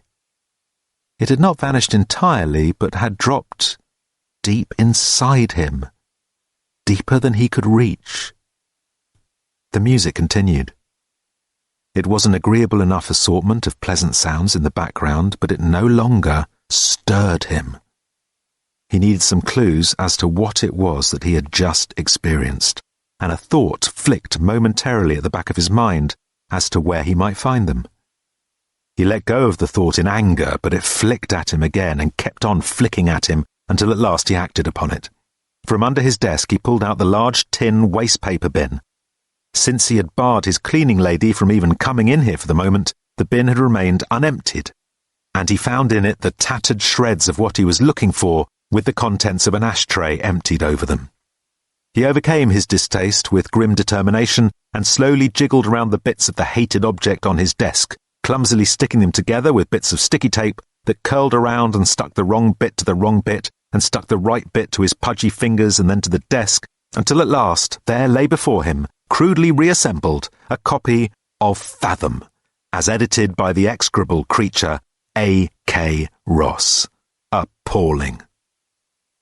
He turned the sticky lumpish pages as if he was picking over chicken giblets.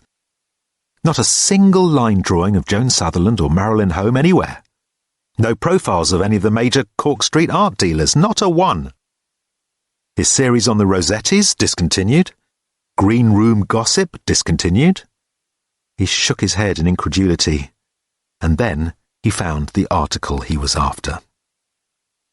Music and Fractal Landscapes, by Richard Macduff. He skipped over the first couple of paragraphs of introduction and picked it up further on. Mathematical analysis and computer modelling are revealing to us that the shapes and processes we encounter in nature, the way that plants grow, the way that mountains erode or rivers flow, the way that snowflakes or islands achieve their shapes, the way that light plays on a surface, the way the milk folds and spins into your coffee as you stir it, the way that laughter sweeps through a crowd of people, all these, in their seemingly magical complexity, can be described by the interaction of mathematical processes that are, if anything, even more magical in their simplicity. Shapes that we think of as random are in fact the products of complex, shifting webs of numbers, obeying simple rules. The very word, natural, that we have often taken to mean unstructured, in fact describes shapes and processes that appear so unfathomably complex that we cannot consciously perceive the simple natural laws at work. They can all be described by numbers. Oddly, this idea seemed less revolting now to Michael than it had done on his first scant reading. He read on with increasing concentration. We know, however, that the mind is capable of understanding these matters in all their complexity and in all their simplicity. A ball flying through the air is responding to the force and direction with which it was thrown, the action of gravity, the friction of the air which it must expend its energy on overcoming, the turbulence of the air around its surface, and the rate and direction of the ball's spin. And yet, someone who might have difficulty consciously trying to work out what 3 times 4 times 5 comes to would have no trouble in doing differential calculus and a whole host of related calculations so astoundingly fast that they can actually catch a flying ball. People who call this instinct are merely giving the phenomenon a name, not explaining anything. I think that the closest that human beings come to expressing our understanding of these natural complexities is in music. It is the most abstract of the arts. It has no meaning or purpose other than to be itself. Every single aspect of a piece of music can be represented by numbers, from the organization of movements in a whole symphony, down through the patterns of pitch and rhythm that make up the melodies and harmonies, the dynamics that shape the performance, all the way down to the timbres of the notes themselves, their harmonics, the way they change over time, in short, all the elements of a noise that distinguish between the sound of one person piping on a piccolo and another one thumping on a drum. All of these things can be expressed by patterns and hierarchies of numbers. And in my experience, the more internal relationships there are between the patterns of numbers at different levels of the hierarchy, however complex and subtle those relationships may be, the more satisfying and, well, whole the music will seem to be. In fact, the more subtle and complex those relationships and the further they are beyond the grasp of the conscious mind, the more the instinctive part of your mind, by which I mean that part of your mind that can do differential calculus so astoundingly fast that it will put your hand in the right place to catch a flying ball, the more that part of your brain revels in it.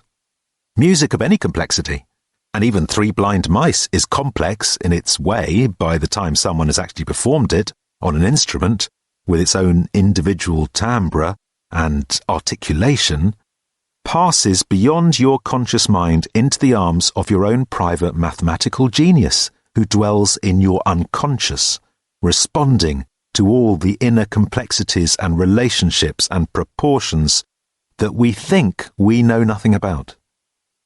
Some people object to such a view of music, saying that if you reduce music to mathematics, where does the emotion come into it? I would say that it's never been out of it.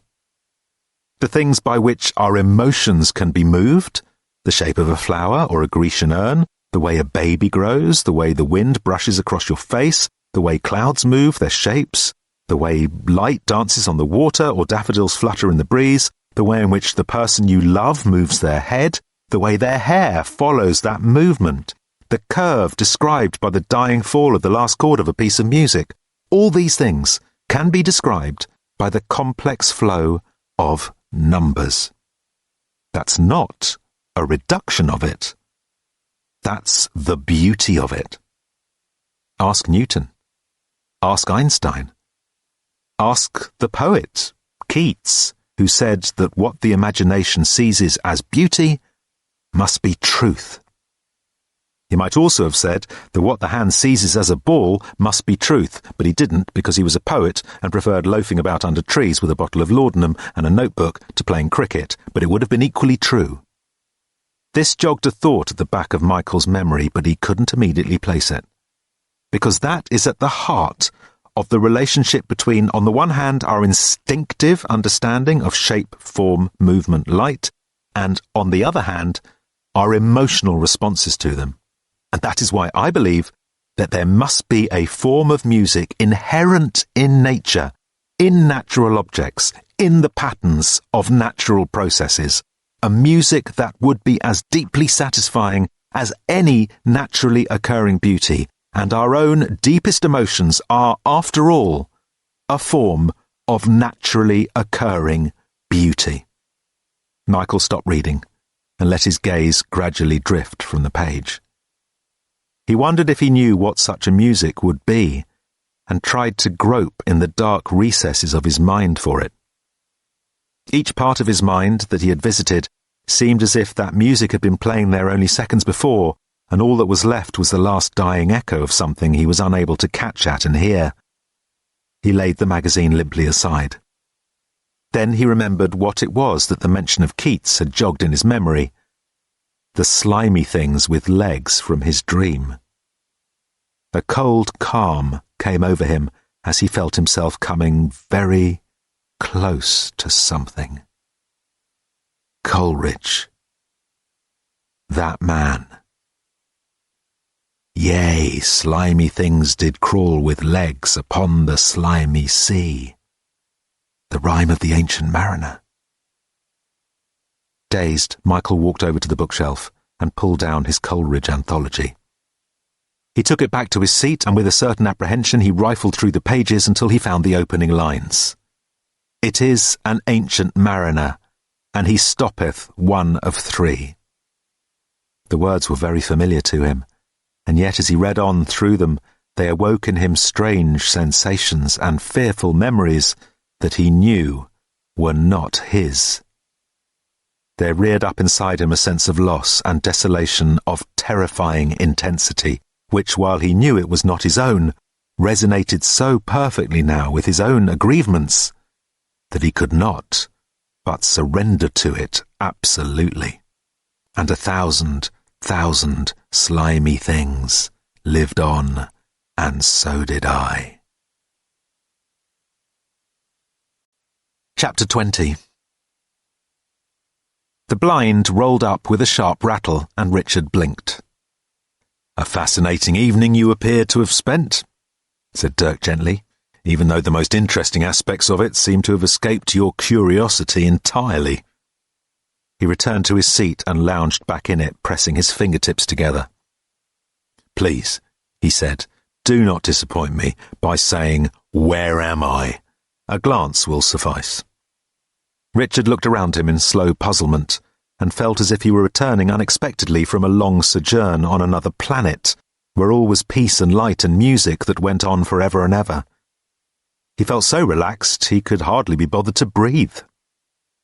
The wooden toggle on the end of the blind cord knocked a few times against the window, but otherwise all was now silent. The metronome was still. He glanced at his watch. It was just after 1 o'clock. "You have been under hypnosis for a little less than an hour," said Dirk, "during which I've learned many interesting things and been puzzled by some others which I would now like to discuss with you. A little fresh air will probably help revive you, and I suggest a bracing stroll along the canal. No one will be looking for you there. Janice!" Silence. A lot of things were still not clear to Richard, and he frowned to himself. When his immediate memory returned a moment later, it was like an elephant suddenly barging through the door, and he sat up with a startled jolt. "Janice!" shouted Dirk again. "Miss Pierce! Damn the girl." He yanked the telephone receivers out of the waste paper basket and replaced them. An old and battered leather briefcase stood by the desk, and he picked this up, retrieved his hat from the floor, and stood up, screwing his hat absurdly on his head. "Come," he said, sweeping through the door to where Miss Janice Pierce sat glaring at a pencil.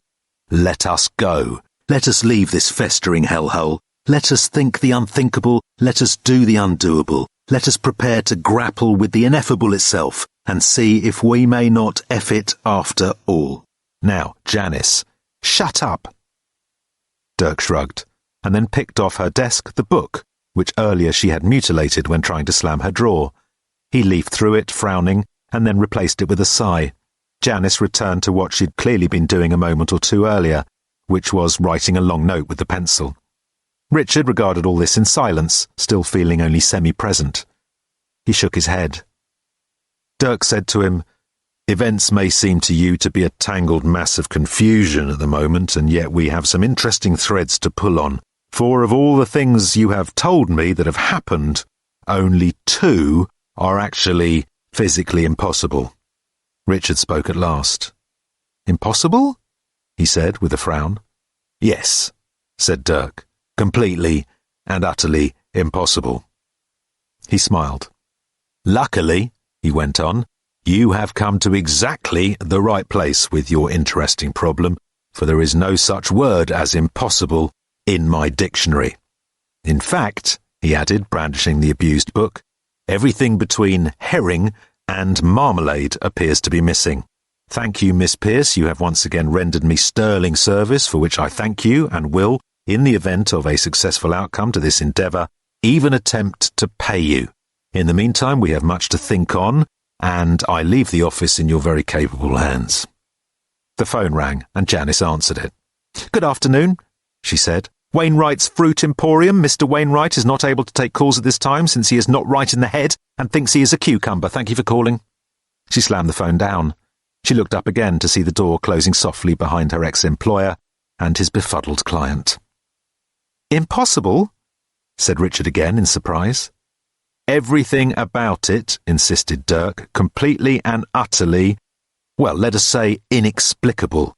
There is no point in using the word impossible to describe something that has clearly happened, but it cannot be explained by anything we know." The briskness of the air along the Grand Union Canal got in among Richard's senses and sharpened them up again. He was restored to his normal faculties, and though the fact of Gordon's death kept jumping at him all over again every few seconds, he was at least now able to think more clearly about it. Oddly enough, though, that seemed for the moment to be the last thing on Dirk's mind.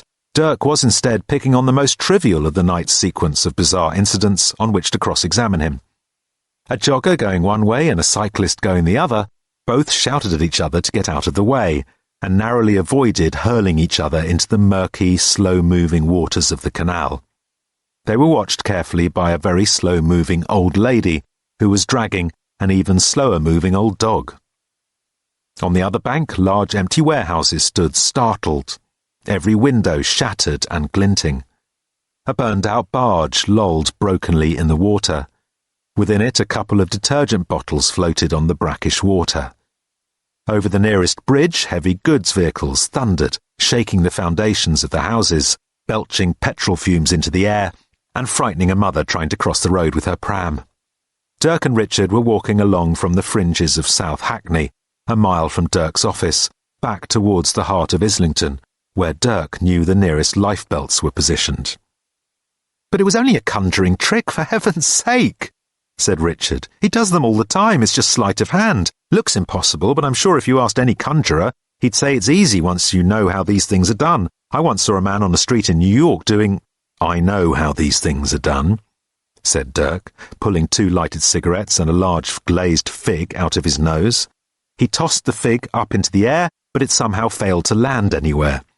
Dexterity, misdirection, suggestion, all things you can learn if you have a little time to waste. Excuse me, dear lady, he said to the elderly slow-moving dog owner as they passed her. He bent down to the dog and pulled a long string of brightly coloured flags from its bottom. I think he will move more comfortably now, he said, tipping his hat courteously to her and moving on. These things, you see, he said to a flummoxed Richard, are easy. Sawing a lady in half is easy.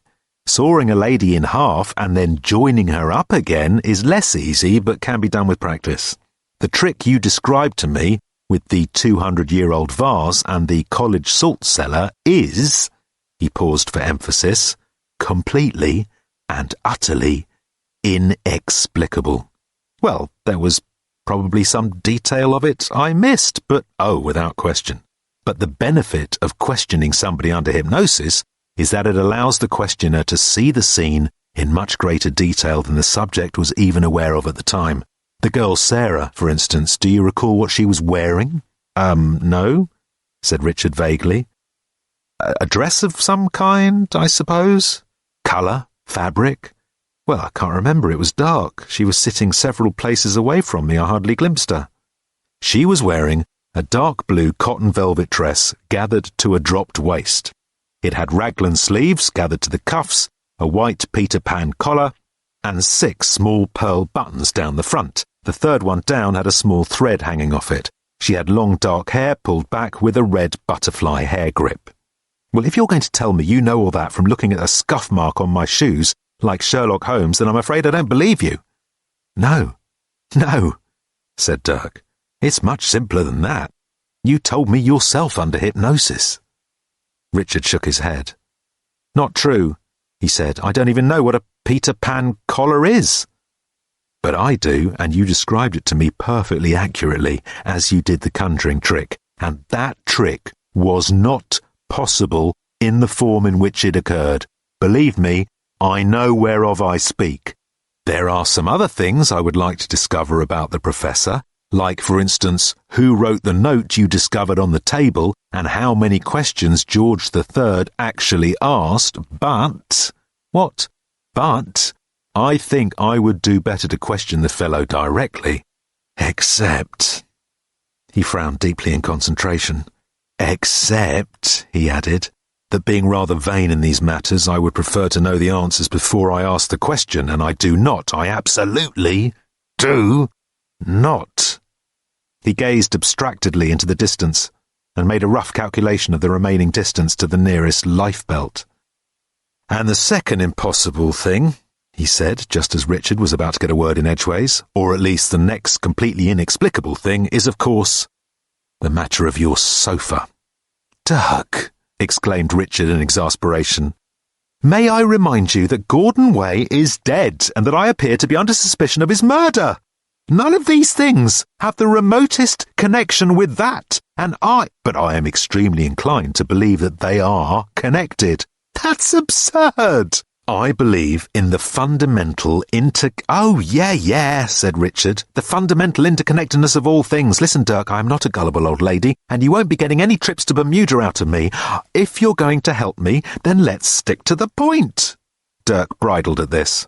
I believe that all things are fundamentally interconnected, as anyone who follows the principles of quantum mechanics to their logical extremes cannot, if they are honest, help but accept. But I also believe that some things are a great deal more interconnected than others, and when 2 apparently impossible events and a sequence of highly peculiar ones all occur to the same person, and when that person suddenly becomes the suspect of a highly peculiar murder, then it seems to me that we should look for the solution in the connection between these events. You are the connection. And you, yourself, have been behaving in a highly peculiar and eccentric way. I have not, said Richard. Yes, some odd things have happened to me, but You were, last night, observed by me to climb the outside of a building and break into the flat of your girlfriend, Susan Way. It may have been unusual, said Richard. May not even have been wise, but it was perfectly logical and rational. I just wanted to undo something I'd done before it caused any damage. Dirk thought for a moment and slightly quickened his pace.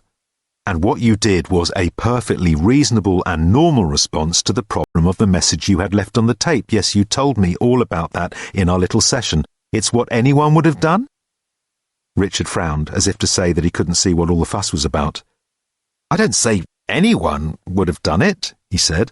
I probably have a slightly more logical and literal turn of mind than many people, which is why I can write computer software. It was a logical and literal solution to the problem. Not a little disproportionate, perhaps? It was very important to me not to disappoint Susan yet again. So you are absolutely satisfied with your own reasons for doing what you did? Yes, insisted Richard angrily. Do you know, said Dirk, what my old maiden aunt who lived in Winnipeg used to tell me? No, said Richard. He quickly took off all his clothes and dived into the canal. Dirk leapt for the lifebelt, with which they had just drawn level, yanked it out of its holder, and flung it to Richard, who was floundering in the middle of the canal looking completely lost and disoriented. Grab hold of this, shouted Dirk, and I'll haul you in. It's all right, spluttered Richard. I can swim. No, you can't, yelled Dirk. Now grab it. Richard tried to strike out for the bank, but quickly gave up in consternation and grabbed hold of the lifebelt. Dirk pulled on the rope till Richard reached the edge, and then bent down to give him a hand out. Richard came out of the water puffing and spitting, then turned and sat shivering on the edge with his hands in his lap. Oh, God, it's foul in there, he exclaimed and spat again. It's absolutely disgusting. Ugh! Phew! God, I'm usually a pretty good swimmer. Must have got some kind of cramp. Lucky coincidence we were so close to the lifebelt. Oh, thanks. This last he said in response to the large towel which Dirk handed him. He rubbed himself down briskly, almost scraping himself with the towel to get the filthy canal water off him. He stood up and looked about. Can you find my pants? Young man, said the old lady with the dog, who had just reached them. She stood looking at them sternly, and was about to rebuke them when Dirk interrupted. 1,000 apologies, dear lady, he said, for any offence my friend might inadvertently have caused you. Please, he added, drawing a slim bunch of anemones from Richard's bottom, accept these with my compliments.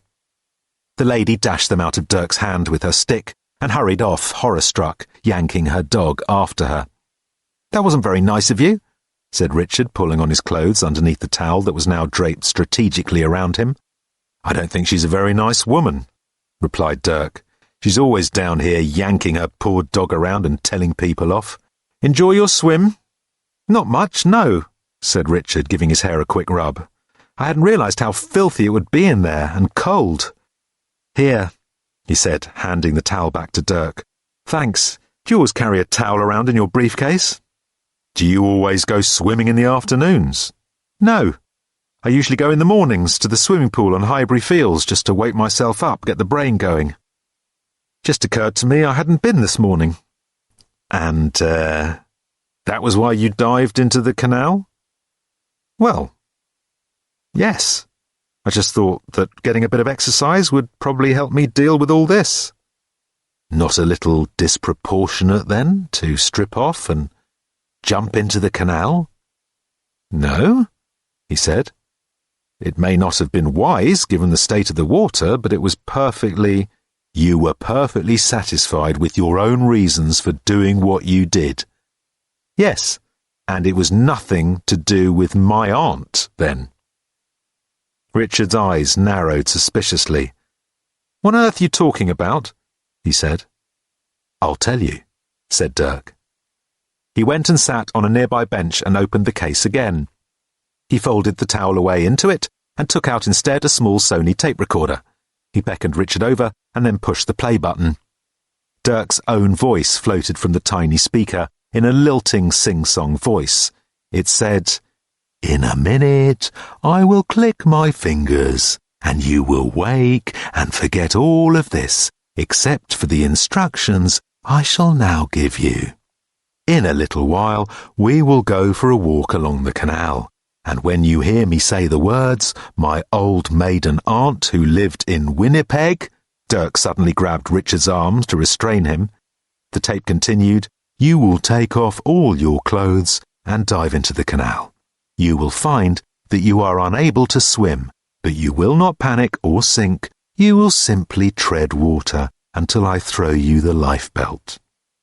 Dirk stopped the tape and looked round at Richard's face, which for the second time that day was pale with shock. "I would be interested to know exactly what it was that possessed you to climb into Miss Way's flat last night," said Dirk. "And why?" Richard didn't respond. He was continuing to stare at the tape recorder in some confusion. Then he said in a shaking voice, "There was a message from Gordon on Susan's tape. He phoned from the car. The tape's in my flat, Dirk. I'm suddenly very frightened by all this." Chapter 21. Dirk watched the police officer on duty outside Richard's house from behind a van parked a few yards away. He had been stopping and questioning everyone who tried to enter the small side alley down which Richard's door was situated, including, Dirk was pleased to note, other policemen, if he didn't immediately recognize them. Another police car pulled up, and Dirk started to move. A police officer climbed out of the car carrying a saw and walked towards the doorway. Dirk briskly matched his pace with him, a step or two behind, striding authoritatively. "It's all right, he's with me," said Dirk, sweeping past at the exact moment that the one police officer stopped the other, and he was inside and climbing the stairs. The officer with the saw followed him in. Excuse me, sir," he called up after Dirk. Dirk had just reached the point where the sofa obstructed the stairway. He stopped and twisted round. "Stay here," he said. "Guard this sofa. Do not let anyone touch it, and I mean anyone, understood?" The officer seemed flummoxed for a moment. "I had orders to saw it up," he said. "Countermanded," barked Dirk. "Watch it like a hawk. I shall want a full report." He turned back and climbed up over the thing. A moment or two later, he emerged into a large open area. This was the lower of the 2 floors that comprised Richard's flat. "Have you searched that?" snapped Dirk at another officer, who was sitting at Richard's dining table looking through some notes. The officer looked up in surprise and started to stand up. Dirk was pointing at the waste paper basket. Yes?" "Search it again. Keep searching it. Who's here?" Well, I haven't got all day. Detective Inspector Mason just left. Good, I'm having him pulled off. I'll be upstairs if I'm needed, but I don't want any interruptions unless it's very important. Understood?" Who? I don't see you searching the waste paper basket." Right, sir. I want it deep searched. Do you understand? Get cracking." Dirk swept on upstairs and into Richard's workroom. The tape was lying exactly where Richard had told him it would be, on the long desk on which the 6 Macintoshes sat. Dirk was about to pocket it when his curiosity was caught by the image of Richard's sofa slowly twisting and turning on the big Macintosh screen, and he sat down at the keyboard. He explored the program Richard had written for a short while, but quickly realized that in its present form it was less than self-explanatory, and he learned little. He managed at last to get the sofa unstuck and move it back down the stairs, but he realized that he had had to turn part of the wall off in order to do it. With a grunt of irritation, he gave up. Another computer he looked at was displaying a steady sine wave. Around the edges of the screen were the small images of other waveforms which could be selected and added to the main one or used to modify it in other ways. He quickly discovered that this enabled you to build up very complex waveforms from simple ones, and he played with this for a while. He added a simple sine wave to itself, which had the effect of doubling the height of the peaks and troughs of the wave. Then he slid one of the waves half a step back with respect to the other, and the peaks and troughs of one simply cancelled out the peaks and troughs of the other, leaving a completely flat line. Then he changed the frequency of one of the sine waves by a small extent. The result of this was that at some positions along the combined waveform, the two waves reinforced each other, and at others they cancelled each other out. Adding a third simple wave of yet another frequency resulted in a combined wave in which it was hard to see any pattern at all. The line danced up and down seemingly at random, staying quite low for some periods and then suddenly building into very large peaks and troughs as all three waves came briefly into phase with each other. Dirk assumed that there must be amongst this array of equipment a means for translating the waveform dancing on the Macintosh screen into an actual musical tone, and hunted among the menus available in the program. He found one menu item which invited him to transfer the wave sample into an emu. This puzzled him. He glanced around the room in search of a large flightless bird, but was unable to locate any such thing. He activated the process anyway, and then traced the cable which led from the back of the Macintosh down behind the desk, along the floor, behind a cupboard, under a rug, until it fetched up plugged into the back of a large grey keyboard called an emulator 2. This, he assumed, was where his experimental waveform had just arrived. Tentatively, he pushed a key. The nasty farting noise that surged instantly out of the speakers was so loud that for a moment he didn't hear the words "Sflad jelly" that were barked simultaneously from the doorway. Richard sat in Dirk's office and threw tiny screwed-up balls of paper at the waste paper bin, which was already full of telephones. He broke pencils. He played major extracts from an old Ginger Baker solo on his knees. In a word, he fretted. He had been trying to write down on a piece of Dirk's notepaper all that he could remember of the events of the previous evening, and, as far as he could pinpoint them, the times at which each had occurred. He was astonished at how difficult it was, and how feeble his conscious memory seemed to be in comparison with his unconscious memory, as Dirk had demonstrated it to him. Damn Dirk, he thought. He wanted to talk to Susan. Dirk had told him that he must not do so, on any account, as there would be a trace on the phone lines. Damn Dirk, he said suddenly, and sprang to his feet. Have you got any 10-pence pieces? He said to the resolutely glum Janice. Dirk turned. Framed in the doorway stood a tall, dark figure. The tall, dark figure appeared to be not at all happy with what it saw, to be rather cross about it, in fact. To be more than cross. It appeared to be a tall, dark figure who could very easily yank the heads off half a dozen chickens and still be cross at the end of it. It stepped forward into the light and revealed itself to be Sergeant Gilks of the Cambridgeshire Constabulary. "Did you know," said Sergeant Gilks of the Cambridgeshire Constabulary, blinking with suppressed emotion, "that when I arrived back here to discover one police officer guarding a sofa with a saw and another dismembering an innocent wastepaper basket, I have to ask myself certain questions, and I have to ask them with the disquieting sense that I am not going to like the answers when I find them. I then find myself mounting the stairs with a horrible premonition. Sflad jelly. A very horrible premonition indeed. A premonition, I might add, that I now find horribly justified. I suppose you can't shed any light on a horse discovered in a bathroom as well. That seemed to have an air of you about it." "I cannot," said Dirk, "as yet, though it interests me strangely." "I should think it bloody did." "It would have interested you strangely if you'd had to get the bloody thing down a bloody winding staircase at 1 in the morning as well. What the hell are you doing here?"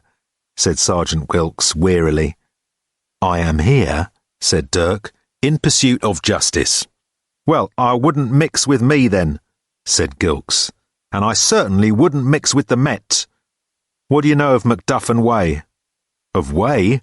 Nothing beyond what is common knowledge. Macduff I knew at Cambridge." "Oh, you did you? Describe him." "Tall and absurdly thin, and good-natured, a bit like a praying mantis that doesn't pray, a non-praying mantis, if you like. A sort of pleasant, genial mantis that's given up praying and taken up tennis instead." "Huh," said Gilks gruffly, turning away and looking about the room. Dirk pocketed the tape. "Sounds like the same one?" said Gilks. And of course, said Dirk, completely incapable of murder. That's for us to decide. And of course a jury. Yeah, juries. Though of course it will not come to that, since the facts will speak for themselves long before it comes to a court of law for my client.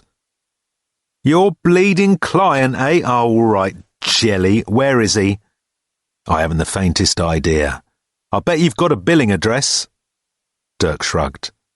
Look, Jelly, this is a perfectly normal, harmless murder inquiry, and I don't want you mucking it up, so consider yourself warned off, as of now. If I see a single piece of evidence being levitated, I'll hit you so hard you won't know if it's tomorrow or Thursday. Now get out and give me that tape on the way. He held out his hand. Dirk blinked, genuinely surprised. What tape? Gilks sighed. You're a clever man, Jelly, I grant you that, he said. But you make the same mistake a lot of clever people do of thinking everyone else is stupid. If I turn away, it's for a reason, and the reason was to see what you picked up. I didn't need to see you pick it up, I just had to see what was missing afterwards. We are trained, you know. We used to get half an hour observation training on Tuesday afternoons, just as a break after 4 hours solid of senseless brutality. Dirk hid his anger with himself behind a light smile. He fished in the pocket of his leather overcoat and handed over the tape.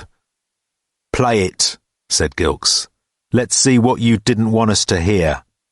It wasn't that I didn't want you to hear it, said Dirk with a shrug. I just wanted to hear it first. He went over to the shelf which carried Richard's hi-fi equipment and slipped the tape into the cassette player. So, do you want to give me a little introduction? It's a tape, said Dirk, from Susan Way's telephone answering machine. Way apparently had this habit of leaving long... Yeah, I know about that, and his secretary goes round picking up his prattlings in the morning, poor devil. Well, I believe there may be a message on the tape from Gordon Way's car last night. I see. OK, play it. With a gracious bow, Dirk pressed the play button. Oh, Susan, hi, it's Gordon, said the tape once again. Just on my way to the cottage. Cottage? Exclaimed Gilks satirically. It's Thursday night and it's 8:47, bit misty on the roads. Listen, I have those people from the States coming over this weekend. Gilks raised his eyebrows, looked at his watch and made a note on his pad. Both Dirk and the police sergeant experienced a chill as the dead man's voice filled the room. It's a wonder I don't end up dead in a ditch. That would be something, wouldn't it, leaving your famous last words on somebody's answering machine? There's no reason. They listened in tense silence as the tape played on through the entire message. That's the problem with crunchheads. They have one great idea that actually works and then they expect you to carry on funding them for years while they sit and calculate the topographies of their navels. I'm sorry, I'm going to have to stop and close the boot properly, won't be a moment. Next came the muffled bump of the telephone receiver being dropped on the passenger seat, and a few seconds later, the sound of the car door being opened. In the meantime, the music from the car's sound system could be heard burbling away in the background. A few seconds later still came the distant, muffled but unmistakable double blam of a shotgun. Stop the tape, said Gilks sharply, and glanced at his watch. 3 minutes and 25 seconds since he said it was 8:47. He glanced up at Dirk again. Stay here, don't move, don't touch anything. I've made a note of the position of every particle of air in this room, so I shall know if you've been breathing. He turned smartly and left. Dirk heard him saying as he went down the stairs, tuck it, get on to Way Forward's office, get the details of Way's earphone. What number, which network? The voice faded away downstairs. Quickly, Dirk twisted down the volume control on the hi-fi and resumed playing the tape. The music continued for a while. Dirk drummed his fingers in frustration. Still the music continued. He flicked the fast-forward button for just a moment. Still music. It occurred to him that he was looking for something, and that he didn't know what. That thought stopped him in his tracks. He was very definitely looking for something. He very definitely didn't know what. The realization that he didn't know exactly why he was doing what he was doing suddenly chilled and electrified him. He turned slowly, like a fridge door opening. There was no one there. At least no one that he could see. But he knew the chill prickling through his skin and detested it above all things. He said in a low, savage whisper, "If anyone can hear me, hear this. My mind is my centre, and everything that happens there is my responsibility. Other people may believe what it pleases them to believe, but I will do nothing without knowing the reason why and knowing it clearly. If you want something, then let me know, but do not you dare touch my mind." He was trembling, with a deep and old rage. The chill dropped slowly and almost pathetically from him, and seemed to move off into the room. He tried to follow it with his senses, but was instantly distracted by a sudden voice that seemed to come at him on the edge of his hearing, on a distant howl of wind. It was a hollow, terrified, bewildered voice. No more than an insubstantial whisper, but it was there, audible, on the telephone answering machine tape. It said, "Susan, Susan, help me, for God's sake, Susan, I'm dead." Dirk whirled round and stopped the tape. "I'm sorry," he said under his breath, "but I have the welfare of my client to consider." He wound the tape back a very short distance to just before where the voice began, twisted the record level knob to 0, and pressed record. He left the tape to run, wiping off the voice and anything that might follow it. If the tape was going to establish the time of Gordon Way's death, then Dirk didn't want any embarrassing examples of Gordon speaking to turn up on the tape after that point, even if it was only to confirm that he was, in fact, dead. There seemed to be a great eruption of emotion in the air near to him. A wave of something surged through the room, causing the furniture to flutter in its wake. Dirk watched where it seemed to go, towards a shelf near the door on which he suddenly realized stood Richard's own telephone answering machine.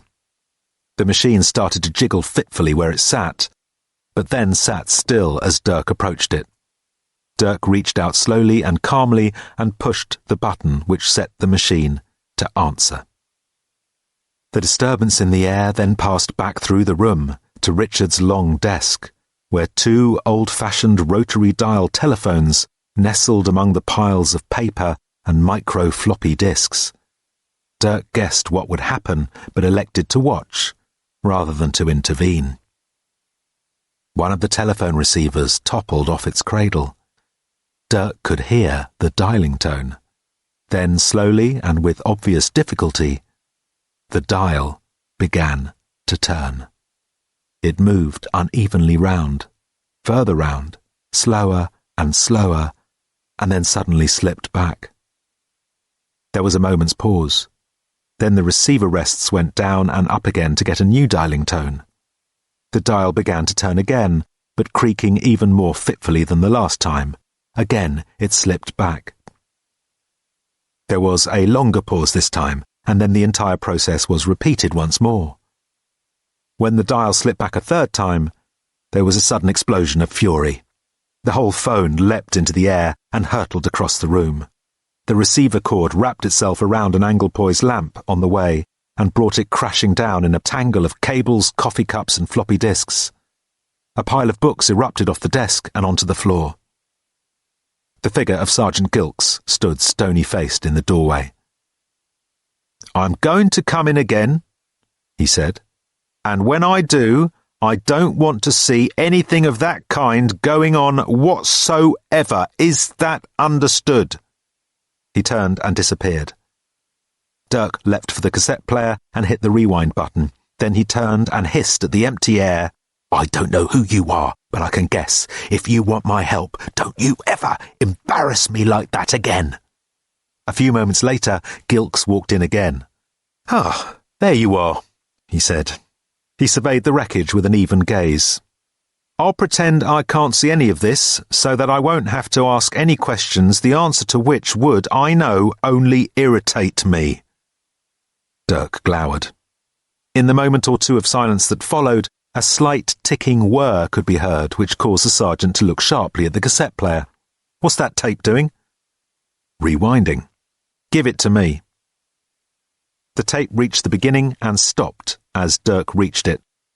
He took it out and handed it to Gilks. "Irritatingly, this seems to put your client completely in the clear," said the sergeant.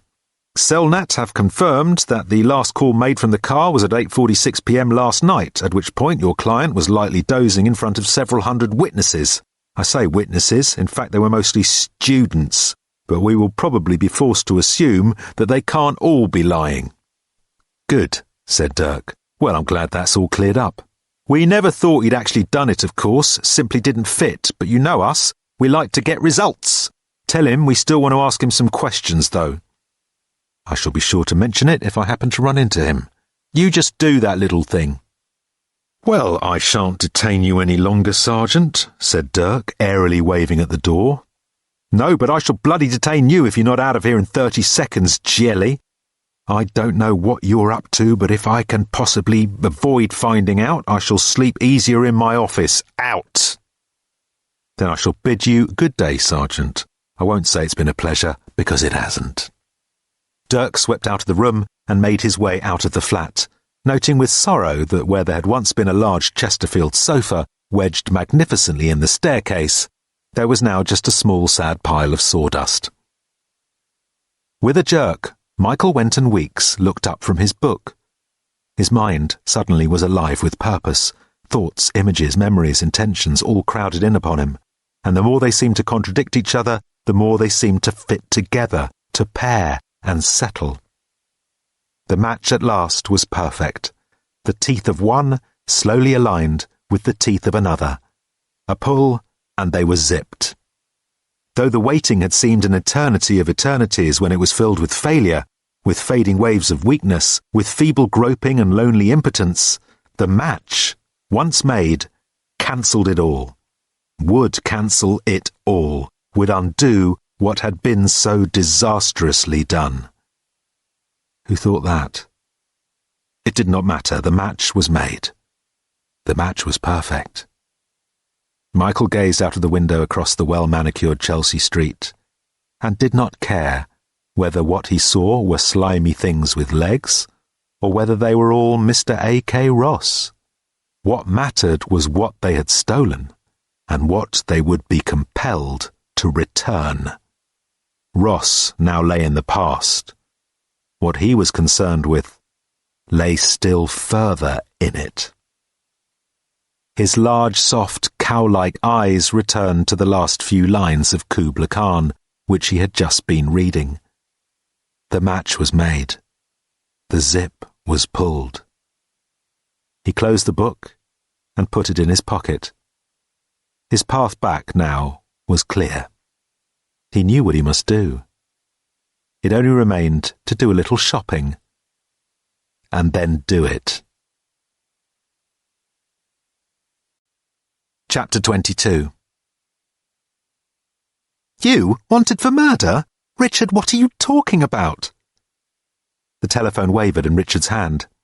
He was holding it about half an inch away from his ear anyway, because it seemed that somebody had dipped the earpiece in some chow mein recently. But that wasn't so bad. This was a public telephone, so it was clearly an oversight that it was working at all. But Richard was beginning to feel as if the whole world had shifted about half an inch away from him, like someone in a deodorant commercial. "Gordon," said Richard hesitantly. "Gordon's been murdered, hasn't he?" Susan paused before she answered. "Yes, Richard," she said in a distressed voice. "But no one thinks you did it. They want to question you, of course, but—" "So there are no police with you now?" "No, Richard," insisted Susan. "Look, why don't you come here?" "And they're not out searching for me?"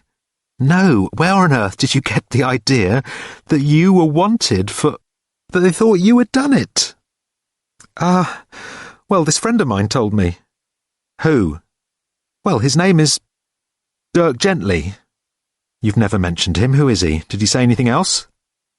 He, hypnotized me and, made me jump in the canal and, well, that was it, really. There was a terribly long pause at the other end. Richard, said Susan at last, with the sort of calmness that comes over people when they realise that however bad things may seem to be, there is absolutely no reason why they simply shouldn't get worse and worse. Come over here. I was going to say I need to see you, but I think you need to see me. I should probably go to the police. Go to the police later, Richard, please. A few hours won't make any difference. I can hardly even think, Richard, it's so awful. It would just help if you were here. Where are you? Okay, said Richard. I'll be with you in about 20 minutes. Shall I leave the window open, or would you like to try the door? She said with a sniff. Chapter 23. No, please, said Dirk, restraining Miss Pearce's hand from opening a letter from the Inland Revenue. There are wilder skies than these. He had emerged from a spell of tense brooding in his darkened office, and there was an air of excited concentration about him. It had taken his actual signature on an actual salary cheque to persuade Miss Pearce to forgive him for the latest unwarrantable extravagance with which he had returned to the office, and he felt that just to sit there blatantly opening letters from the taxman was to take his magnanimous gesture in entirely the wrong spirit. She put the envelope aside. Come, he said. I have something I wish you to see. I shall observe your reactions with the very greatest of interest. He bustled back into his own office and sat at his desk. She followed him in patiently and sat opposite, pointedly ignoring the new, unwarrantable extravagance sitting on the desk. The flashy brass plaque for the door had stirred her up pretty badly, but the silly phone with big red push buttons she regarded as being beneath contempt.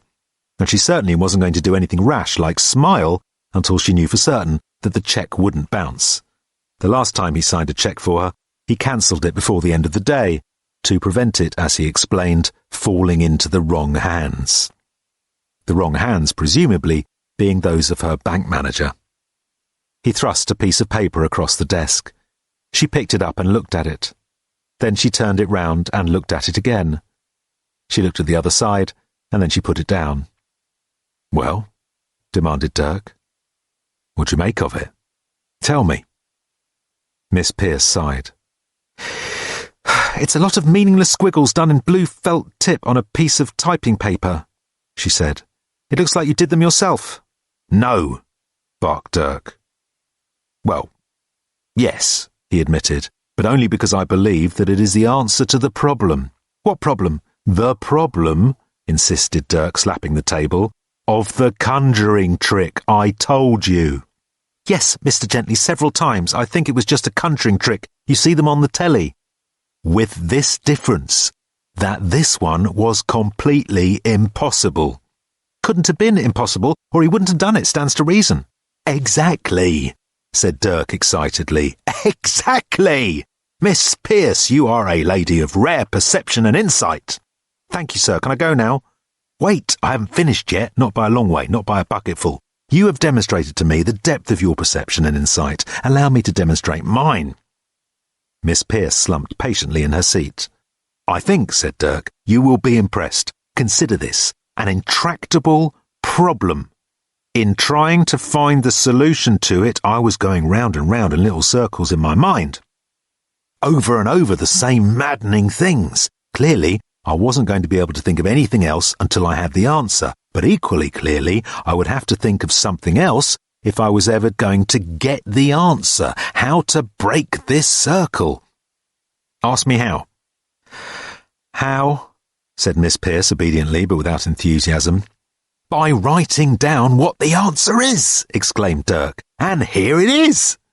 He slapped the piece of paper triumphantly and sat back with a satisfied smile. Miss Pearce looked at it dumbly. With the result, continued Dirk, that I am now able to turn my mind to fresh and intriguing problems, like, for instance, He took the piece of paper covered with its aimless squiggles and doodlings and held it up to her. "What language," he said in a low, dark voice, "is this written in?" Miss Pearce continued to look at it dumbly. Dirk flung the piece of paper down, put his feet up on the table, and threw his head back with his hands behind it. "You see what I have done?" he asked the ceiling, which seemed to flinch slightly at being yanked so suddenly into the conversation. "I have transformed the problem from an intractably difficult and possibly quite insoluble conundrum into a mere linguistic puzzle.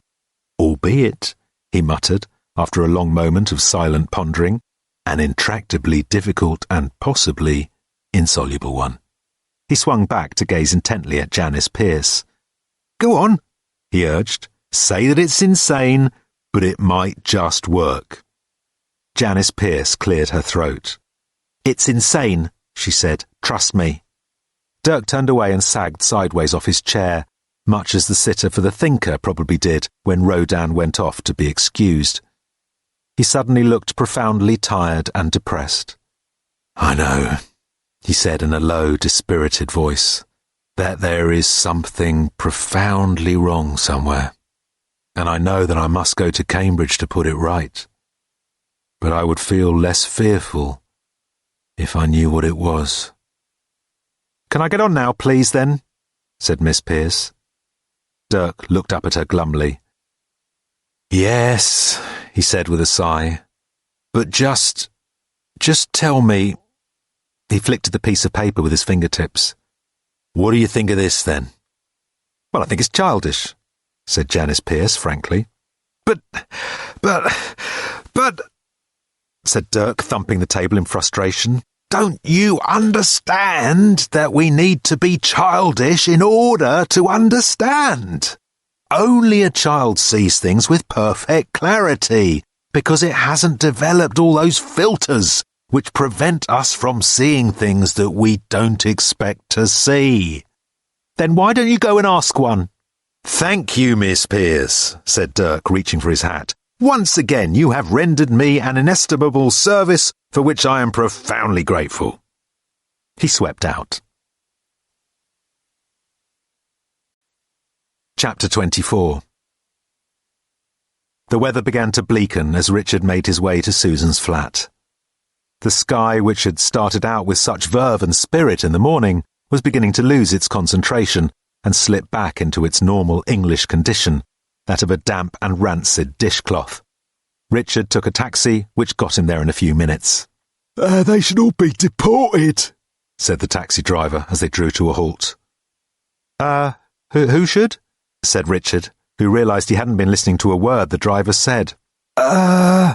Said the driver, who suddenly realised he hadn't been listening either. The whole lot of them. Get rid of the whole bloody lot, that's what I say, and their bloody newts," he added for good measure. "Expect you're right," said Richard, and hurried into the house. Arriving at the front door of her flat, he could hear from within the sounds of Susan's cello playing a slow, stately melody. He was glad of that she was playing. She had an amazing emotional self-sufficiency and control, provided she could play her cello. He had noticed an odd and extraordinary thing about her relationship with the music she played. If ever she was feeling emotional or upset, she could sit and play some music with utter concentration and emerge seeming fresh and calm.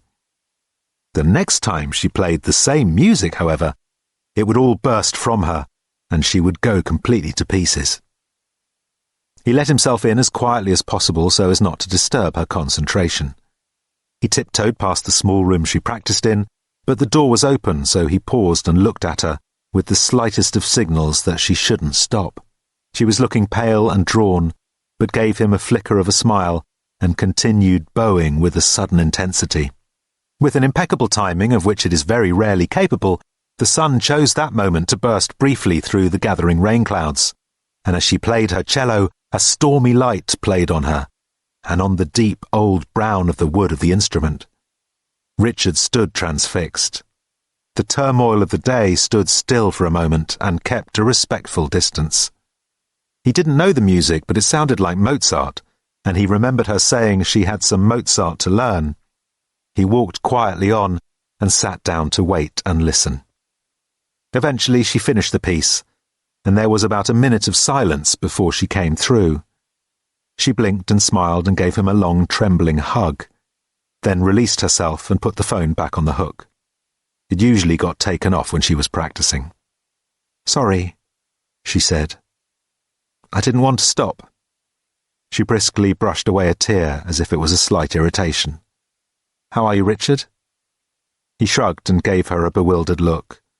That seemed about to cover it. "And I'm going to have to carry on, I'm afraid," said Susan with a sigh. "I'm sorry, I've just been—" She shook her head. "Who would do it?" "I don't know, some madman. I'm not sure that it matters who." "No," she said. "Look, have you had any lunch?" "No, Susan, you keep playing and I'll see what's in the fridge. We can talk about it all over some lunch." Susan nodded. "All right," she said. "Except—" "Yes?" "Well, just for the moment, I don't really want to talk about Gordon. Just till it sinks in. I feel sort of caught out. It would be easier if I'd been closer to him, but I wasn't, and I'm sort of embarrassed by not having a reaction ready. Talking about it would be all right, except that you have to use the past tense, and that's what's—" She clung to him for a moment, and then quieted herself with a sigh. "There's not much in the fridge at the moment," she said. "Some yogurt, I think, and a jar of roll-mop herrings you could open. I'm sure you'll be able to muck it up if you try, but it's actually quite straightforward. The main trick is not to throw them all over the floor or get jam on them." She gave him a hug, a kiss, and a glum smile, and then retreated back to her music room. The phone rang and Richard answered it. "Hello?" he said. There was nothing, just a faint sort of windy noise on the line. "Hello?" he said again. Waited, shrugged, and put the phone back down. "Was anybody there?" called Susan. "No, no one," said Richard. "That's happened a couple of times," said Susan. "I think it's a sort of minimalist heavy breather." She resumed playing. Richard went into the kitchen and opened the fridge. He was less of a health-conscious eater than Susan, and was therefore less than thrilled by what he found there, but he managed to put some roll-mop herrings, some yogurt, some rice, and some oranges on a tray without difficulty, and tried not to think that a couple of fat hamburgers and fries would round it off nicely. He found a small bottle of white wine and carried it all through to the small dining table. After a minute or two, Susan joined him there. She was at her most calm and composed, and after a few mouthfuls, she asked him about the canal. Richard shook his head in bemusement and tried to explain about it and about Dirk. "What did you say his name was?" said Susan with a frown, when he had come rather lamely to a conclusion. "It's, Dirk Gently," said Richard. "In a way." "In a way?" Yes," said Richard with a difficult sigh. He reflected that just about anything you could say about Dirk was subject to these kind of vague and shifty qualifications.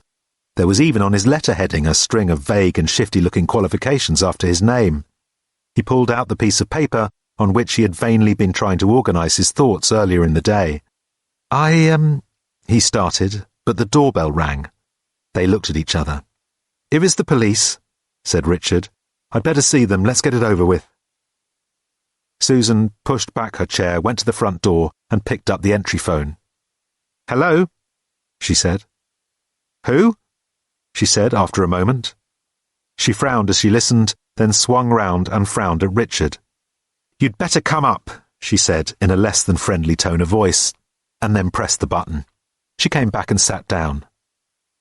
"Your friend," she said evenly, "Mr. Gently."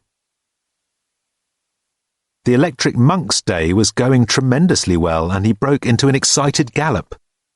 That is to say that excitedly he spurred his horse to a gallop, and unexcitedly his horse broke into it. This world, the monk thought, was a good one. He loved it. He didn't know whose it was or where it had come from, but it was certainly a deeply fulfilling place for someone with his unique and extraordinary gifts. He was appreciated. All day he had gone up to people, fallen into conversation with them, listened to their troubles, and then quietly uttered those 3 magic words. I believe you. The effect had invariably been electrifying. It wasn't that people on this world didn't occasionally say it to each other, but they rarely, it seemed, managed to achieve that deep timbre of sincerity which the monk had been so superbly programmed to reproduce. On his own world, after all, he was taken for granted. People would just expect him to get on and believe things for them without bothering them. Someone would come to the door with some great new idea or proposal or even a new religion, and the answer would be, "Oh, go and tell it to the monk." And the monk would sit and listen and patiently believe it all. But no one would take any further interest. Only one problem seemed to arise on this otherwise excellent world. Often after he had uttered the magic words, the subject would rapidly change to that of money, and the monk, of course, didn't have any, a shortcoming that had quickly blighted a number of otherwise very promising encounters. Perhaps he should acquire some, but where? He reined his horse in for a moment, and the horse jerked gratefully to a halt and started in on the grass on the roadside verge. The horse had no idea what all this galloping up and down was in aid of and didn't care. All it did care about was that it was being made to gallop up and down past a seemingly perpetual roadside buffet. It made the best of its moment while it had it. The monk peered keenly up and down the road. It seemed vaguely familiar. He trotted a little further up it for another look. The horse resumed its meal a few yards further along. Yes, the monk had been here last night. He remembered it clearly. Well, sort of clearly. He believed that he remembered it clearly, and that, after all, was the main thing. Here was where he had walked to, in a more than usually confused state of mind, and just around the very next corner, if he was not very much mistaken again, lay the small roadside establishment at which he had jumped into the back of that nice man's car. The nice man who had subsequently reacted so oddly to being shot at. Perhaps they would have some money there, and would let him have it, he wondered. Well, he would find out. He yanked his horse from its feast once again, and galloped towards it. As he approached the petrol station, he noticed a car parked there at an arrogant angle. The angle made it quite clear that the car was not there for anything so mundane as to have petrol put into it, and was much too important to park itself neatly out of the way. Any other car that arrived for petrol would just have to maneuver around it as best it could. The car was white with stripes and badges and important-looking lights. Arriving at the forecourt, the monk dismounted and tethered his horse to a pump. He walked towards the small shop building and saw that inside it there was a man with his back to him, wearing a dark blue uniform and a peaked cap. The man was dancing up and down and twisting his fingers in his ears, and this was clearly making a deep impression on the man behind the till. The monk watched in transfixed awe. The man, he believed, with an instant effortlessness which would have impressed even a Scientologist, must be a god of some kind to arouse such fervour. He waited with bated breath to worship him. In a moment the man turned around and walked out of the shop, saw the monk, and stopped dead. The monk realised that the god must be waiting for him to make an act of worship, so he reverently danced up and down, twisting his fingers in his ears. His god stared at him for a moment, caught hold of him, twisted him around, slammed him forward, spread-eagled over the car, and frisked him for weapons. Dirk burst into the flat like a small, pudgy tornado. "Miss Way," he said, grasping her slightly unwilling hand and doffing his absurd hat. "It is the most inexpressible pleasure to meet you, but also the matter of the deepest regret that the occasion of our meeting should be one of such great sorrow, and one which bids me extend to you my most profound sympathy and commiseration. I ask you to believe me that I would not intrude upon your private grief for all the world, if it were not on a matter of the gravest moment and magnitude. Richard, I have solved the problem of the conjuring trick, and it's extraordinary." He swept through the room and deposited himself on a spare chair at the small dining table on which he put his hat. "You will have to excuse us, Dirk," said Richard coldly. "No, I'm afraid you will have to excuse me," returned Dirk. "The puzzle is solved, and the solution is so astounding that it took a 7-year-old child on the street to give it to me, but it is undoubtedly the correct one. Absolutely undoubtedly." "What, then, is the solution, you ask me, or rather would ask me if you could get a word in edgeways, which you can't, so I will save you the bother and ask the question for you and answer it as well by saying that I will not tell you, because you won't believe me. I shall instead show you this very afternoon. Rest assured, however, that it explains everything. It explains the trick. It explains the note you found that should have made it perfectly clear to me, but I was a fool. And it explains what the missing third question was, or rather, and this is the significant point, it explains what the missing first question was." "What missing question?" exclaimed Richard, confused by the sudden pause and leaping in with the first phrase he could grab. Dirk blinked, as if at an idiot. "The missing question that George III asked, of course," he said. "Asked who?" "Well, the professor," said Dirk impatiently. "Don't you listen to anything you say?" "The whole thing was obvious," he exclaimed, thumping the table. "So obvious that the only thing which prevented me from seeing the solution was the trifling fact that it was completely impossible. Sherlock Holmes observed that once you have eliminated the impossible, then whatever remains, however improbable, must be the answer. I, however, do not like to eliminate the impossible. Now, let us go." "No." "What?" Dirk glanced up at Susan, from whom this unexpected, or at least unexpected to him, opposition had come. "Mr. Gently," said Susan in a voice you could not just stick with, "why did you deliberately mislead Richard into thinking he was wanted by the police?" Dirk frowned. "But he was wanted by the police," he said, "and still is." "Yes, but just to answer questions, not because he's a suspected murderer." Dirk looked down. "Miss Way," he said, "the police are interested in knowing who murdered your brother. I, with the very greatest respect, am not. It may, I concede, turn out to have a bearing on the case, but it may just as likely turn out to be a casual madman.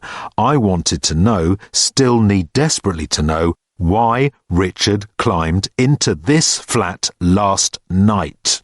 "I told you," protested Richard.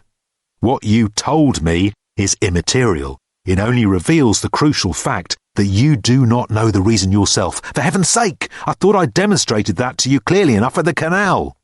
Richard simmered. "It was perfectly clear to me, watching you," pursued Dirk, "that you had very little idea what you were doing and had absolutely no concern about the physical danger you were in. At first I thought, watching, that it was just a brainless thug out on his first and quite possibly last burgle.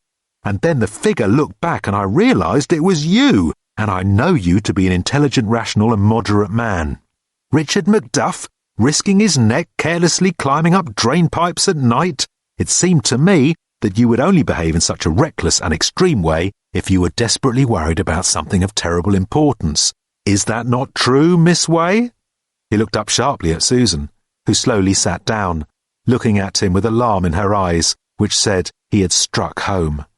"And yet, when you came to see me this morning, you seemed perfectly calm and collected. You argued with me perfectly rationally when I talked a lot of nonsense about Schrodinger's cat. This was not the behaviour of someone who had the previous night been driven to extremes by some desperate purpose. I confess that it was at that moment that I stooped to, well, exaggerating your predicament simply in order to keep hold of you."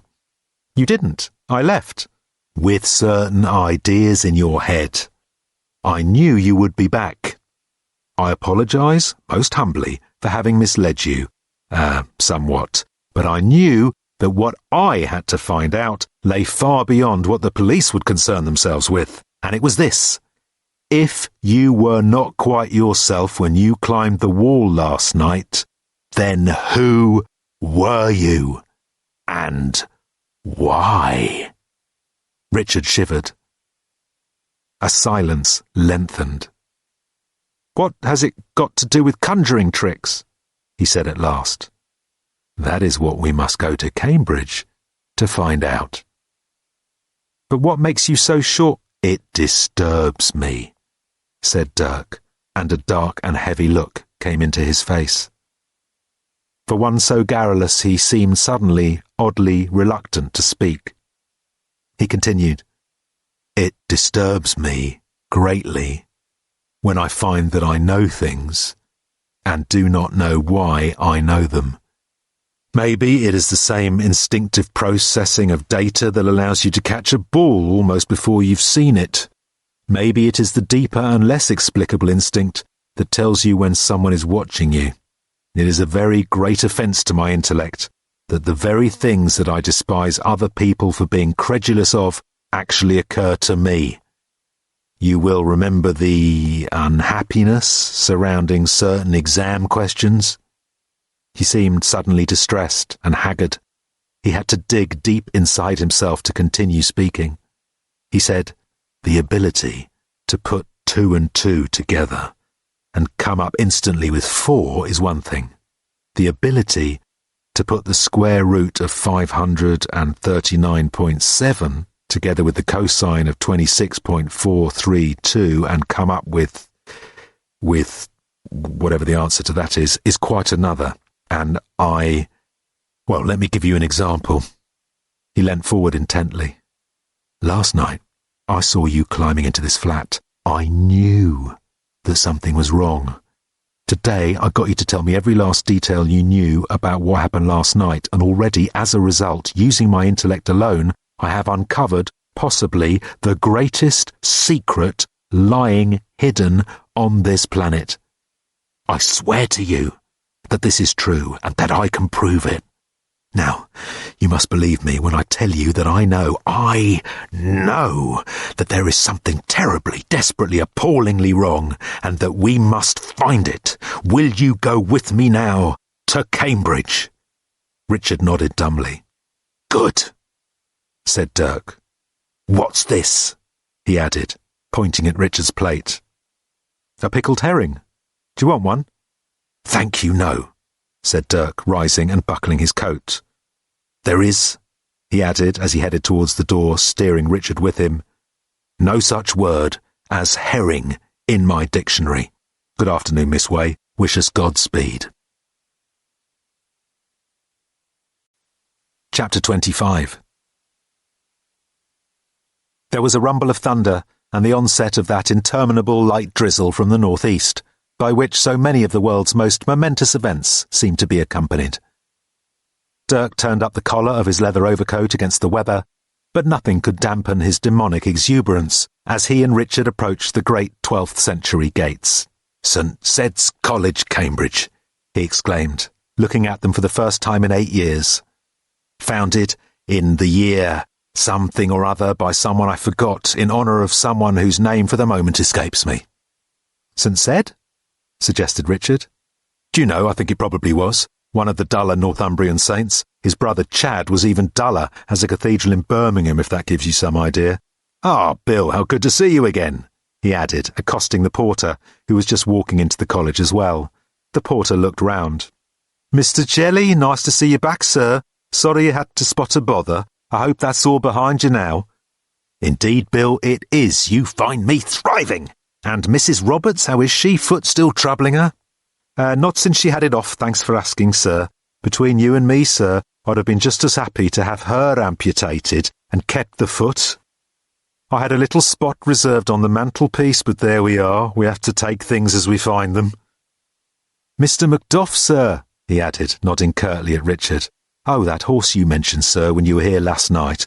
I'm afraid we had to have it removed. It was bothering Professor Chronotus. I was only curious, Bill, said Richard. I hope it didn't disturb you. Nothing ever disturbs me, sir, so long as it isn't wearing a dress. Can't abide it when the young fellas wear dresses, sir. If the horse bothers you again, Bill, interrupted Dirk, patting him on the shoulder, send it up to me and I shall speak with it. Now, you mentioned the good Professor Chronotus. Is he in at the moment? We've come on an errand. Far as I know, sir, can't check for you because his phone's out of order. Suggest you go and look for yourself. Far left corner of Second Court.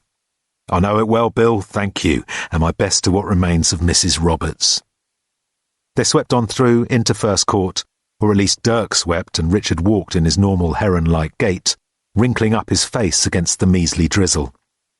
Dirk had obviously mistaken himself for a tour guide. St. Sed's, he pronounced. "The College of Coleridge and the College of Sir Isaac Newton, renowned inventor of the milled-edged coin and the cat flap."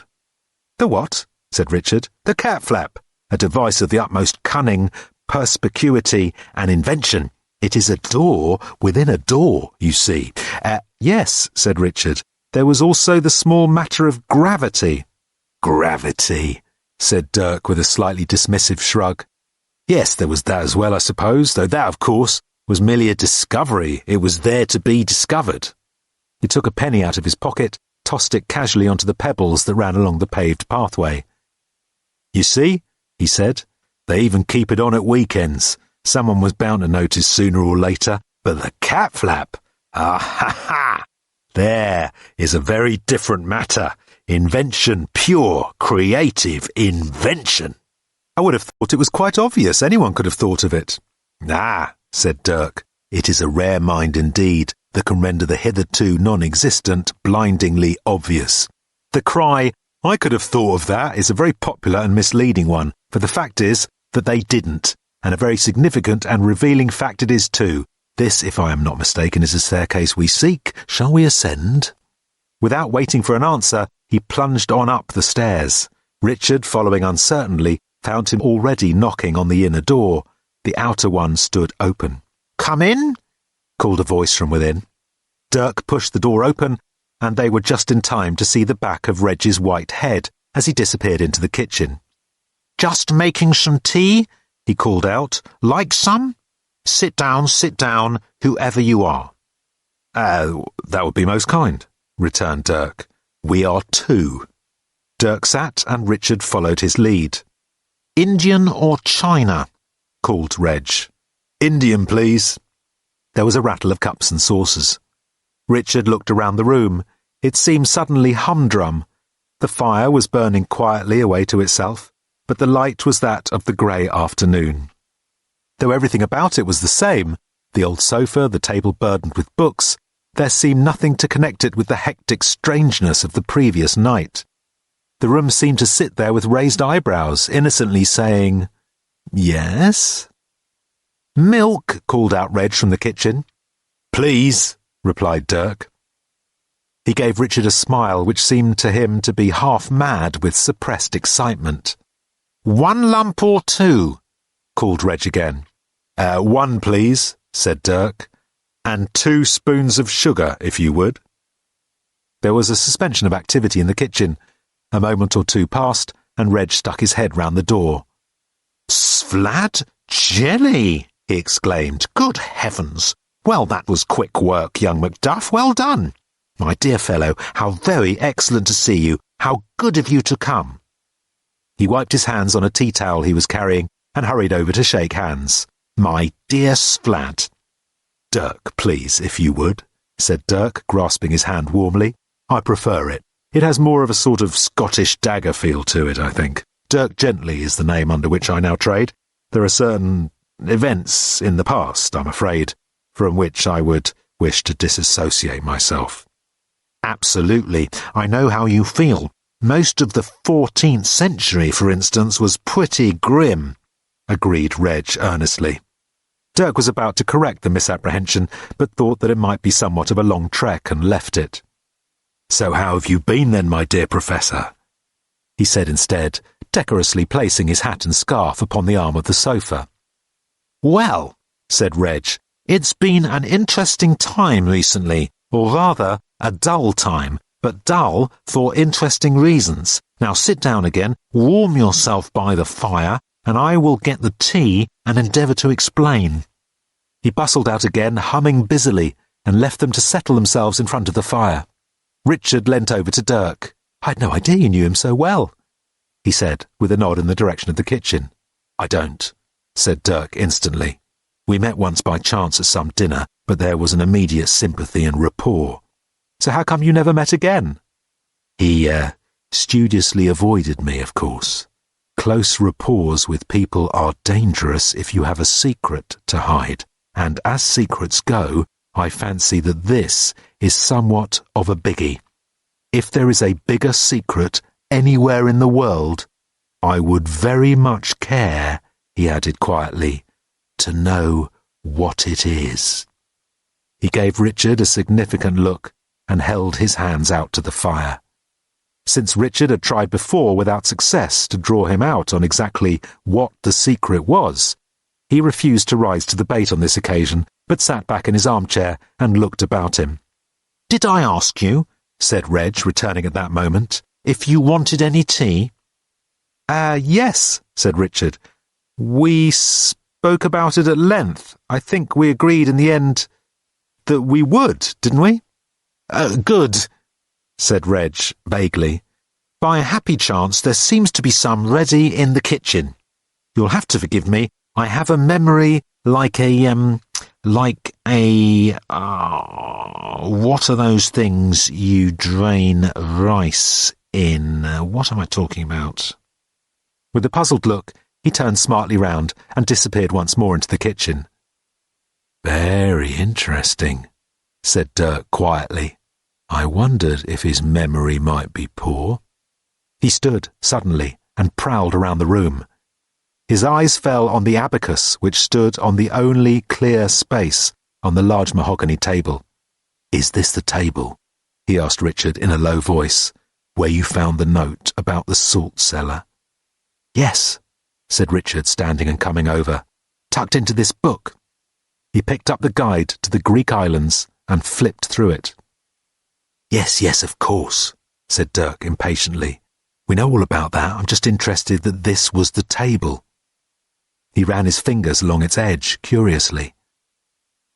"If you think it was some sort of prior collaboration between Reg and the girl," Richard said, "then I must say that I don't think it possibly can have been." "Of course it wasn't," said Dirk testily. "I would have thought that was perfectly clear." Richard shrugged in an effort not to get angry and put the book down again. "Well, it's an odd coincidence that the book should have been—" "Odd coincidence?" snorted Dirk. "Ha! We shall see how much of an odd coincidence. We shall see exactly how odd it was. I would like you, Richard, to ask our friend how he performed the trick." "I thought you said you knew already." "I do," said Dirk airily. "I would like to hear it confirmed." "Oh, I see," said Richard. "Yes, that's rather easy, isn't it? Get him to explain it and then say, 'Yes, that's exactly what I thought it was.' Very good, Dirk. Have we come all the way up here in order to have him explain how he did a conjuring trick? I think I must be mad." Dirk bridled at this. "Please do as I ask," he snapped angrily. "You saw him do the trick. You must ask how he did it. Believe me, there is an astounding secret hidden within it. I know it, but I want you to hear it from him." He spun round as Reg re-entered, bearing a tray, which he carried round the sofa and put onto the low coffee table that sat in front of the fire. "Professor Chronotis," said Dirk. "Reg," said Reg, "please." "Very well," said Dirk. "Reg." "Sieve!" exclaimed Reg. "What?" "Thing you drain rice in, a sieve. I was trying to remember the word, though I forget now the reason why. No matter. Dirk, dear fellow, you look as if you're about to explode about something. Why don't you sit down and make yourself comfortable?" Thank you, no. I would rather feel free to pace up and down fretfully, if I may. Reg." He turned to face him square on and raised a single finger. "I must tell you," he said, "that I know your secret." Yes, do you indeed?" mumbled Reg, looking down awkwardly and fiddling with the cups and teapot. "I see." The cups rattled violently as he moved them. "Yes, I was afraid of that." "And there are some questions that we would like to ask you. I must tell you that I await the answers with the very greatest apprehension." Indeed, Reg muttered. "Well, perhaps it is at last time. I hardly know myself what to make of recent events, and am fearful myself." "Oh, very well. Ask what you will." He looked up sharply, his eyes glittering. Dirk nodded curtly at Richard, turned and started to pace, glaring at the floor. Said Richard. "Well, I'd be interested to know how you did the conjuring trick with the salt cellar last night. Reg seemed surprised and rather confused by the question. The conjuring trick, he said. Yes, said Richard. The conjuring trick. Oh, said Reg, taken aback. Well, the conjuring part of it. Oh, I'm not sure I should, magic circle rules, very strict about revealing these secrets, very strict. Impressive trick, though, don't you think? He added slyly. Well, yes, said Richard. It seemed very natural at the time, but now that I think about it, I have to admit that it was a bit dumbfounding. Ah, well, said Reg, it's skill, you see, practice. Make it look natural. It did look very natural, continued Richard, feeling his way. I was quite taken in. You liked it? It was very impressive. Dirk was getting a little impatient. He shot a look to that effect at Richard. And I can quite see, said Richard firmly, why it's impossible for you to tell me. I was just interested, that's all. Sorry I asked. Well, said Reg in a sudden seizure of doubt. I suppose... Well, so long as you absolutely promise not to tell anyone else, he carried on, I suppose you can probably work out for yourself that I used 2 of the salt cellars on the table. No one was going to notice the difference between one and another. The quickness of the hand, deceives the eye, particularly some of the eyes around that table.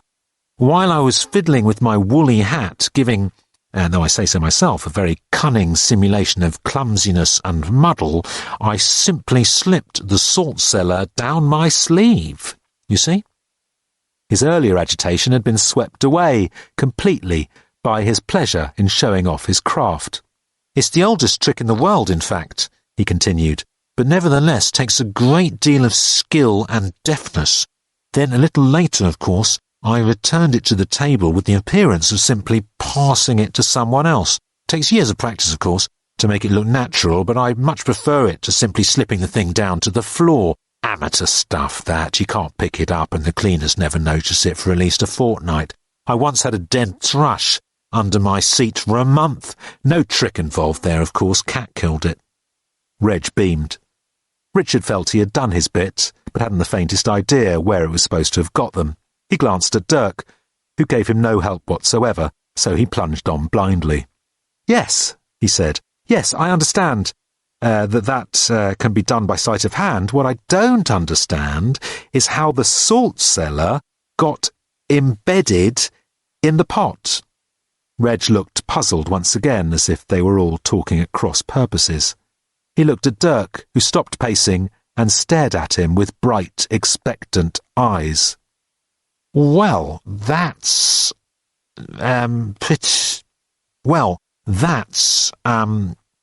perfectly straightforward, said Reg. Didn't take any conjuring skill at all. I nipped out for my hat, you remember? Yes, said Richard doubtfully. Well, said Reg, while I was out of the room, I went to find the man who made the pot. Took some time, of course, about 3 weeks of detective work to track him down, and another couple of days to sober him up, and then with a little difficulty I persuaded him to bake the salt cellar into the pot for me. After that, I briefly stopped off somewhere to find some powder to disguise the suntan, and of course I had to time the return a little carefully as to make it all look natural. I bumped into myself in the anteroom, which I always find embarrassing. I never know where to look, but, well, there you have it. He smiled a rather bleak and nervous smile. Richard tried to nod, but eventually gave up. What on earth are you talking about? He said. Reg looked at him in surprise. I thought you said you knew my secret, he said. I do, said Dirk, with a beam of triumph. He, as yet, does not, though he furnished all the information I needed to discover it. Let me, he added, fill in a couple of little blanks.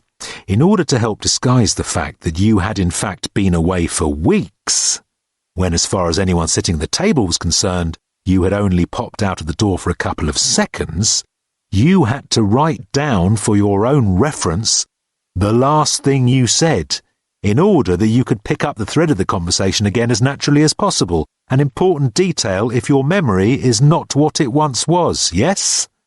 What it once was, said Reg, slowly shaking his white head. I can hardly remember what it once was, but yes, you are very sharp to pick up such a detail.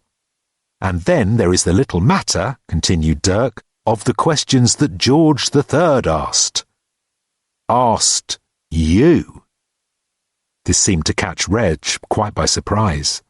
He asked you, continued Dirk, consulting a small notebook he had pulled from his pocket, if there was any particular reason why one thing happened after another, and if there was any way of stopping it. Did he not also ask you, and ask you first, if it was possible to move backwards in time, or something of that kind? Reg gave Dirk a long and appraising look. I was right about you, he said. You have a very remarkable mind, young man. He walked slowly over to the window that looked out onto Second Court. He watched the odd figures scuttling through it, hugging themselves in the drizzle or pointing at things. Yes, said Reg at last in a subdued voice. That is precisely what he said. Good, said Dirk, snapping shut his notebook with a tight little smile, which said that he lived for such praise. Then that explains why the answers were yes, no, and maybe, in that order. Now, where is it? Where is what? The time machine. You're standing in it, said Reg. Chapter 26. A party of noisy people spilled into the train at Bishop Stortford. Some were wearing morning suits with carnations looking a little battered by a day's festivity.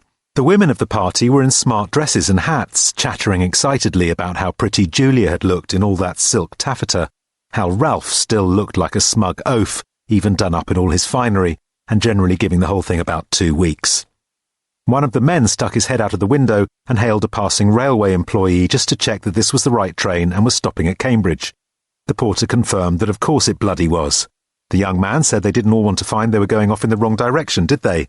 And made a sound a little like that of a fish barking, as if to indicate that this was a pricelessly funny remark, and then pulled his head back in, banging it on the way. The alcohol content of the atmosphere in the carriage rose sharply. There seemed to be a general feeling in the air that the best way of getting themselves in the right mood for the post-wedding reception party that evening was to make a foray to the bar, so that any members of the party who were not already completely drunk could finish the task. Rowdy shouts of acclamation greeted this notion. The train restarted with a jolt, and a lot of those still standing fell over. 3 young men dropped into the 3 empty seats round one table, of which the 4th was already taken by a sleekly overweight man in an old-fashioned suit. He had a lugubrious face, and his large, wet, cow-like eyes gazed into some unknown distance. Very slowly his eyes began to refocus all the way from infinity and gradually to home in on his more immediate surroundings, his new and intrusive companions. There was a need, he felt, as he had felt before. The 3 men were discussing loudly whether they would all go to the bar, whether some of them would go to the bar and bring back drinks for the others, whether the ones who went to the bar would get so excited by all the drinks there that they would stay put and forget to bring any back for the others who would be sitting here anxiously awaiting their return, and whether, even if they did remember to come back immediately with the drinks, they would actually be capable of carrying them and wouldn't simply throw them all over the carriage on the way back, incommoding other passengers. Some sort of consensus seemed to be reached, but almost immediately none of them could remember what it was. 2 of them got up, then sat down again as the 3rd one got up. Then he sat down. The 2 other ones stood up again, expressing the idea that it might be simpler if they just bought the entire bar. The 3rd was about to get up again and follow them, when slowly, but with unstoppable purpose, the cow-eyed man sitting opposite him leant across and gripped him firmly by the forearm. The young man in his morning suit looked up as sharply as his somewhat bubbly brain would allow, and startled said, "What do you want?" Michael Wenton Weeks gazed into his eyes with terrible intensity and said in a low voice, "I was on a ship." "What?" "A ship," said Michael. What ship? What are you talking about? Get off me, let go. "We came," continued Michael in a quiet, almost inaudible but compelling voice, "a monstrous distance. We came to build a paradise here." His eyes swam briefly round the carriage, and then gazed briefly out through the spattered windows at the gathering gloom of a drizzly East Anglian evening. He gazed with evident loathing. His grip on the other's forearm tightened. "Look, I'm going for a drink," said the wedding guest, though feebly, because he clearly wasn't. "We left behind those who would destroy themselves with war," murmured Michael. "Ours was to be a world of peace, of music, of art, of enlightenment. All that was petty, all that was mundane, all that was contemptible would have no place in our world." The stilled reveller looked at Michael wonderingly. He didn't look like an old hippie. Of course you could never tell. His own elder brother had once spent a couple of years living in a druidic commune, eating LSD donuts and thinking he was a tree, since when he had gone on to become a director of a merchant bank. The difference, of course, was that he hardly ever still thought he was a tree, except just occasionally, and he had long ago learnt to avoid the particular claret which sometimes triggered off that flashback. "There were those who said we would fail," continued Michael in his low voice that carried clearly under the boisterous noise that filled the carriage, "who prophesied that we too carried in us the seed of war, but it was our high resolve and purpose that only art and beauty should flourish, the highest art, the highest beauty, music. We took with us only those who believed, who wished it to be true." "What are you talking about?" asked the wedding guest, though not challengingly, for he had fallen under Michael's mesmeric spell. "When was this? Where was this?" Michael breathed hard. "Before you were born," he said at last. "Be still, and I will tell you." Chapter 27.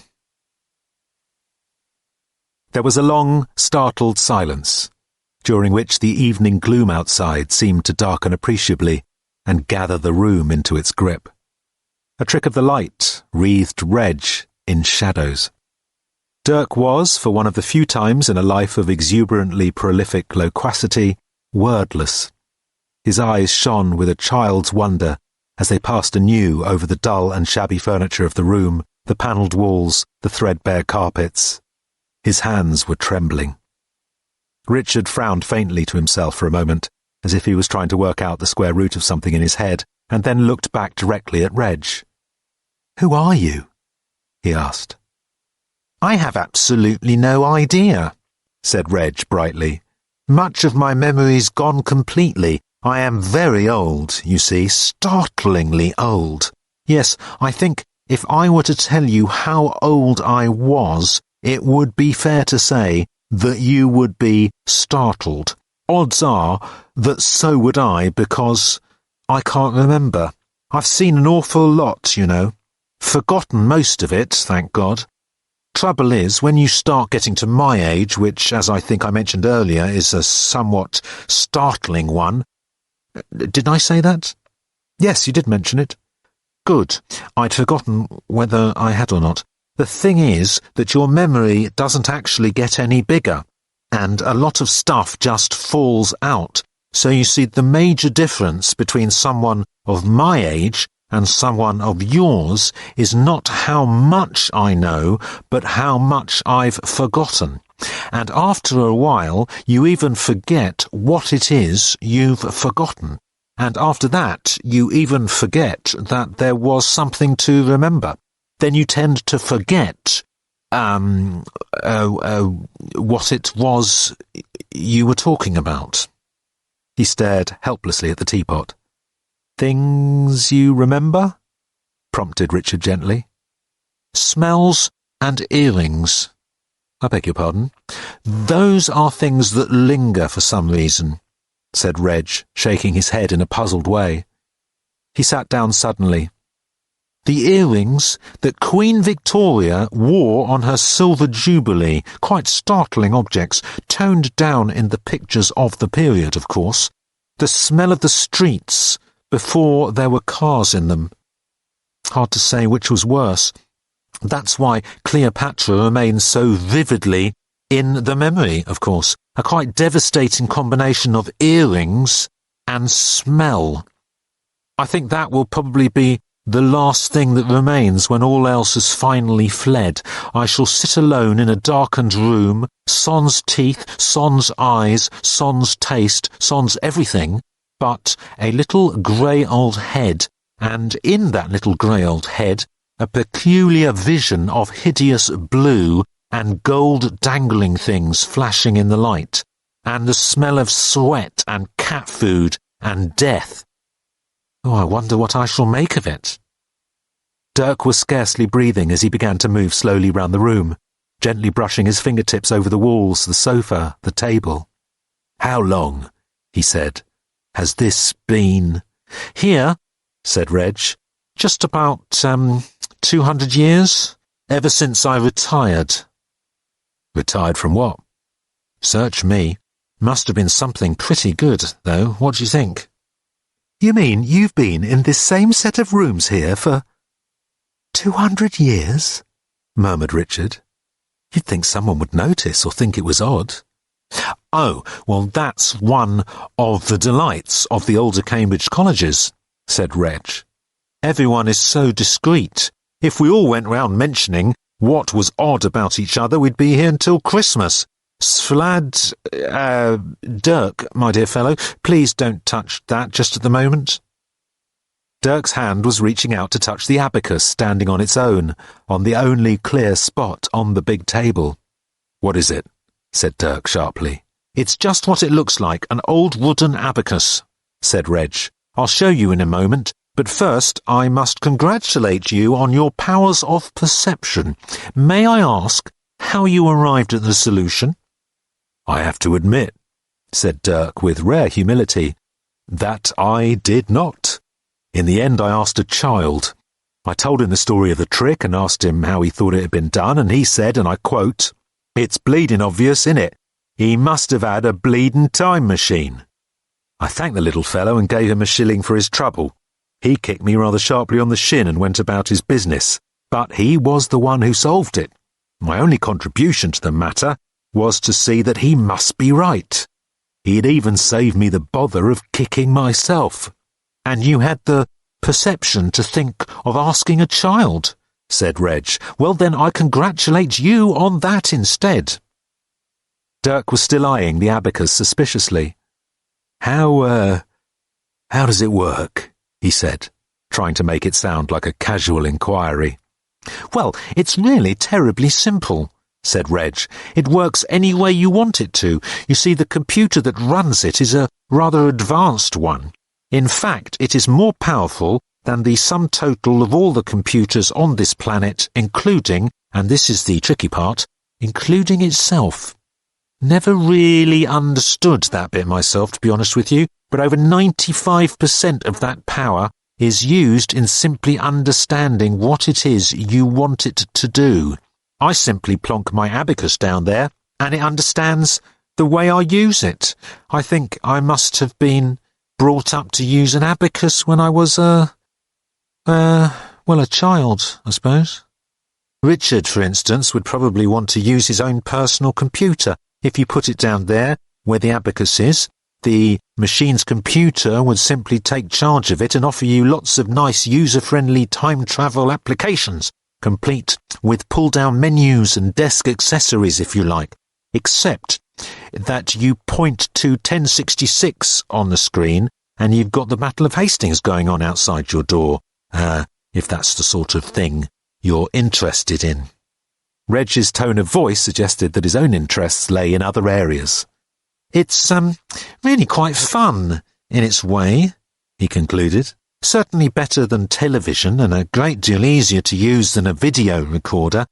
If I miss a program, I just pop back in time and watch it. I'm hopeless fiddling with all those buttons. Dirk reacted to this revelation with horror. You have a time machine, and you use it for watching television? Well, I wouldn't use it at all if I could get the hang of the video recorder. It's a very delicate business, time travel, you know, full of appalling traps and dangers.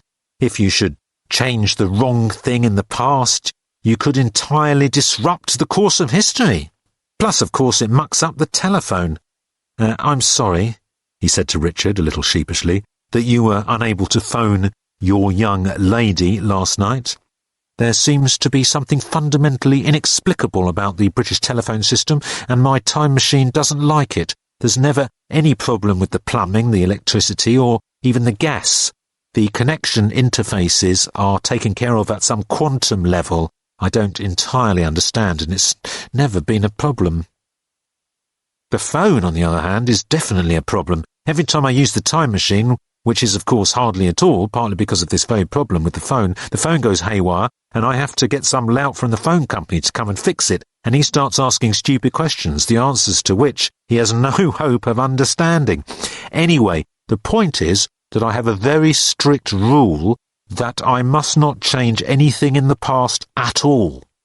Reg sighed. Whatever the temptation. What temptation? Said Dirk sharply. Oh, it's just a little, thing I'm interested in, said Reg vaguely. It is perfectly harmless because I stick very strictly to the rule. It makes me sad, though. But you broke your own rule, insisted Dirk. Last night you changed something in the past. Well, yes, said Reg a little uncomfortably. But that was different, very different.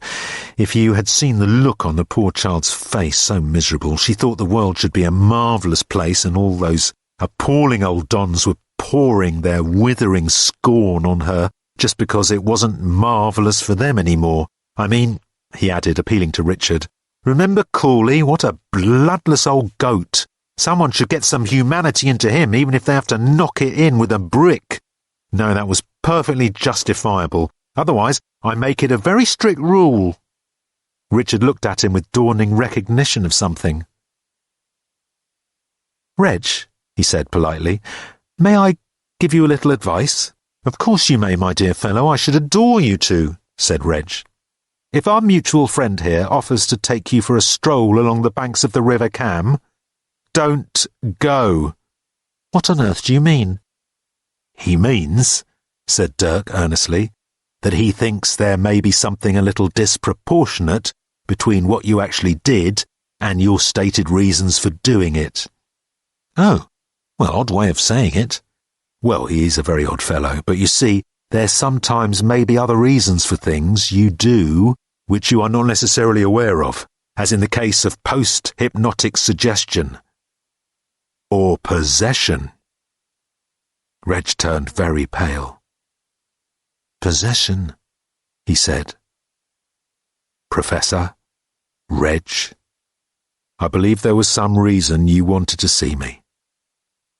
What exactly was it? Cambridge. This is Cambridge, came the lilting squawk of the station public address system. Crowds of noisy revellers spewed out onto the platform, barking and honking at each other. Where's Rodney? Said one, who had clambered with difficulty from the carriage in which the bar was situated. He and his companion looked up and down the platform totteringly. The large figure of Michael Wenton Weeks loomed silently past them and out to the exit. They jostled their way down the side of the train, looking in through the dirty carriage windows. They suddenly saw their missing companion still sitting, trance-like, in his seat, in the now almost empty compartment.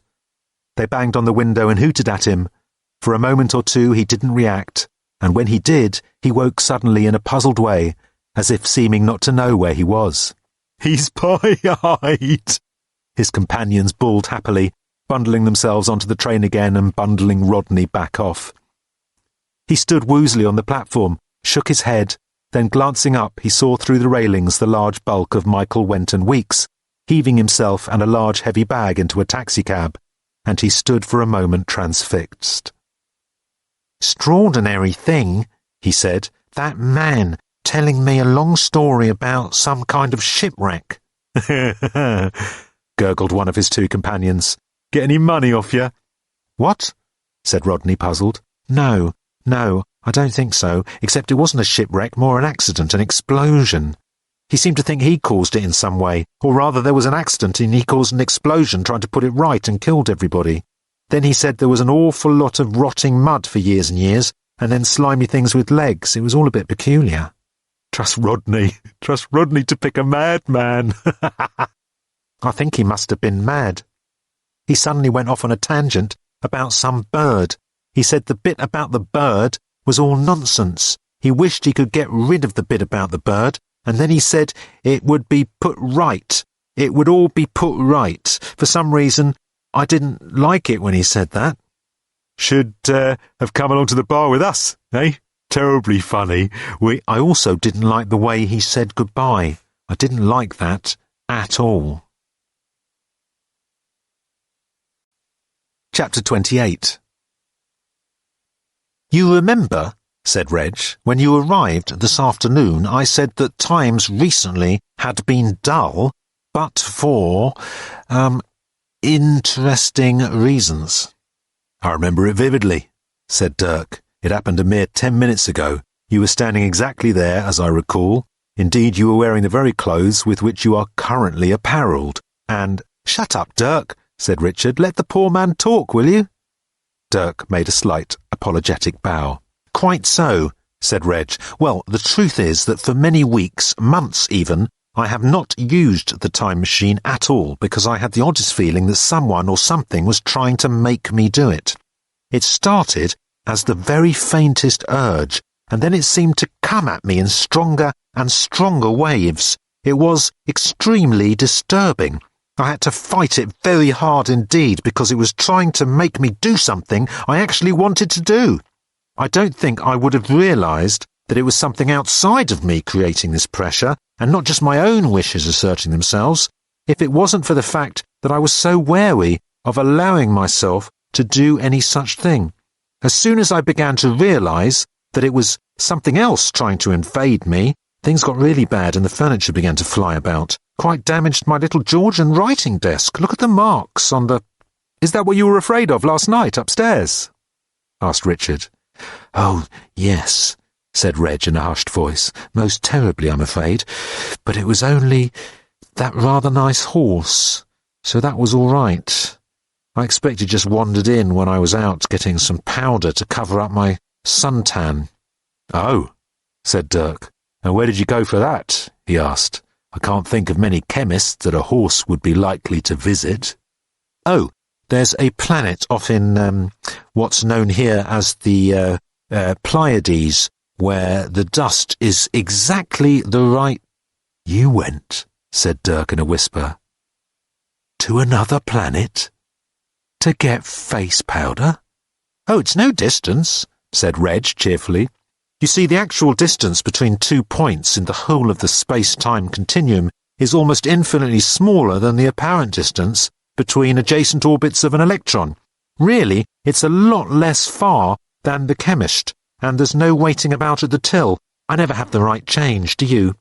Go for the quantum jump is always my preference, except, of course, that you then get all the trouble with the telephone.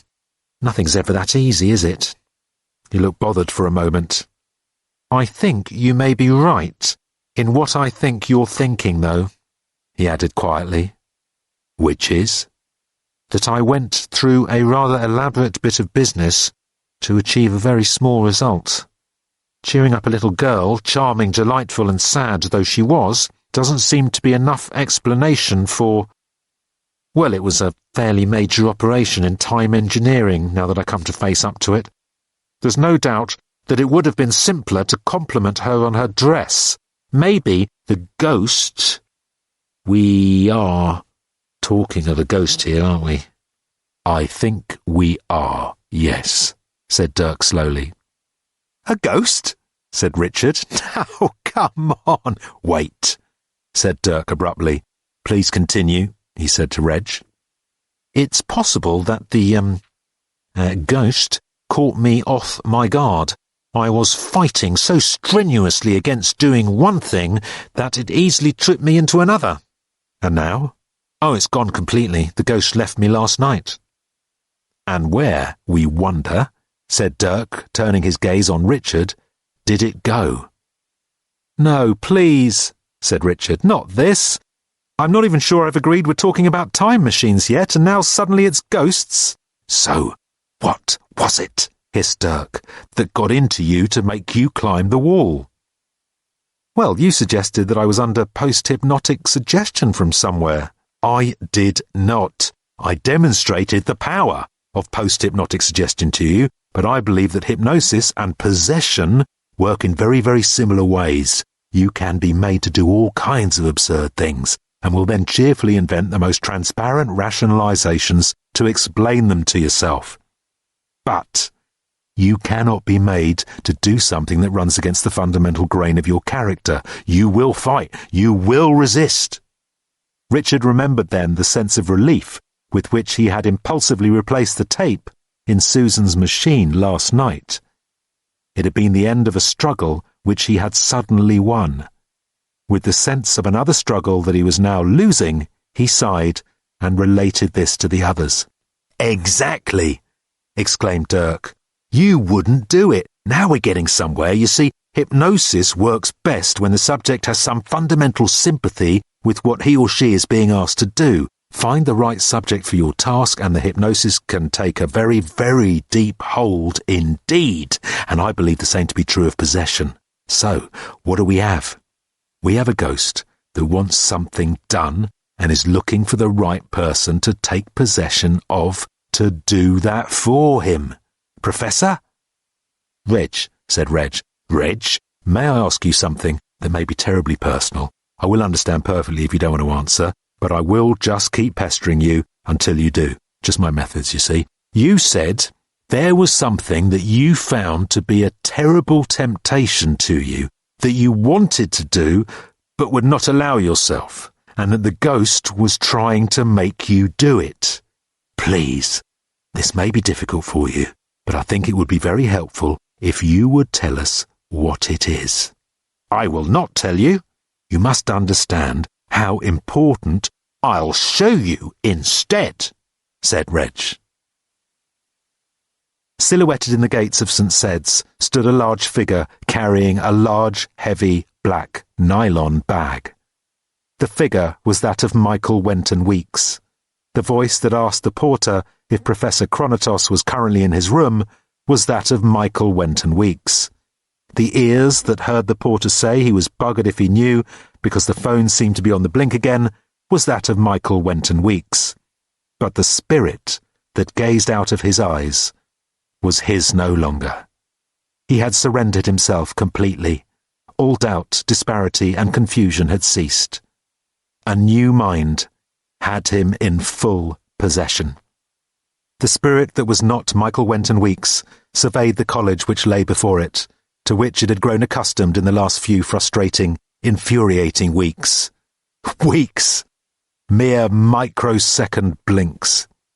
Although the spirit, the ghost that now inhabited Michael Wenton Weeks's body, had known long periods of near oblivion, sometimes even for centuries at a stretch, the time for which it had wandered the earth was such that it seemed only minutes ago that the creatures which had erected these walls had arrived.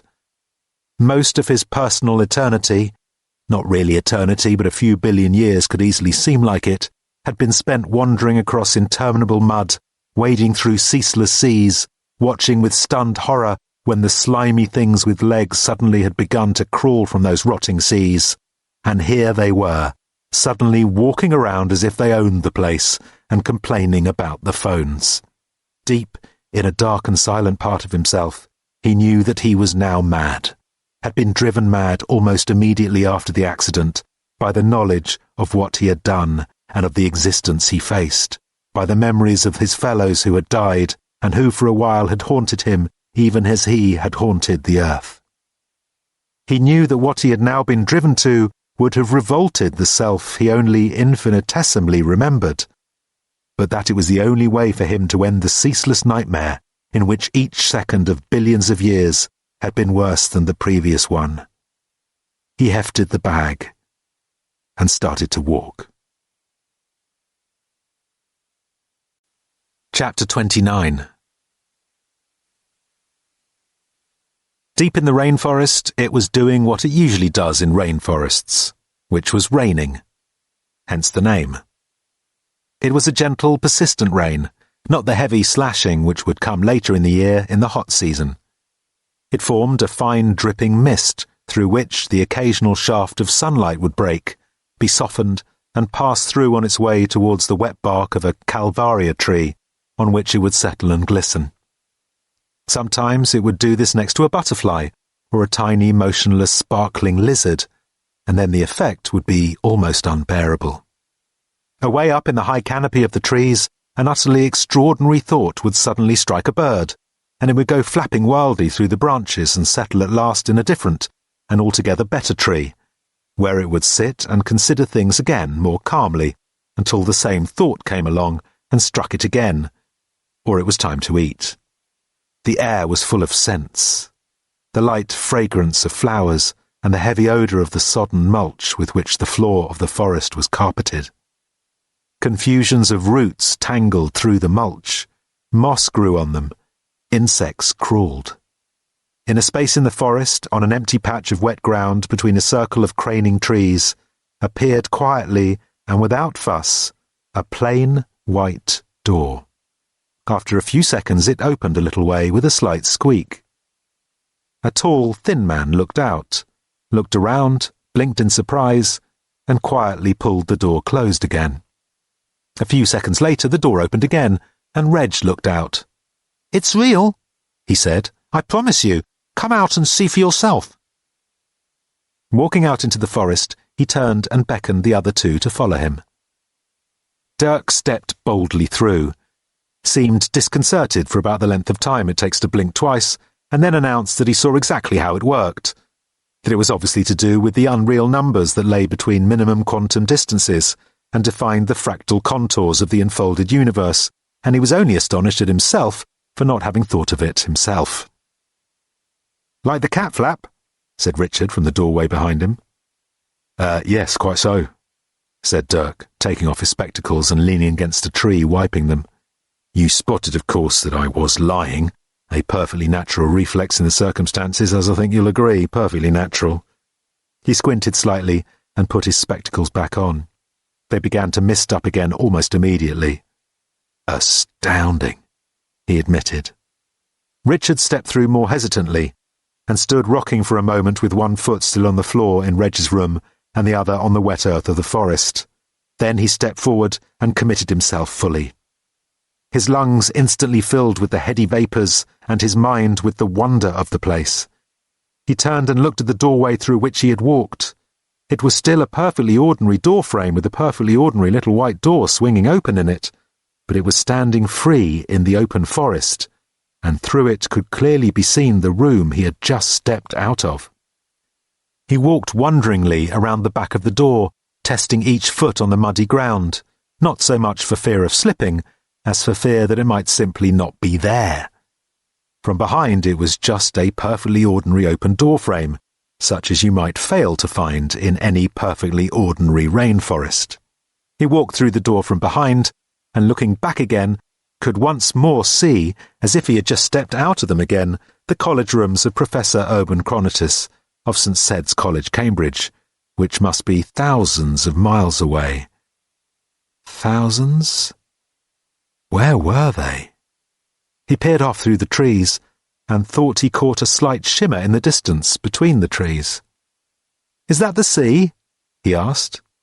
"You can see it a little more clearly from up here," called Reg, who had walked on a little way up a slippery incline and was now leaning puffing against a tree. He pointed. The other two followed him up, pulling themselves noisily through the branches and causing a lot of cawing and complaining from unseen birds high above. "The Pacific?" asked Dirk. "The Indian Ocean," said Reg. Dirk wiped his glasses again and had another look. "Ah, yes, of course," he said. "Not Madagascar," said Richard. "I've been there." "Have you?" said Reg. "One of the most beautiful and astonishing places on earth, and one that is also full of the most appalling temptations for me." No." His voice trembled slightly, and he cleared his throat. "No," he continued. "Madagascar is, let me see, which direction are we? Where's the sun? Yes, that way. Westish. Madagascar is about 500 miles roughly west of here. The island of Reunion lies roughly in between." What's the place called?" asked Dirk suddenly, rapping his knuckles on the tree and frightening a lizard. "Place where that stamp comes from. Mauritius." "Stamp?" asked Reg. "Yes, you must know," said Dirk. "Very famous stamp. Can't remember anything about it, but it comes from here. Mauritius. Famous for its very remarkable stamp, all brown and smudged, and you could buy Blenheim Palace with it, or, am I thinking of British Guyana?"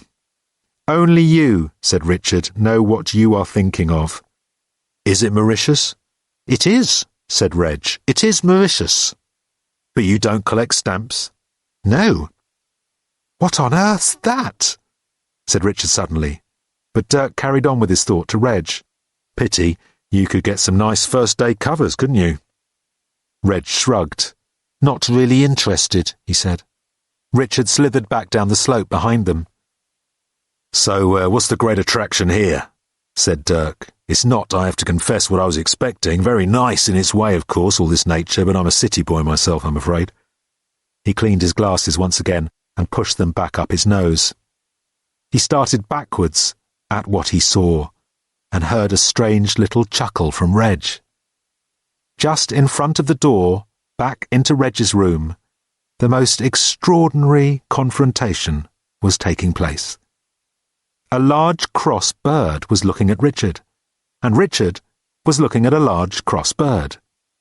Richard was looking at the bird as if it was the most extraordinary thing he had ever seen in his life, and the bird was looking at Richard as if defying him to find its beak even remotely funny.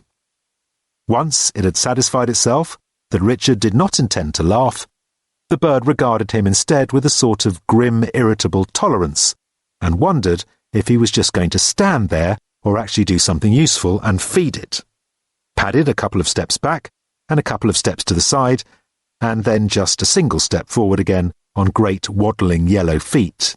It then looked at him again impatiently and squawked an impatient squawk. The bird then bent forward and scraped its great absurd red beak across the ground as if to give Richard the idea that this might be a good area to look for things to give it to eat. "It eats the nuts of the Calvaria tree," called out Reg to Richard. The big bird looked sharply up at Reg in annoyance, as if to say that it was perfectly clear to any idiot what it ate. It then looked back at Richard once more and stuck its head on one side, as if it had suddenly been struck by the thought that perhaps it was an idiot it had to deal with, and that it might need to reconsider its strategy accordingly. "There are one or two on the ground behind you," called Reg softly. In a trance of astonishment, Richard turned awkwardly and saw one or two large nuts lying on the ground.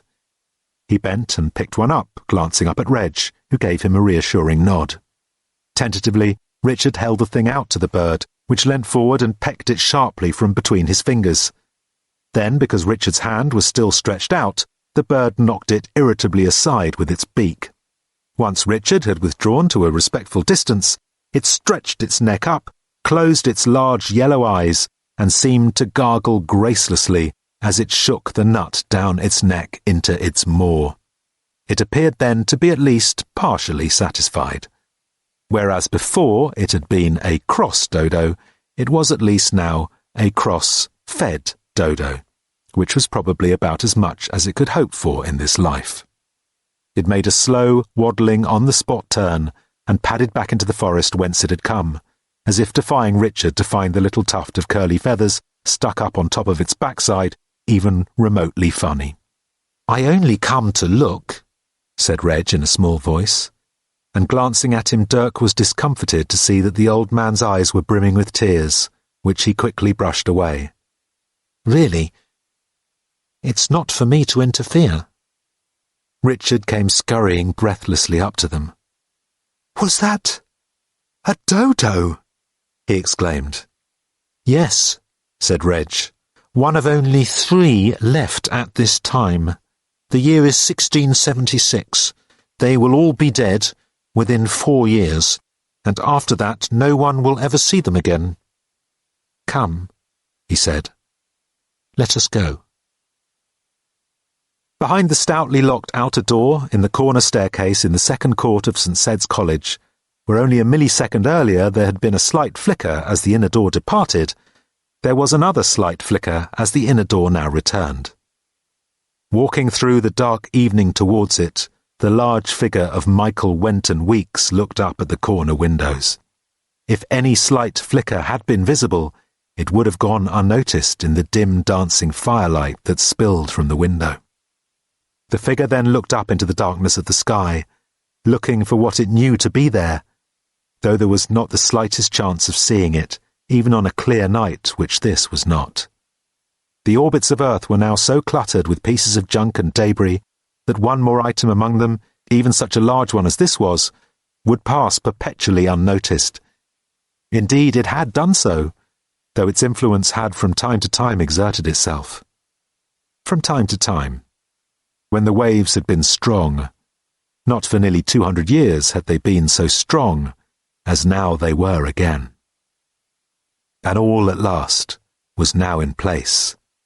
The perfect carrier had been found. The perfect carrier moved his footsteps onwards through the court. The professor himself had seemed the perfect choice at first, but that attempt had ended in frustration, fury, and then inspiration. Bring a monk to Earth. They were designed to believe anything to be completely malleable. It could be suborned to undertake the task with the greatest of ease. Unfortunately, however, this one had proved to be completely hopeless. Getting it to believe something was very easy. Getting it to continue to believe the same thing for more than 5 minutes at a time had proved to be an even more impossible task than that of getting the professor to do what he fundamentally wanted to do, but wouldn't allow himself.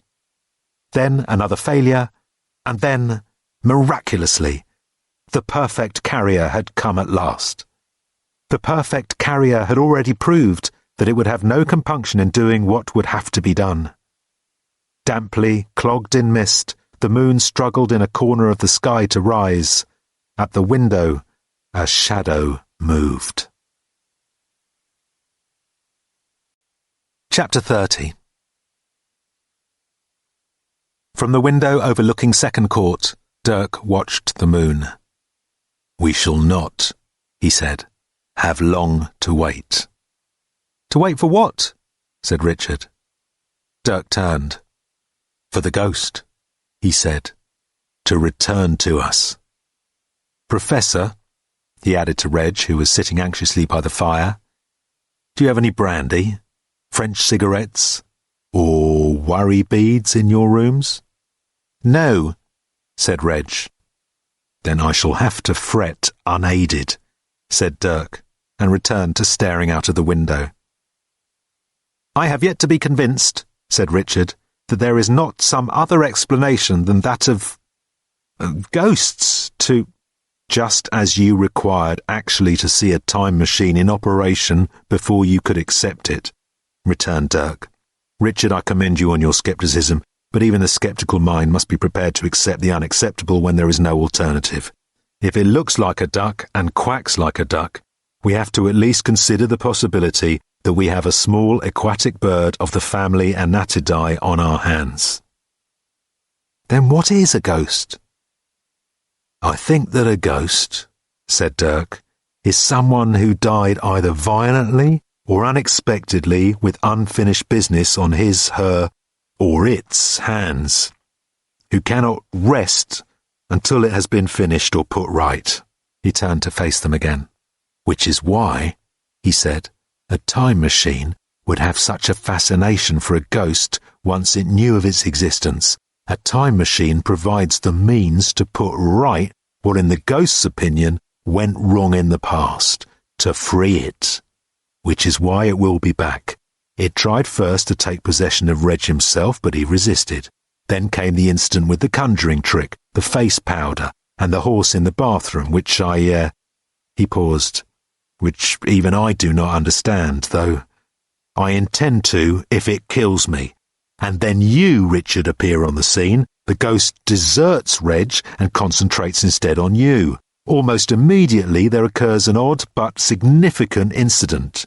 You do something that you then wish you hadn't done. I refer, of course, to the phone call you made to Susan and left on her answering machine. The ghost seizes its chance and tries to induce you to undo it, to, as it were, go back into the past and erase that message, to change the mistake you had made, just to see if you would do it, just to see if it was in your character. If it had been, you would now be totally under its control. But at the very last second, your nature rebelled and you would not do it. And so, the ghost gives you up as a bad job and deserts you in turn. It must find someone else. How long has it been doing this? I do not know. Does this now make sense to you? Do you recognize the truth of what I'm saying? Richard turned cold. Yes, he said. I think you must be absolutely right. And at what moment, then, said Dirk, did the ghost leave you? Richard swallowed. When Michael Went and Weeks walked out of the room, he said. So, I wonder, said Dirk quietly, what possibilities the ghost saw in him. I wonder whether this time it found what it wanted. I believe we shall not have long to wait. There was a knock on the door. When it opened, there stood Michael Wenton Weeks. He said simply, Please, I need your help. Reg and Richard stared at Dirk and then at Michael. Do you mind if I put this down somewhere? Said Michael. It's rather heavy, full of scuba diving equipment. Oh, I see, said Susan. Oh, well, thanks, Nicola. I'll try that fingering. I'm sure he only put the E flat in there just to annoy people. Yes, I've been at it solidly all afternoon. Some of those semi-quaver runs in the second movement are absolute bastards. Well, yes, it helped take my mind off it all. No news. It's all just mystifying and absolutely horrible. I don't want even to... Look, maybe I'll give you a call again later and see how you're feeling. I know, yes. You never know which is worse, do you? The illness, the antibiotics, or the doctor's bedside manner. Look after yourself, or at least make sure Simon does. Tell him to bring you gallons of hot lemon. OK, well, I'll talk to you later. Keep warm. Bye now. She put the phone down and returned to her cello. She had hardly started to reconsider the problem of the irritating E-flat when the phone went again. She had simply left it off the hook for the afternoon, but had forgotten to do so again after making her own call. With a sigh, she propped up the cello, put down the bow, and went to the phone again. Hello? She demanded. Again there was nothing, just a distant cry of wind. Irritably, she slammed the receiver back down once more. She waited a few seconds for the line to clear, and then was about to take the phone off the hook once more when she realized that perhaps Richard might need her. She hesitated. She admitted to herself that she hadn't been using the answering machine, because she usually just put it on for Gordon's convenience, and that was something of which she did not currently wish to be reminded. Still, she put the answering machine on, turned the volume right down, and returned again to the E-flat that Mozart had put in only to annoy cellists. In the darkness of the offices of Dirk Gently's holistic detective agency, Gordon Way clumsily fumbled the telephone receiver back onto its rest and sat slumped in the deepest dejection. He didn't even stop himself slumping all the way through the seat until he rested lightly on the floor. Miss Pearce had fled the office the first time the telephone had started actually using itself, her patience with all this sort of thing finally exhausted again, since which time Gordon had had the office to himself. However, his attempts to contact anybody had failed completely. Or rather, his attempts to contact Susan, which was all he cared about. It was Susan he had been speaking to when he died, and he knew he had somehow to speak to her again. But she had left her phone off the hook most of the afternoon, and even when she had answered, she could not hear him. He gave up. He roused himself from the floor, stood up and slipped out and down into the darkening streets. He drifted aimlessly for a while, went for a walk on the canal, which was a trick that paled very quickly, and then wandered back up to the street again. The houses with light and life streaming from them upset him most, particularly since the welcome they seemed to extend would not be extended to him. He wondered if anybody would mind if he simply slipped into their house and watched television for the evening. He wouldn't be any trouble. Or a cinema. That would be better, he could go to the cinema.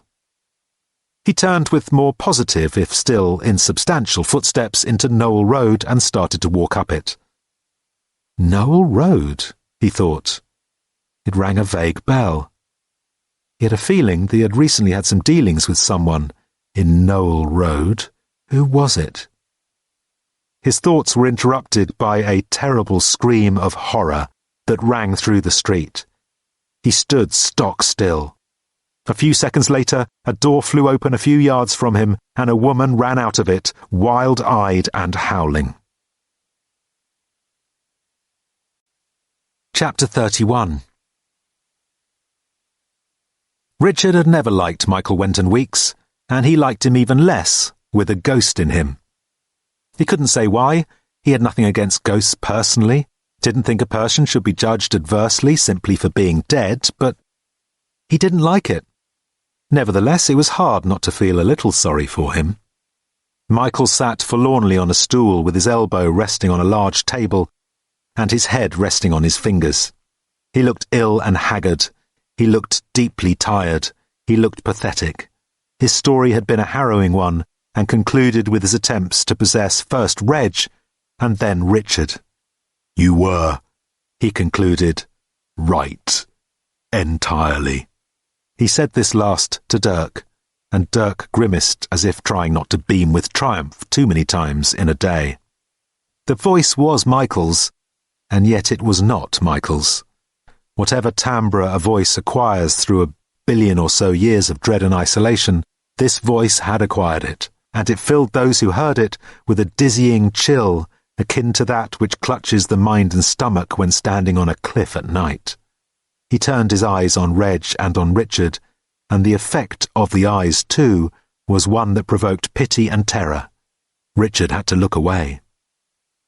I owe you both an apology, said the ghost within Michael, which I offer you from the depths of my heart, and only hope that as you come to understand the desperation of my predicament and the hope which this machine offers me, you will understand why I have acted as I have, and that you will find it within yourselves to forgive me, and to help me. I beg you. Give the man a whiskey, said Dirk gruffly. Haven't got any whiskey, said Reg. Port? There's a bottle of or so of Margaux I could open, a very fine one. Should be chambred for an hour, but I can do that, of course. It's very easy.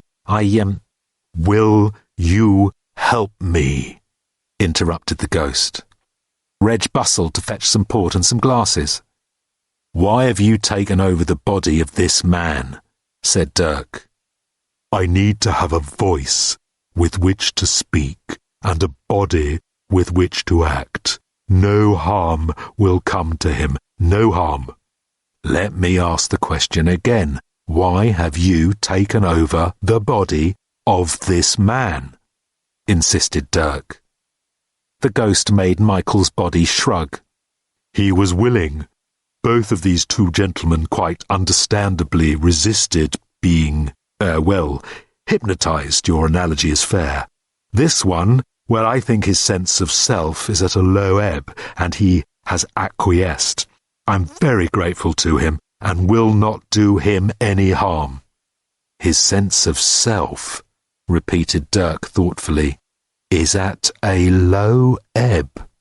I suppose that is probably true, said Richard quietly to Dirk. He seemed very depressed last night. The one thing that was important to him had been taken away because he wasn't really very good at it. Although he's proud, I expect he was probably quite receptive to the idea of actually being wanted for something. Said Dirk, and said it again. He said it a third time with feeling, then he whirled round and barked at the figure on the stool. Michael Winton Weeks! Michael's head jolted back and he blinked. Yes? He said in his normal, lugubrious voice. His eyes followed Dirk as he moved. You can hear me, said Dirk, and you can answer for yourself. Oh, yes, said Michael. Most certainly I can. This, being, this spirit, you know he is in you? You accept his presence? You are a willing party to what he wishes to do? That is correct. I was much moved by his account of himself and am very willing to help him. In fact, I think it is right for me to do so. All right, said Dirk with a snap of his fingers. You can go. Michael's head slumped forward suddenly, and then, after a second or so, it slowly rose again, as if being pumped up from inside like a tyre. The ghost was back in possession. Dirk took hold of a chair, spun it round, and sat astride it, facing the ghost in Michael, peering intently into its eyes. Again, he said. Tell me again. A quick snap account. Michael's body tensed slightly. It reached out to Dirk's arm. Don't touch me, snapped Dirk. Just tell me the facts. The first time you try and make me feel sorry for you, I'll poke you in the eye, or at least the one you've borrowed. So leave out all the stuff that sounded like, Coleridge, said Richard suddenly. It sounded exactly like Coleridge. It was like the rhyme of the Ancient Mariner. Well, bits of it were. Dirk frowned. Coleridge, he said. I tried to tell him my story, admitted the ghost. Sorry, said Dirk. You'll have to excuse me. I've never cross-examined a 4-billion-year-old ghost before. Are we talking Samuel Taylor here? Are you saying you told your story to Samuel Taylor Coleridge? I was able to enter his mind at certain times when he was in an impressionable state. You mean when he was on laudanum? Said Richard. That is correct. He was more relaxed then. I'll say, snorted Reg. I sometimes encountered him when he was quite astoundingly relaxed. Look, I'll make some coffee. He disappeared into the kitchen, where he could be heard laughing to himself. It's another world, muttered Richard to himself, sitting down and shaking his head. But unfortunately, when he was fully in possession of himself, I, so to speak, was not, said the ghost, and so that failed. And what he wrote was very garbled. Discuss, said Richard to himself, raising his eyebrows. Professor, called out Dirk, this may sound absurd. Did Coleridge ever try to use your time machine? Feel free to discuss the question in any way which appeals to you. Well, do you know, said Reg, looking around the door, he did come in prying around on one occasion, but I think he was in a great deal too relaxed a state to do anything. I see, said Dirk. But why, he added, turning back to the strange figure of Michael slumped on his stool, why has it taken you so long to find someone? For long periods, I am very weak, almost totally non-existent and unable to influence anything at all. And then, of course, before that time there was no time machine here, and no hope for me at all. Perhaps ghosts exist like wave patterns, suggested Richard, like interference patterns between the actual with the possible. There would be irregular peaks and troughs, like in a musical waveform. The ghost snapped Michael's eyes round to Richard.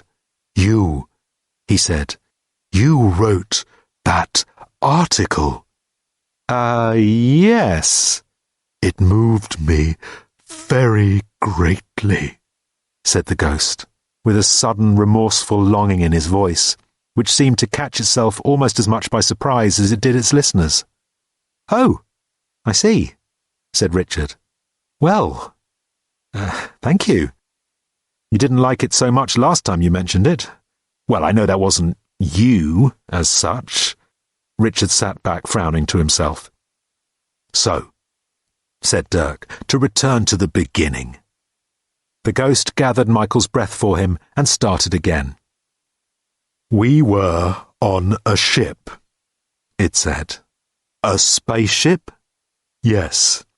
Out from Salaxala, a world in, very far from here, a violent and troubled place. We, a party of some 9 dozen of us, set out, as people frequently did, to find a new world for ourselves. All the planets in this system were completely unsuitable for our purpose, but we stopped on this world to replenish some necessary mineral supplies. Unfortunately, our landing ship was damaged on its way into the atmosphere, damaged quite badly, but still quite reparable. I was the engineer on board, and it fell to me to supervise the task of repairing the ship and preparing it to return to our main ship. Now, in order to understand what happened next, you must know something of the nature of a highly automated society.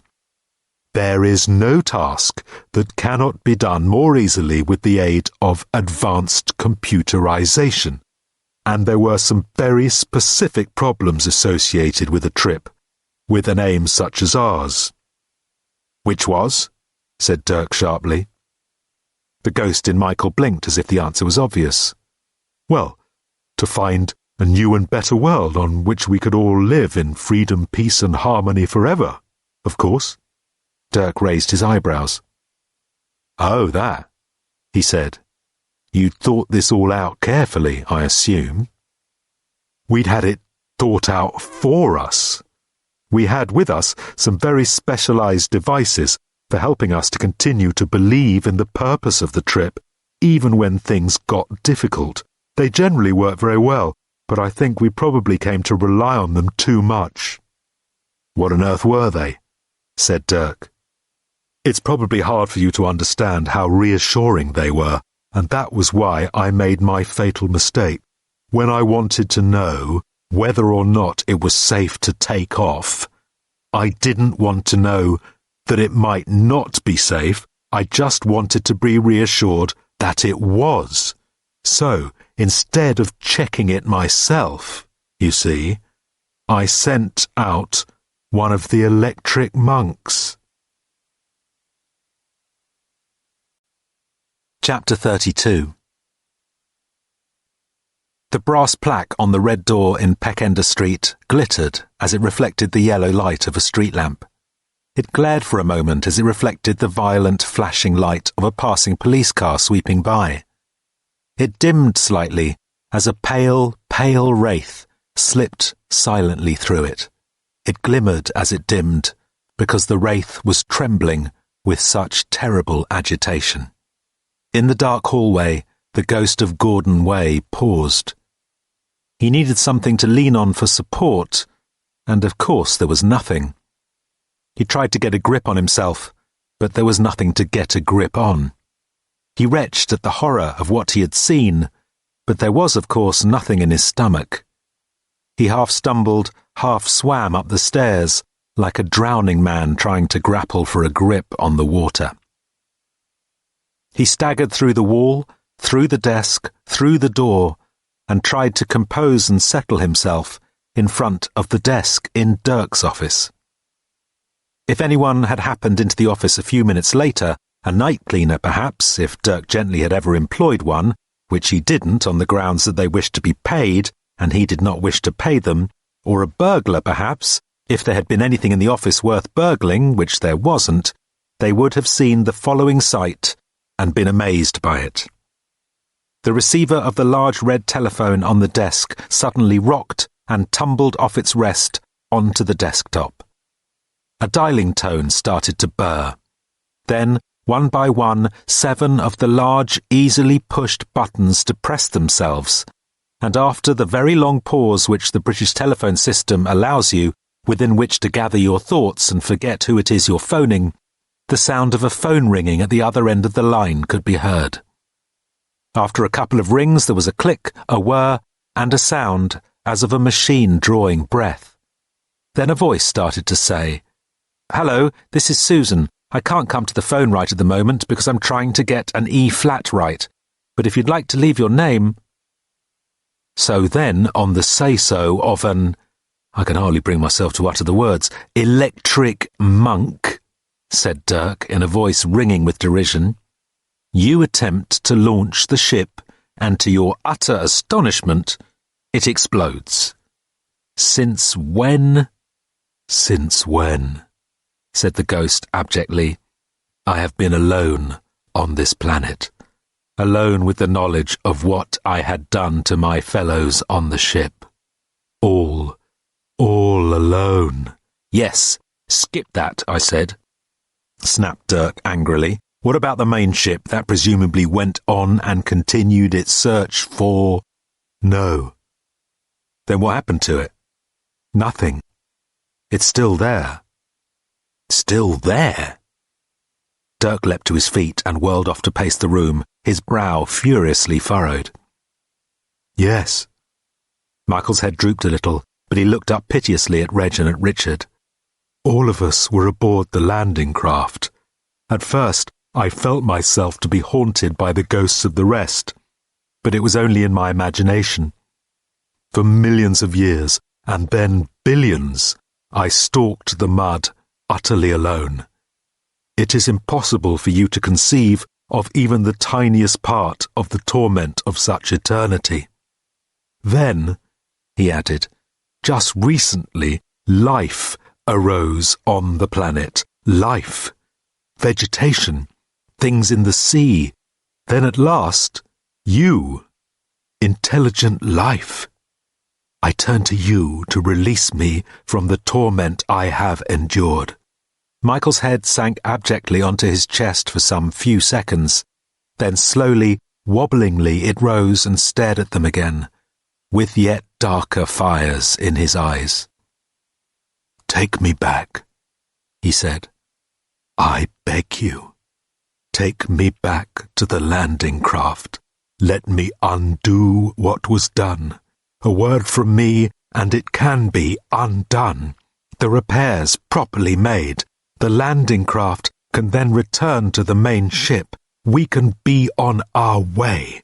My torment will be extinguished, and I will cease to be a burden to you. I beg you."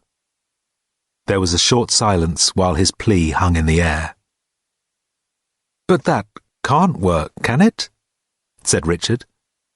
"If we do that, then this won't have happened. Don't we generate all sorts of paradoxes?" Reg stirred himself from thought. "No worse than many that exist already," he said. "If the universe came to an end every time there was some uncertainty about what had happened in it, it would never have got beyond the first picosecond.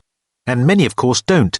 It's like a human body, you see. A few cuts and bruises here and there don't hurt it. Not even major surgery if it's done properly. Paradoxes are just the scar tissue. Time and space heal themselves up around them, and people simply remember a version of events which makes as much sense as they require it to make. That isn't to say that if you get involved in a paradox, a few things won't strike you as being very odd. But if you've got through life without that already happening to you, then I don't know which universe you've been living in, but it isn't this one." "Well, if that's the case," said Richard, "why were you so fierce about not doing anything to save the dodo?" Reg sighed. "Oh, you don't understand at all. The dodo wouldn't have died if I hadn't worked so hard to save the coelacanth." "The coelacanth? The prehistoric fish? But how could one possibly affect the other?" Now, there you're asking. The complexities of cause and effect defy analysis. Not only is the continuum like a human body, it is also very like a piece of badly put up wallpaper. Push down a bubble somewhere, another one pops up somewhere else. There are no more dodos because of my interference.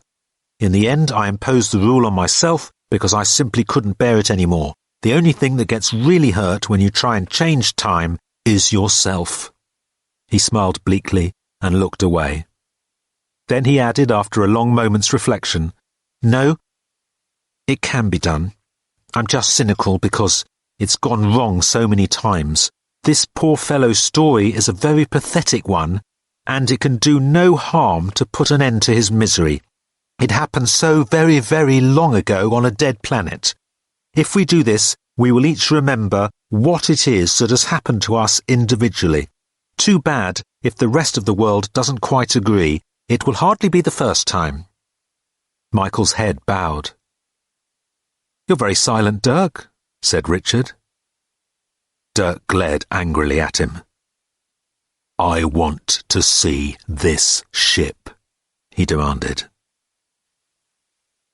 In the darkness, the red telephone receiver slipped and slid fitfully back across the desk.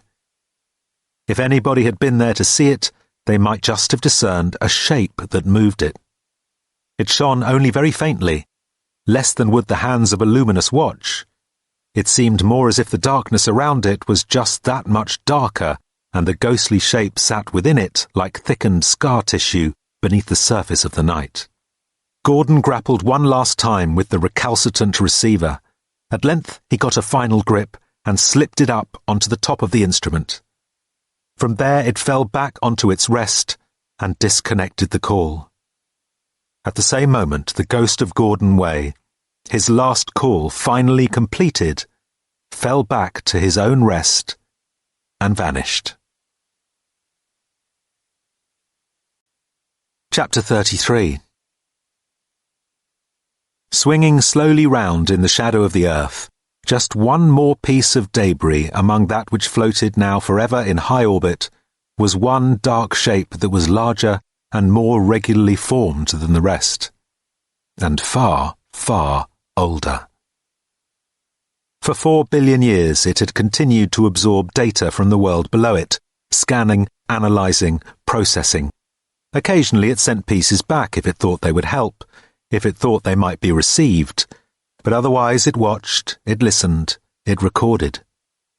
Not the lapping of a wave, nor the beating of a heart escaped its attention. Otherwise nothing inside it had moved for 4 billion years, except for the air which circulated still, and the motes of dust within the air that danced and danced and danced and danced and danced. It was only a very slight disturbance that occurred now. Quietly, without fuss, like a dewdrop precipitating from the air onto a leaf, there appeared in a wall which had stood blank and grey for 4 billion years, a door. A plain, ordinary, white-panelled door, with a small dented brass handle. This quiet event, too, was recorded and incorporated in the continual stream of data processing that the ship ceaselessly performed. Not only the arrival of the door, but the arrival of those behind the door, the way they looked, the way they moved, the way they felt about being there, all processed, all recorded, all transformed. After a moment or two had passed, the door opened. Within it could be seen a room unlike any on the ship, a room of wooden floors, of shabby upholstery, a room in which a fire danced. And as the fire danced, its data danced within the ship's computers, and the motes of dust in the air also danced with it. A figure stood in the doorway, a large, lugubrious figure with a strange light that danced now in its eyes. It stepped forward across the threshold into the ship, and its face was suddenly suffused with a calm for which it had longed, but had thought never again to experience. Following him stepped out a smaller, older man with hair that was white and wayward. He stopped and blinked with wonder as he passed from out of the realm of his room and into the realm of the ship. Following him came a third man, impatient and tense, with a large leather overcoat that flapped about him. He too stopped and was momentarily bewildered by something he didn't understand. With a look of deepest puzzlement on his face, he walked forward and looked around at the grey and dusty walls of the ancient ship. At last came a fourth man, tall and thin. He stooped as he walked out of the door, and then instantly stopped as if he had walked into a wall. He had walked into a wall of a kind. He stood transfixed. If anyone had been looking at his face at that moment, it would have been abundantly clear to them that the single most astonishing event of this man's entire existence was currently happening to him. When slowly he began to move, it was with a curious gait, as if he was swimming very slowly. Each tiniest movement of his head seemed to bring fresh floods of awe and astonishment into his face. Tears welled in his eyes, and he became breathless with gasping wonder. Dirk turned to look at him, to hurry him along. "What's the matter?" he called above the noise. "The music," whispered Richard. The air was full of music. So full it seemed that there was room for nothing else. And each particle of air seemed to have its own music, so that as Richard moved his head he heard a new and different music, though the new and different music fitted quite perfectly with the music that lay beside it in the air. The modulations from one to another were perfectly accomplished, astonishing leaps to distant keys made effortlessly in the mere shifting of the head. New themes, new strands of melody, all perfectly and astoundingly proportioned, constantly involved themselves into the continuing web. Huge, slow waves of movement, faster dances that thrilled through them, tiny, scintillating scampers that danced on the dances, long, tangled tunes whose ends were so like the beginnings that they twisted around upon themselves, turned themselves inside out, upside down, and then rushed off again on the back of yet another dancing melody in a distant part of the ship. Richard staggered against the wall. Dirk hurried to grab him. "Come on," he said brusquely. "What's the matter? Can't you stand the music? It's a bit loud, isn't it? For God's sake, pull yourself together. There's something here I still don't understand. It's not right. Come on." He tugged Richard after him, and then had to support him as Richard's mind sank further and further under the overwhelming weight of the music. The visions that were woven in his mind by the million thrilling threads of music as they were pulled through it were increasingly a welter of chaos. And the more the chaos burgeoned, the more it fitted with the other chaos, and the next greater chaos, until it all became a vast exploding ball of harmony, expanding in his mind faster than any mind could deal with. And then it was all much simpler. A single tune danced through his mind, and all his attention rested upon it. It was a tune that seethed through the magical flood, shaped it, formed it, lived through it hugely, lived through it minutely, was its very essence. It bounced and trilled along, at first a little tripping tune, then it slowed, then it danced again, but with more difficulty, seemed to founder in eddies of doubt and confusion, and then suddenly revealed that the eddies were just the first ripples of a huge new wave of energy surging up joyfully from beneath. Richard began very, very slowly to faint. He lay very still. He felt he was an old sponge steeped in paraffin and left in the sun to dry. He felt like the body of an old horse burning hazily in the sun. He dreamed of oil, thin and fragrant, of dark heaving seas. He was on a white beach, drunk with fish, stupefied with sand, bleached, drowsing, pummeled with light, sinking, estimating the density of vapour clouds in distant nebulae, spinning with dead delight. He was a pump spouting fresh water in the springtime, gushing into a mound of reeking, new-mown grass. Sounds almost unheard, burned away like distant sleep. He ran and was falling. The lights of a harbour spun into night. The sea, like a dark spirit, slapped infinitesimally at the sand, glimmering, unconscious. Out where it was deeper and colder, he sank easily with the heavy sea swelling like oil around his ears, and was disturbed only by a distant brr brr as of the phone ringing. He knew he had been listening to the music of life itself. The music of light dancing on water that rippled with the wind and the tides. Of the life that moved through the water. Of the life that moved on the land. Warmed by the light. He continued to lie very still. He continued to be disturbed by a distant brr brr, as of a phone ringing. Gradually he became aware that the distant brr brr, as of a phone ringing, was a phone ringing. He sat up sharply. He was lying on a small crumpled bed in a small untidy panelled room that he knew he recognised but couldn't place. It was cluttered with books and shoes. He blinked at it and was blank. The phone by the bed was ringing. He picked it up. "Hello?" he said. "Richard!" It was Susan's voice, utterly distraught. He shook his head and had no recollection of anything useful. "Hello?" he said again.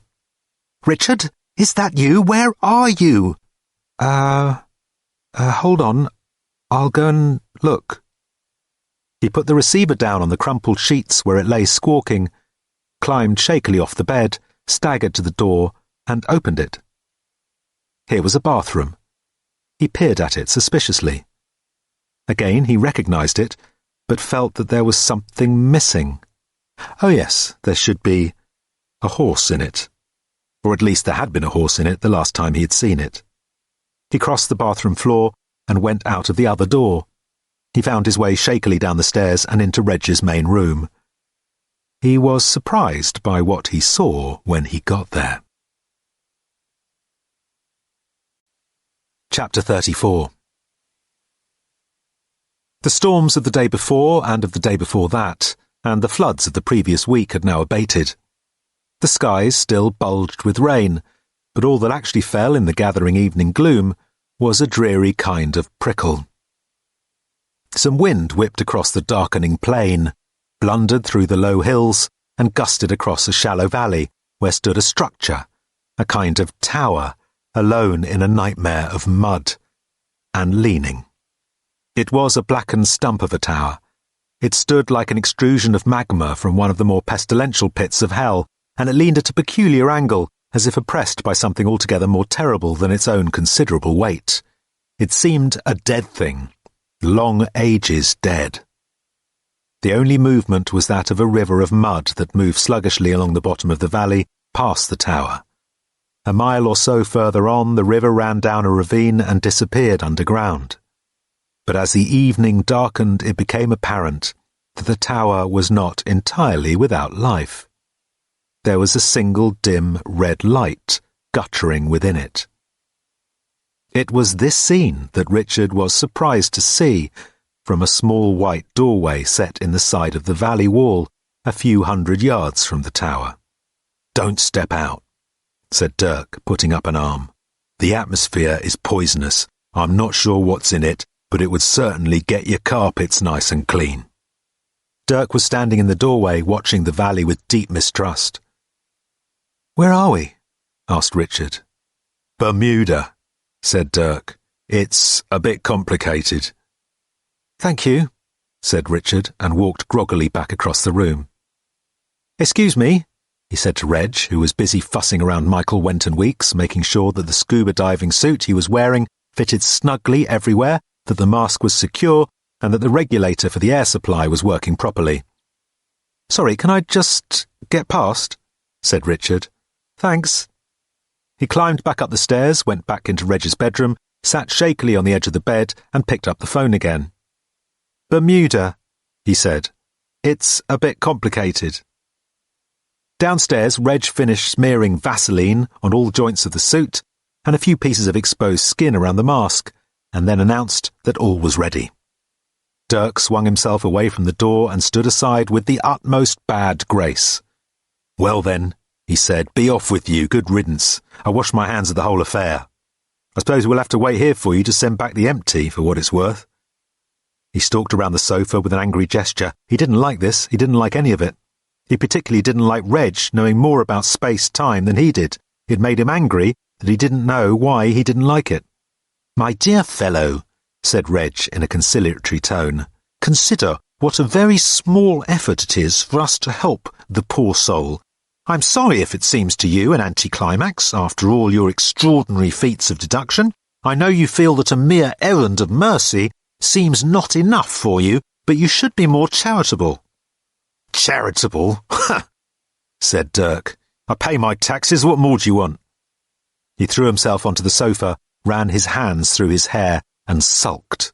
The possessed figure of Michael shook hands with Reg and said a few words of thanks.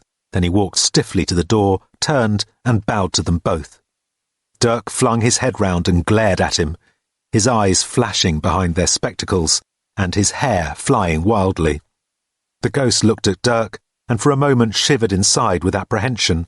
A superstitious instinct suddenly made the ghost wave. He waved Michael's hand round in a circle 3 times, and then said a single word. "Goodbye," he said. With that he turned again, gripped the sides of the doorway, and stepped resolutely out into the mud and into the foul and poisonous wind. He paused for a moment, to be sure that his footing was solid, that he had his balance, and then without another look back he walked away from them, out of the reach of the slimy things with legs, towards his ship. "Now, what on earth did that mean?" said Dirk, irritably mimicking the odd triple wave. Richard came thundering down the stairs, threw open the door, and plunged into the room wild-eyed. "Ross has been murdered!" he shouted. "Who the hell's Ross?" shouted Dirk back at him. "What's his name, Ross, for God's sake?" exclaimed Richard. "The new editor of Fathom." "What's Fathom?" shouted Dirk again. "Michael's bloody magazine, Dirk, remember? Gordon chucked Michael off the magazine and gave it to this Ross guy to run instead. Michael hated him for that. Well, last night Michael went and bloody murdered him." He paused, panting. "At least," he said, "he was murdered, and Michael was the only one with any reason to." He ran to the door, looked out at the retreating figure disappearing into the gloom, and spun around again. "Is he coming back?" said Richard. Dirk leapt to his feet and stood blinking for a moment. "That's it," he said. "That's why Michael was the perfect subject. That's what I should have been looking for. The thing the ghost made him do in order to establish his hold. The thing he had to be fundamentally willing to do. The thing that would match the ghost's own purpose. Oh, my dear God. He thinks we've supplanted them, and that's what he wants to reverse. He thinks this is their world, not ours. This was where they were going to settle and build their blasted paradise. It matches every step of the way. You see," he said, turning on Reg, "what we have done? I would not be surprised to discover that the accident your poor, tormented soul out there is trying to reverse is the very thing which started life on this planet." He turned his eyes suddenly from Reg, who was white and trembling, back to Richard. "When did you hear this?" he said, puzzled. Just now," said Richard. On the phone? Upstairs?" "What?"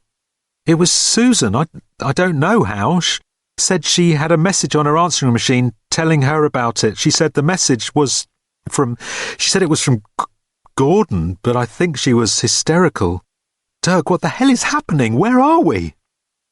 "We are 4 billion years in the past," said Reg in a shaking voice. "Please don't ask me why it is that the phone works when we are anywhere in the universe other than where it's actually connected. That's a matter you will have to take up with British Telecom, but—" "Damn and blast British Telecom!" shouted Dirk, the words coming easily from him from force of habit. He ran to the door and peered again at the dim, shadowy figure trudging through the mud towards the Salaxalan ship, completely beyond their reach.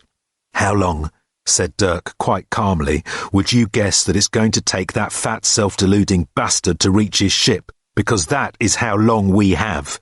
Come, let us sit down, let us think. We have 2 minutes in which to decide what we're going to do. After that, I very much suspect that the 3 of us and everything we have ever known, including the coelacanth and the dodo, dear Professor, will cease ever to have existed."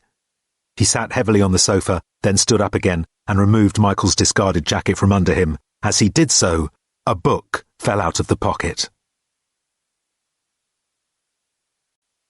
Chapter 35. "I think it's an appalling act of desecration," said Richard to Reg as they sat hiding behind a hedge. The night was full of summer smells from the cottage garden, and the occasional whiff of sea air which came in on the light breezes that were entertaining themselves on the coast of the Bristol Channel.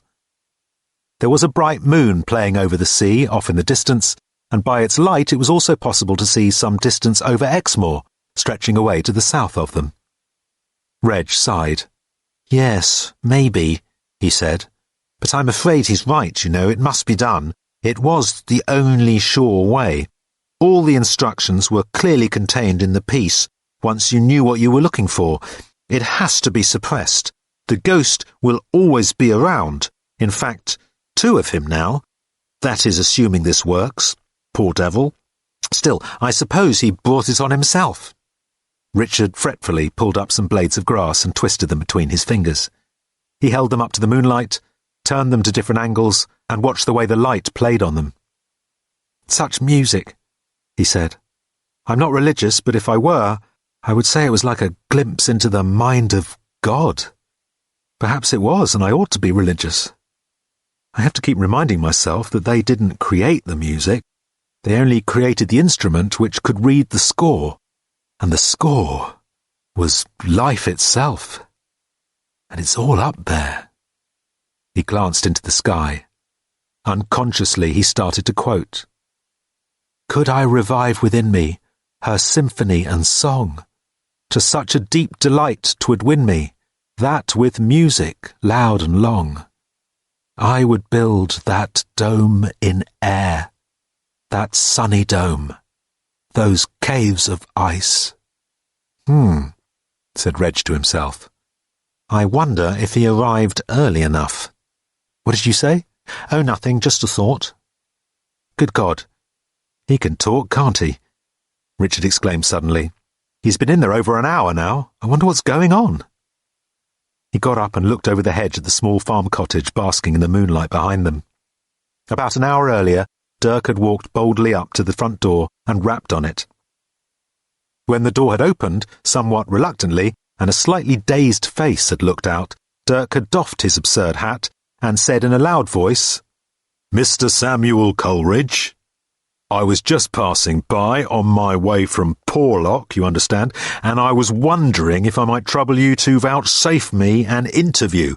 It's just for a little parish broadsheet I edit. Won't take much of your time, I promise. I know you must be busy, famous poet like you, but I do so admire your work, and... The rest was lost, because by that time Dirk had effected his entry and closed the door behind him. Would you excuse me a moment? Said Reg. What? Oh, sure, said Richard. I'm just going to have a look and see what's happening. While Reg wandered off behind a tree, Richard pushed open the little gate and was just about to make his way up the path when he heard the sound of voices approaching the front door from within. He hurriedly darted back as the front door started to open. Well, thank you very much indeed, Mr. Coleridge, said Dirk as he emerged, fiddling with his hat and bowing.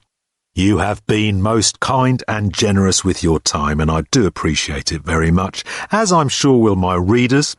I'm sure it'll work up into a very nice little article, a copy of which, you may rest assured, I will send you for you to peruse at your leisure. I will most certainly welcome your comments, if you have any points of style, hints, tips, things of that nature. Well, thank you again so much for your time. I do hope I haven't kept you from anything important. The door slammed violently behind him. Dirk turned with another in a long succession of triumphant beams and hurried down the path to Richard. Well, that's put a stop to that, he said, patting his hands together. I think he'd made a start on writing it down, but he won't remember another word, that's for certain. Where's the egregious professor? Ah, there you are, good heavens. I'd no idea I'd been that long. Most fascinating and entertaining fellow, our Mr. Coleridge. Or at least I'm sure he would have been if I'd given him the chance, but I was rather too busy being fascinating myself. Oh, but I did do as you asked, Richard. I asked him at the end about the albatross, and he said, what albatross? So I said, oh, it wasn't important. The albatross did not signify. He said, what albatross didn't signify? And I said, never mind the albatross, it didn't matter.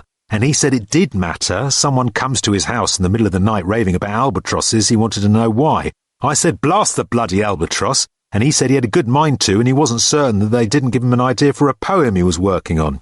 Much better, he said, than being hit by an asteroid, which he thought was stretching credulity a bit. And so, I came away. Now, having saved the entire human race from extinction, I could do with a pizza. What do you say to such a proposal? Richard didn't offer an opinion. He was staring instead with some puzzlement at Reg. Something troubling you? Said Reg, taken aback. That's a good trick, said Richard. I could have sworn you didn't have a beard before you went behind the tree. Oh, Reg fingered the luxuriant 3-inch growth. Yes, he said. Just carelessness, he said. Carelessness. What have you been up to? Oh, just a few adjustments, a little surgery, you understand. Nothing drastic. A few minutes later, as he ushered them into the extra door that a nearby cowshed had mysteriously acquired, he looked back up into the sky behind them just in time to see a small light flare up and disappear. Sorry, Richard, he muttered, and followed them in. Chapter 36. Thank you, no, said Richard firmly. Much as I would love the opportunity to buy you a pizza and watch you eat it, Dirk, I want to go straight home. I have to see Susan. Is that possible, Reg? Just straight to my flat? I'll come up to Cambridge next week and collect my car. We are already there, said Reg. Simply step out of the door and you are home in your own flat. It is early on Friday evening and the weekend lies before you. Thanks. Look, Dirk, I'll see you around, okay? Do I owe you something? I don't know. Dirk waved the matter aside airily. You will hear from my Miss Pierce in due course, he said. Fine, okay, well, I'll see you when I've had some rest. It's been, well, unexpected. He walked to the door and opened it. Stepping outside, he found himself halfway up his own staircase, in the wall of which the door had materialized. He was about to start up the stairs when he turned again as a thought struck him. He stepped back in, closing the door behind him. Reg, could we make one tiny detour? He said. I think it would be a good move if I took Susan out for a meal tonight, only the place I have in mind you have to book in advance. Could you manage 3 weeks for me? Nothing could be easier, said Reg, and made a subtle adjustment to the disposition of the beads on the abacus. There, he said. We have travelled backwards in time 3 weeks. You know where the phone is. Richard hurried up the internal staircase to Reg's bedroom and phoned l'esprit d'escalier. The maitre d' was charmed and delighted to take his reservation and looked forward to seeing him in 3 weeks' time. Richard went back downstairs, shaking his head in wonder. I need a weekend of solid reality, he said. Who was that just going out of the door? That, said Dirk, was your sofa being delivered. The man asked if we minded him opening the door so they could manoeuvre it round, and I said we would be delighted. It was only a few minutes later that Richard found himself hurrying up the stairs to Susan's flat. As he arrived at her front door, he was pleased, as he always was, to hear the deep tones of her cello coming faintly from within. He quietly let himself in, and then, as he walked to the door of her music room, he suddenly froze in astonishment. The tune she was playing was one he had heard before. A little tripping tune that slowed, then danced again, but with more difficulty. His face was so amazed that she stopped playing the instant she saw him. What's wrong? She said, alarmed. Where did you get that music? Said Richard in a whisper. She shrugged. Well, from the music shop, she said, puzzled. She wasn't being facetious, she simply didn't understand the question. What is it? It's from a cantata I'm playing in a couple of weeks, she said. Bach, number 6. Who wrote it? Well, Bach, I expect, if you think about it. Who? Watch my lips, Bach, B-A-C-H, Johannes Sebastian, remember? No, never heard of him. Who is he? Did he write anything else? Susan put down her bow, propped up her cello, stood up, and came over to him. Are you all right? She said. It's rather hard to tell. What's... He caught sight of a pile of music books sitting in the corner of the room with the same name on the top one, Bach. He threw himself at the pile and started to scrabble through it, book after book, J.S. Bach, cello sonatas, Brandenburg concertos, A Mass in B minor. He looked up at her in blank incomprehension. "I've never seen any of this before," he said. "Richard, my darling," she said, putting her hand to his cheek. "What on earth's the matter? It's just Bach sheet music." "But don't you understand?" he said, shaking a handful of the stuff. "I've never, ever seen any of this before." "Well," she said with mock gravity, "perhaps if you didn't spend all your time playing with computer music." He looked at her with wild surprise, then slowly he sat back against the wall and began to laugh hysterically. On Monday afternoon, Richard phoned Reg. "Reg," he said, "your phone is working. Congratulations." "Oh, yes, my dear fellow," said Reg. "How delightful to hear from you. Yes, a very capable young man arrived and fixed the phone a little earlier. I don't think it'll go wrong again now. Good news, don't you think?" "Very good. You got back safely then?" "Oh, yes, thank you. Oh, we had high excitement here when we returned from dropping you off. Remember the horse? Well, he turned up again with his owner. They'd had some unfortunate encounter with the constabulary and wished to be taken home. Just as well, dangerous sort of chap to have on the loose, I think. So, how are you then?" "Reg, the music!" "Ah, yes, I thought you'd be pleased. Took a bit of work, I can tell you. I saved only the tiniest scrap, of course, but even so, I cheated. It was rather more than one man could actually do in a lifetime, but I don't suppose anyone will look at that too seriously." "Reg, can't we get some more of it?" "Well, no, the ship has gone, and besides—" "We could go back in time." "No, well, I told you, they fixed the phone, so it won't go wrong again." "So?" "Well, the time machine won't work now. Burnt out, dead as a dodo. I think that's it, I'm afraid. Probably just as well, though, don't you think?" On Monday, Mrs. Soskind phoned Dirk Gently's holistic detective agency to complain about her bill. "I don't understand what all this is about," she said. "It's complete nonsense. What's the meaning of it?" "My dear Mrs. Soskind," he said, "I can hardly tell you how much I've been looking forward to having this exact same conversation with you yet again. Where shall we begin today? Which particular item is it that you would like to discuss?" "None of them, thank you very much, Mr. Gently. I do not know who you are or why you should think my cat is missing. Dear Roderick passed away in my arms 2 years ago, and I have not wished to replace him." "Ah, well, Mrs. Soskind," said Dirk, "what you probably fail to appreciate is that it is as a direct result of my efforts that, if I might explain about the interconnectedness of all—" He stopped. It was pointless. He slowly dropped the telephone back on its cradle. "Miss Pierce," he called out, "kindly send out a revised bill, would you, to our dear Mrs. Soskind. The new bill reads, 2. Saving human race from total extinction. No charge." He put on his hat and left for the day. Thank you for listening to this audio production of Dirk Gently's Holistic Detective Agency by Douglas Adams, narrated by me, Stephen Mangan. Don't forget the audio edition of the second Dirk Gently novel, The Long Dark Tea Time of the Soul, is also available now.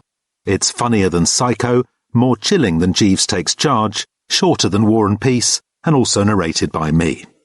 Dirk Gently's Holistic Detective Agency is published by Pan Books, an imprint of Pan Macmillan, a division of Macmillan Publishers International Limited. First published by William Heinemann Limited in 1987. Text copyright, Sirius Productions Limited, 1987. Recording copyright, Macmillan Publishers International Limited, 2021. The right of Douglas Adams to be identified as the author of this work has been asserted by him in accordance with the Copyright Designs and Patents Act, 1988. All rights reserved. Produced by Alex Mackenzie. Recorded and post-production by Strathmore Studios, Clerkenwell, London. Sound editing by Alexander Brown. Audible hopes you've enjoyed this program.